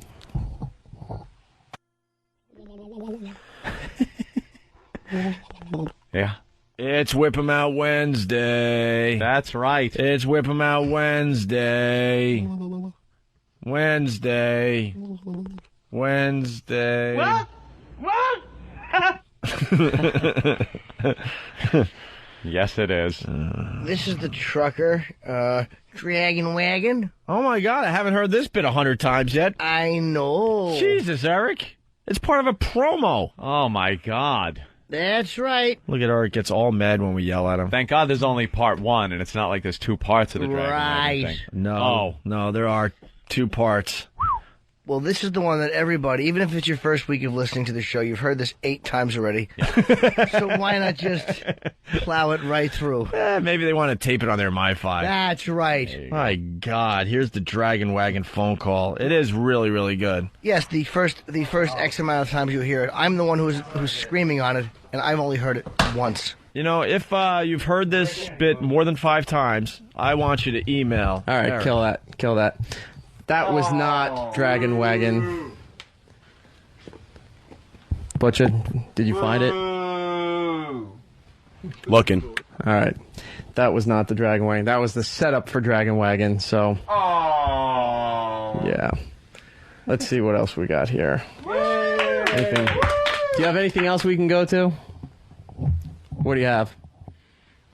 We got Steve bear hunting. All right, that's, well, thanks for filling that in, because that goes to line 3. What's up, Mark? How you doing? Butcher just told me the bit you want, so we'll play it for you, all right? There we go. Hit it. I want to make sure Steve is safe this hunting season. Oh. Kind of hoped I could get out of the studio before this segment started. Has there, has there been a problem? Well, they got a bear problem in New Jersey, and Steve happens to live Where do you in New live? Jersey. Oh, Jersey. That's I live right. in Jersey, that's right. Lives in Jersey. Every once in a while, they allow the hunters to just start shooting bears in the fine state of New Jersey. Doesn't matter where that bear Thin the may herd? be. It could be in your backyard. They don't give a fuck as long as they thin the herd a little bit. You're right, Bill. Well, the bears in Jersey do wander in the backyard. They do. When a lot of bears are found in people's Happened pools. on The Sopranos. Yeah. Right. Mm-hmm. Coming in the backyard and swimming in the pool. So they want to thin the herd a little bit. They want to take about 400 bears out, I think, something like that. And the animal rights people come up, and they get all pissed off. They don't want people killing the bears. And then the hunters want to hunt bears because it's fun for them. Right. And then the people that live in areas that have bears want them hunted because you don't want your little puggle to get eaten. Of course. At night when you put the little cute guy out back. It's a boxer. Well, yeah, it's one thing. It's one thing to want the actual, to not want to hurt the bears, but it's another thing when a 500, 600-pound bear is staring you down in your backyard because it just happened to. Is that going to happen in your neighborhood though? No, it happens in neighborhoods where people want to be in the woods by themselves, and then they're annoyed because they're actually living with wildlife. There's too many people, anyways. Well, it happens in the suburbs in Jersey. I mean, not necessarily where I live because that's pretty It wasn't close. the suburbs when they started building, my friend. That's it was bear territory. Urban sprawl. It was bear territory. Urban sprawl. And I think it's time the Bears took their fucking land back. Right. Apparently that's what they're doing. Good. They. I like how he says they, Steve. They're taking all our jobs. They want to take the grizzly bear off the endangered species list, too. The grizzly? The grizzly bear. That's on there? Yeah, because in the Yellowstone National Park area alone, there was in 1976 they were down to 300 bears. And now it's up to over 600, so they feel like they've made a huge comeback and they don't need to be on the endangered species list. They've only increased anymore. by something like that. It was on 100%. It was on Yahoo if you can find the story there. And that's enough? That's enough. That's enough bears for yeah. That's enough bears for the 1 square foot of forest we still have left in this country. Right. Yeah, that doesn't seem like enough bears for Yellowstone. Ramon. We as humans, we are so pompous. There's billions of us. But the grizzly bears in that area, that's up to 600. Good enough. Occasionally we don't need to protect them anymore. Try to cull our herd, and it makes entertaining news. That's hilarious. If some aliens came down and took over, what herd do you think they'd be thinning first? Oh, please. I think it'd be us. It'd be gone. At least the Chinese would go first, because there's so many of them that the aliens would be like, yeah, they're like types. Mosquitoes. Yeah. You got it. Aliens trying to shoo the Chinese away. They'd be dead really quickly. They'd just, hunting season big open. Mosquito truck. They just spraying that shit out. We really do need some type of alien invasion to kind of unite us and get rid of some of us all at the same time. So whoever's left, like the real strong ones, real good ones, and the ones that'll be united in fighting the aliens. Yeah, I was Aryans. I didn't have the ball perfect to do race will be left. We'll have a weaker. Anthony, you really ought to trim that goatee a little more. Yeah, no shit. It's getting a little long on the side. A little wide. A little long on the side. Here's the story. Once again, New Jersey has declared open season on black bears. The state has announced its second bear hunt in 35 years.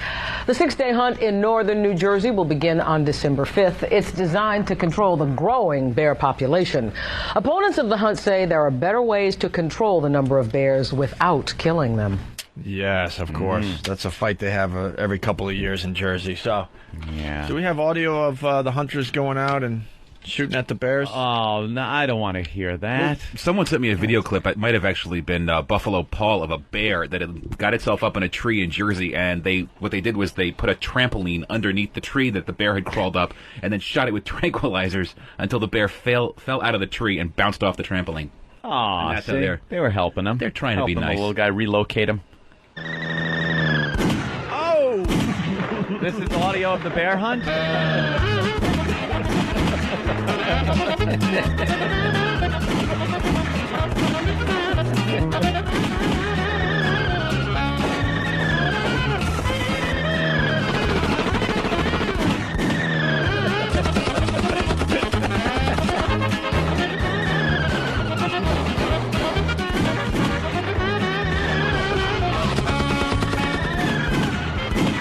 Go get the guy.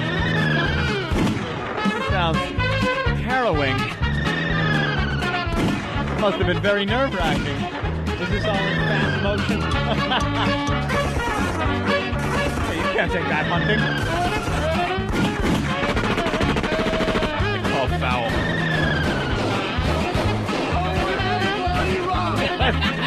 What's Poe doing there?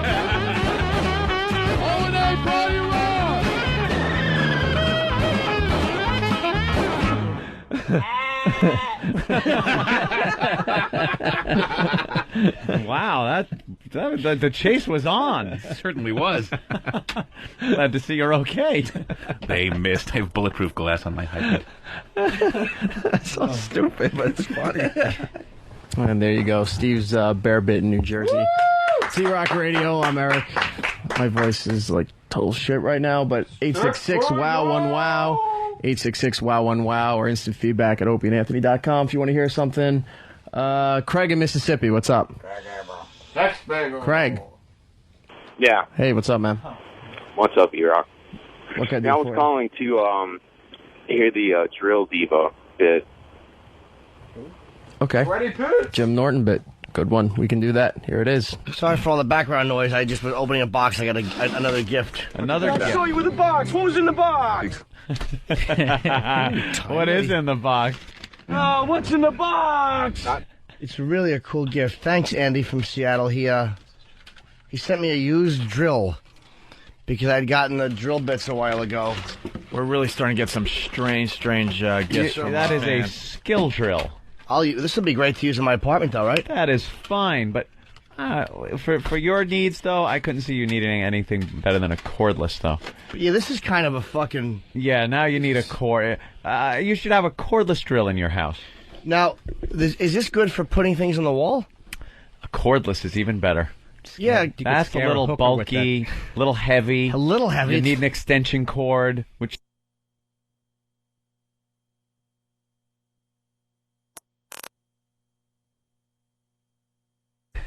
You want the prongs? Yeah, Let me see the this prongs. is absolutely a two-pronger. Oh, it's a two-pronger. Of course. Right, okay. Of course. This is nice. Thanks for the 35-pound drill. That is a heavy drill. I can use to fucking hang my celebrity photos. This is good for I'm going to build a deck in my apartment building, you shithead. Anybody have anything lighter, like maybe a fucking bowling ball with 2 lead shoes?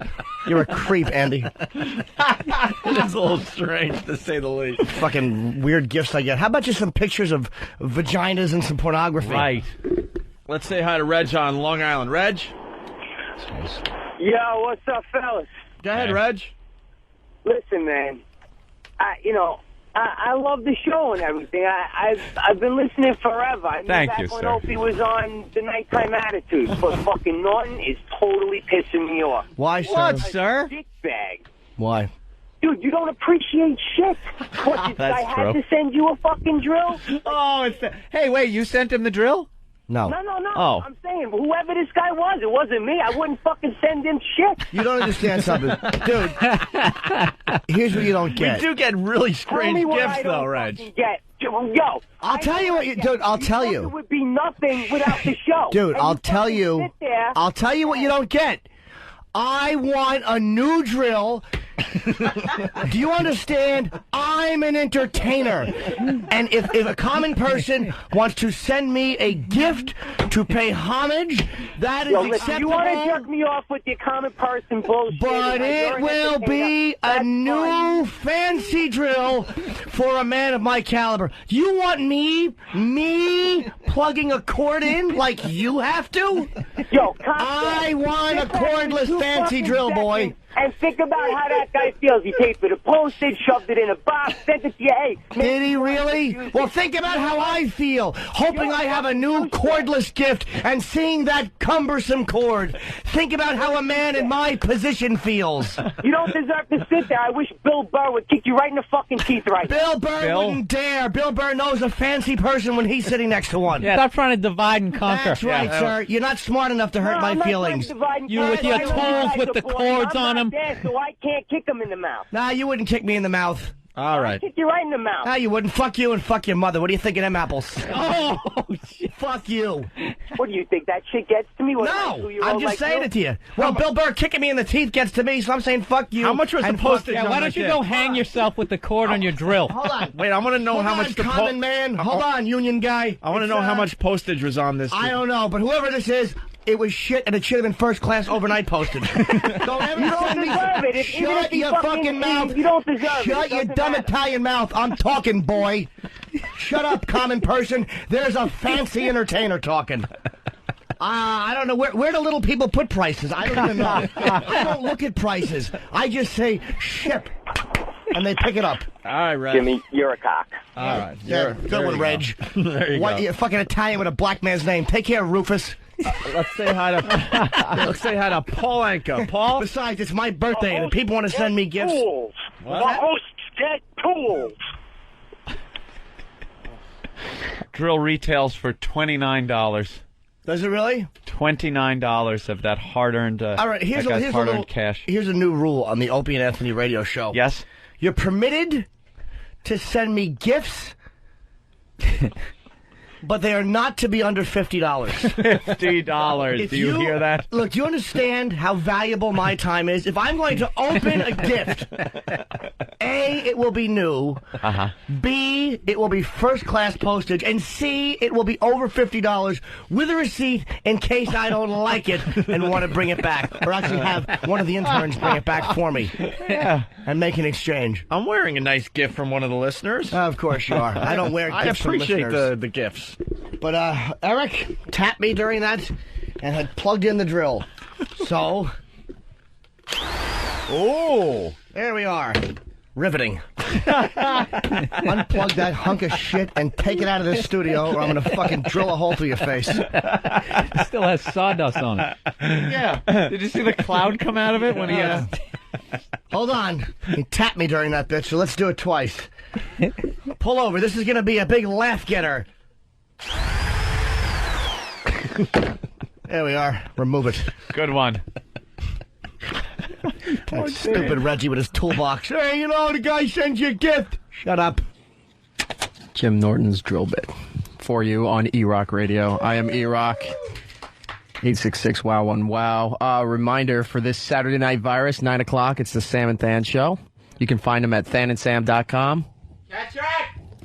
Get all their archives, podcasts, all that stuff. And is that Halloween photo of me still up on your site? Yes. All right. And I guess a crayon drawing of me, too. Yes. That's all up there. thanandsam.com. This Saturday night for the Saturday Night Virus, 9 o'clock, and then High Society at midnight. Another request coming in. This is actually from Sam, from the Than and Sam Show. It's one of his favorite bits. Let's hit it. It has to be addressed. What? I don't want to. Believe me, it's painful for me to have to address this, but it's got to be addressed. It does. Because, you know, it happens too often. Yeah. And it's one of those things that has to be addressed. What happened? Look, we all like Big Kev, right? We all like Big Kev. You're going there? I have to. Holy shit. Dude, I have to. You're blowing up his spot? It's not a spot to blow up. Everyone is freaking out. Everyone's freaking out. Holy crap. It's not a secret. Except to him. This is going to solve a problem. I'll be honest, I'm relieved, because when you said we have to address something, I'm sitting there like big saucer eyes like, uh-oh. No, Yeah. He's going to call me not out on you. something. I thought I was getting booted from Yeah, the streets. exactly. I'm like, No. We're all, yeah, Jimmy and I are looking around, you know, we're feeling kind of confident, but not really. And then, all right, go ahead. It's because it's all whispering and everything's going around and stuff like that, and it's just got to be brought out. All right. Kev has no sense of smell.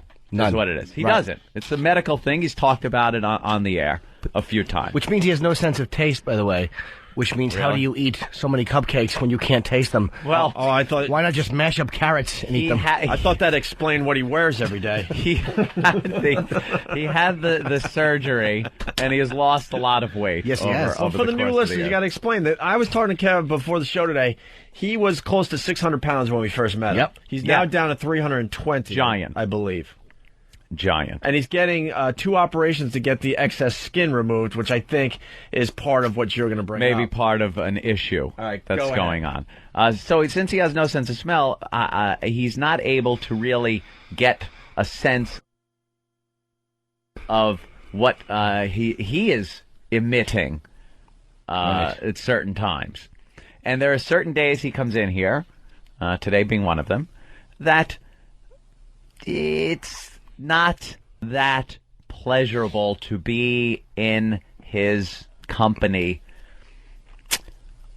as Cranky far ass. as my sense of smell goes. Yes, cranky ass. Your olfactory senses. My olfactory. And mine. Yes, it is what is called cranky ass sometimes. You just get a little sweaty.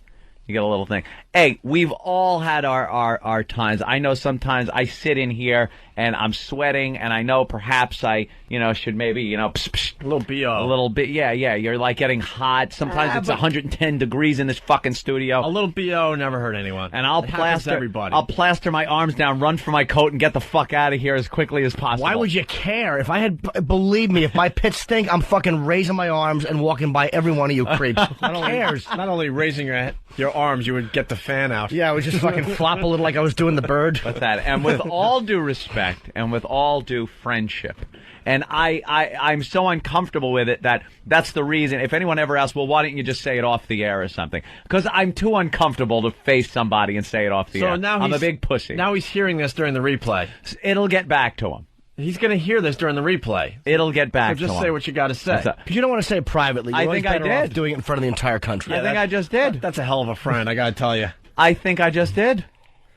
I just, that was it. And when you look in the fucking monkey cage over there that our producers and various staff are in, the second I even mentioned it, their heads were bobbing up and down. The fucking bobblehead dolls in there. Mentioned what?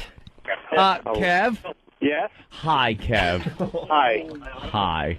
Is there a problem? There was an issue 2 times ago when you came in, and then this time today. Okay. There is sort of a, now I know you have no sense of smell, right? That's true. That's why you're on the bus today. Uh-huh. Because you're one of those that doesn't have to really deal with the homeless people. Sitting next to Tom eating egg salad. It doesn't matter to him. Right. It doesn't matter to him. But there's been talk around the studio, and we just want to bring it to your attention so that the problem can be solved and everything. Mind you, this all was due friendship, all due respect. Hold on, mind you, it wasn't talk amongst all of us. It was one person talking. No, it was. So basically, Anthony said what? Anthony, for once, brought this to everyone's attention. I pretty much stayed out of it. Okay. Look, you stayed out of it, but there's just, oh my God, why? Look,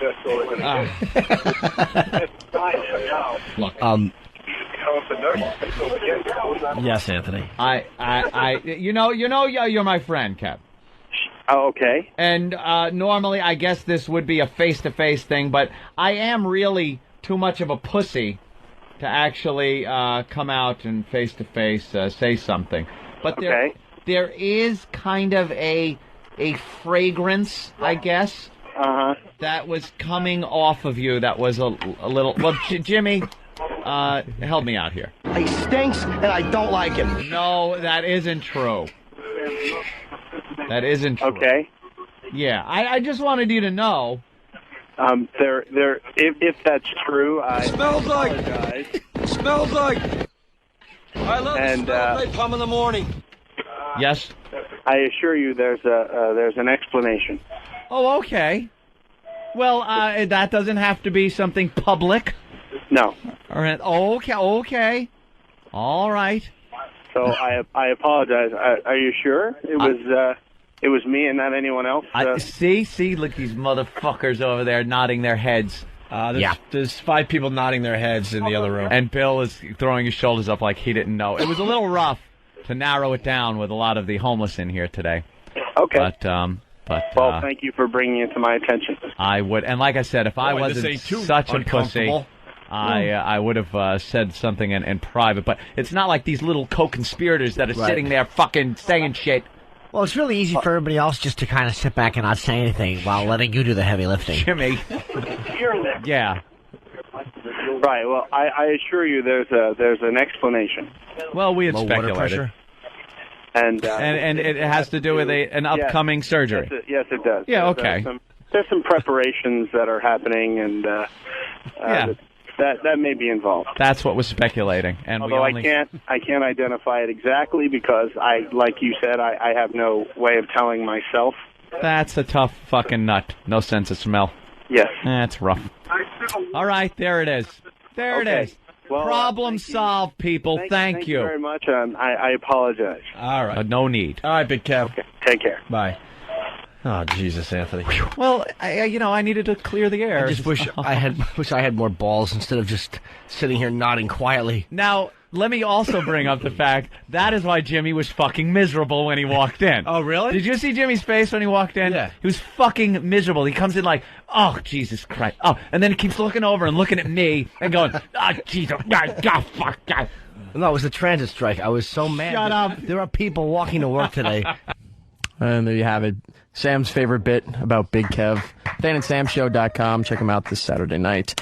Also, Big Kev will be doing Big Kev's Geek Stuff for the Saturday Night Virus, November 17th at 9 p.m., right before Master Poe's, what is it, The Arena? The Arena with Master Poe, 11 o'clock. And there you have it there.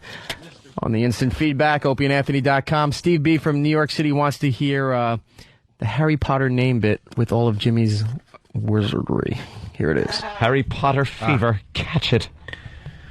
All right, Big Hands from Stratford, Connecticut has wizard names for everybody on the show. That's exactly what I've been working on. Yes. Seriously? Of course. Ooh.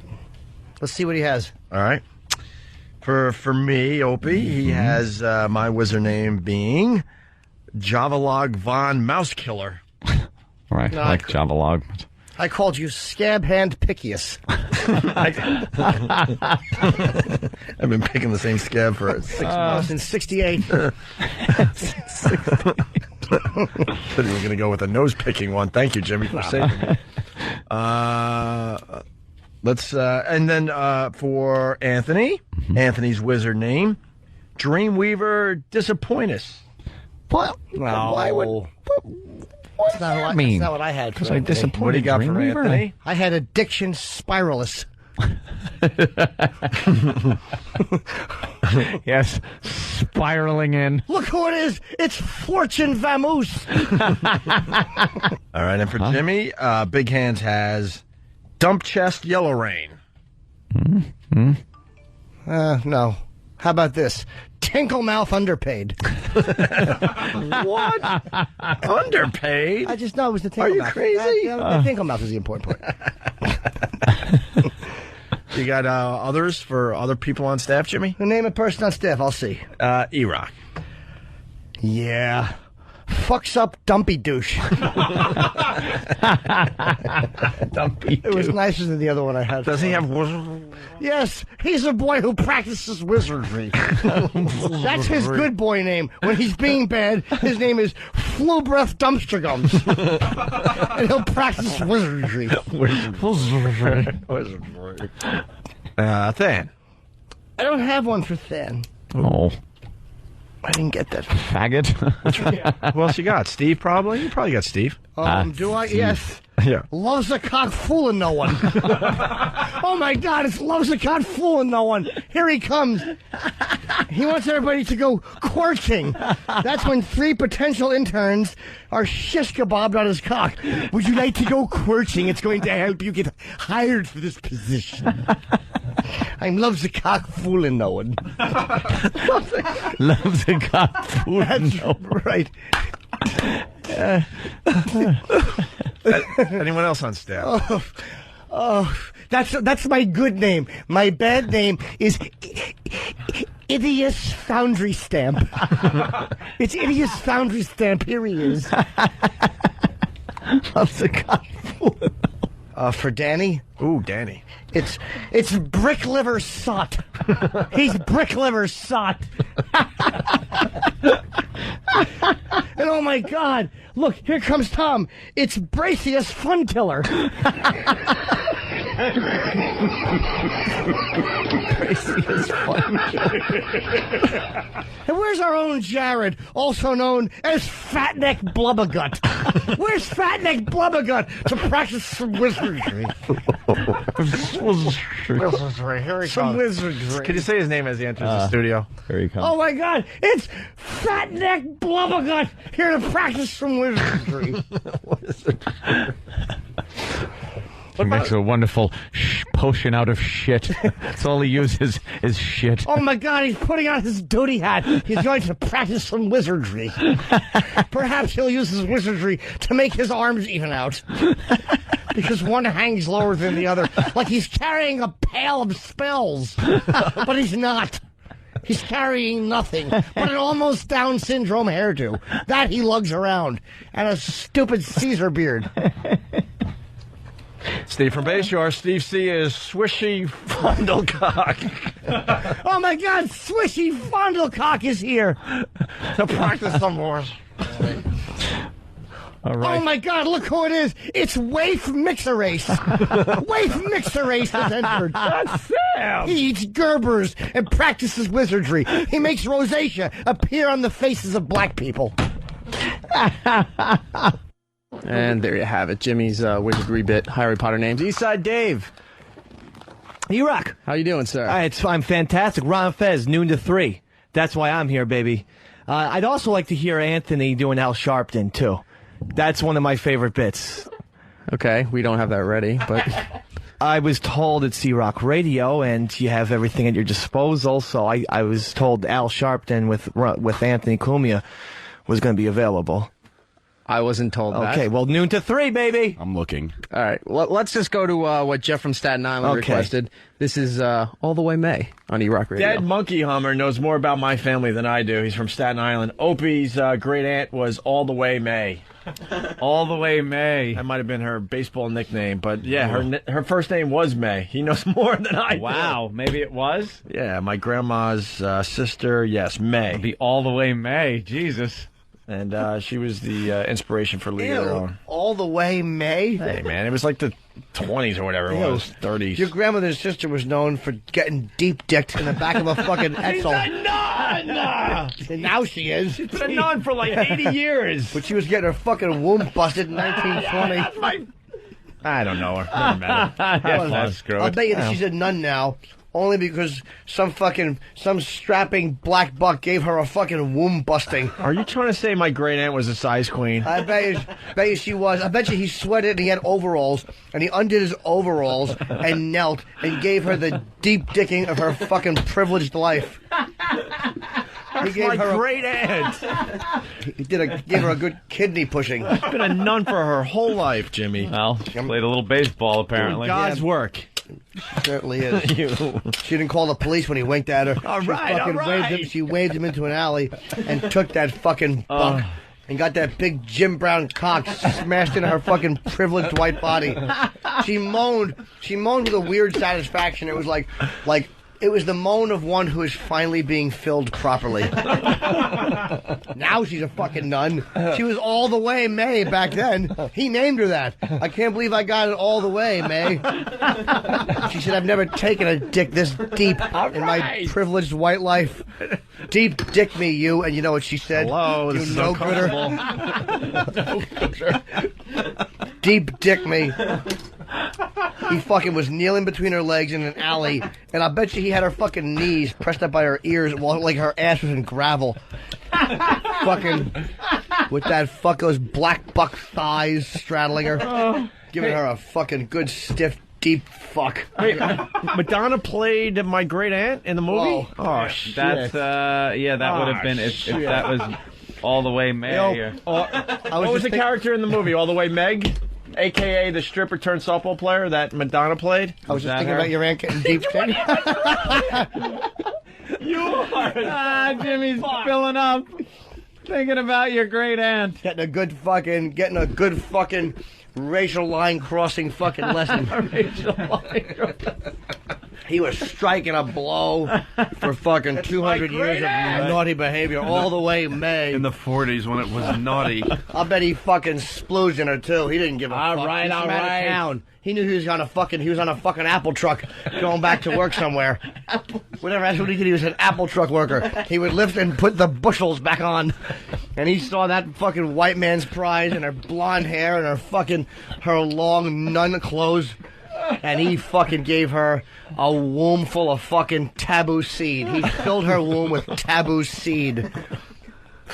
The seed you could only dream of at night as your inept white husband tried to deep dick you but couldn't. That's my great aunt. No disrespect. No disrespect. None taken. Sure, she became a nun. She got a that lot was after done in her someone life. peeked in. That was the only nun because a police officer saw that and realized that she was yelling, "Oh!" and not rape. So he shot the black buck, and she had to yell rape and become a nun. That's what happened. That boy never got back on that Apple truck and went back to work. They had to pay off the Dickens family. I know Madonna played her as a whore, but I don't think it was that accurate, Jimmy. I bet all the way May took a couple fingers in the shitter while she was being deep dicked. She was a nun her whole life. I bet he reached under and he was keeping her ass off the gravel, and while he was holding her ass and deep dicking her, he had 2 fucking workers' fingers crammed into that fucking innocent white tuchus. With those big fingernails. Hey, don't jump on, Anthony. When he was fingering her, because he had such long fingers like the guy from the Green Mile, and she would have had to explain to her boyfriend why she had fucking field dirt in her fucking crammed 7 inches up her keister. Hey, all that keister out of this. All that bushel lifting, he got fucking field dirt under his long fingernails. Sweaty man with a fucking straw hat and a pair of overalls with no underpants. That fucking delicious black prize bobbling around. You're talking about my great aunt. You are getting all worked up. And there's All the Way May on E-Rock Radio.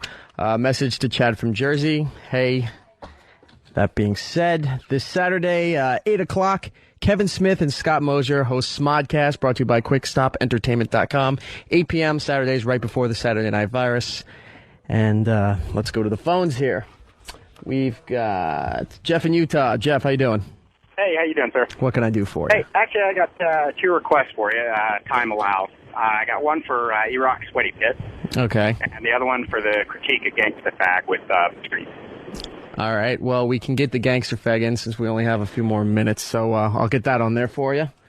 And somebody else had requested Brother Joe's Dry Vagina, so we'll do both back to back there. And Ron and Fez coming up at 12 to 3. I am out of here. Bye.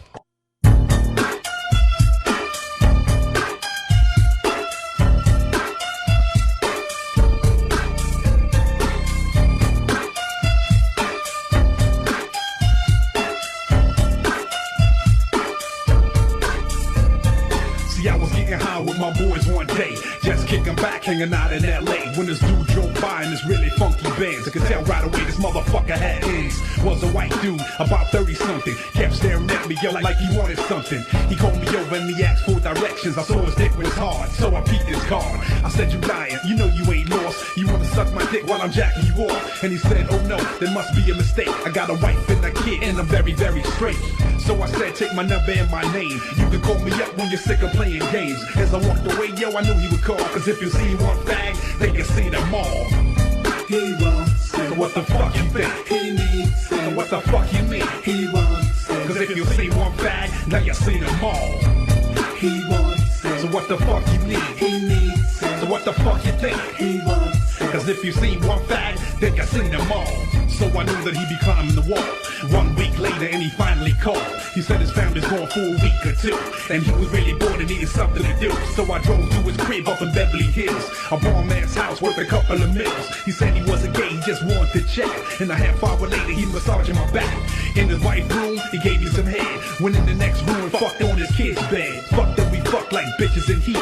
I came on his face and all over the sheets. I knew that I was done when I started getting soft. I grabbed the kid's toy and I wiped my dick off. He's lying on the bed still trying to recover. I'm dressed and I'm out as my car burns rubber. He wants it. So what the fuck you think? He needs it. So what the fuck you need? He wants it. Cause if you see one fag, then you see them all. He wants it. So what the fuck you think? He needs it. So what the fuck you need? He wants it. Cause if you see one fag, then you seen them all. The dick was so good that he just couldn't pass up. So all that week, yeah, I'm tearing that ass up. Cause he left to ride him and he left to suck him. And after I was done, I let my homeboys fuck him. Now his punk ass calls me every day. I told him we were through, then he said he would pay. So now twice a week I'm getting paid to tap him. He laced me with the cash and the Visa Platinum. 1 month later and the cat's out the bag, cause this motherfucker started dressing in drag. But I did my thing and I had my fun with him. It's time to cut him off because I'm done with him. Crying like a bitch and he's starting to beg. He's falling on the ground, holding on to my leg, screaming, don't leave, please twist it, G. But this is what you get when you fuck with me. Ha! So what the fuck you think? So what the fuck you need? Cause if you seen one fag, then you seen them all. So what the fuck you need? So what the fuck you think? Cause if you seen one fag, then you seen them all. No, I'm twisted. This is Tom's wife. Tom is not gay, okay? I want you to stay away from Tom. He is not gay. We have a family and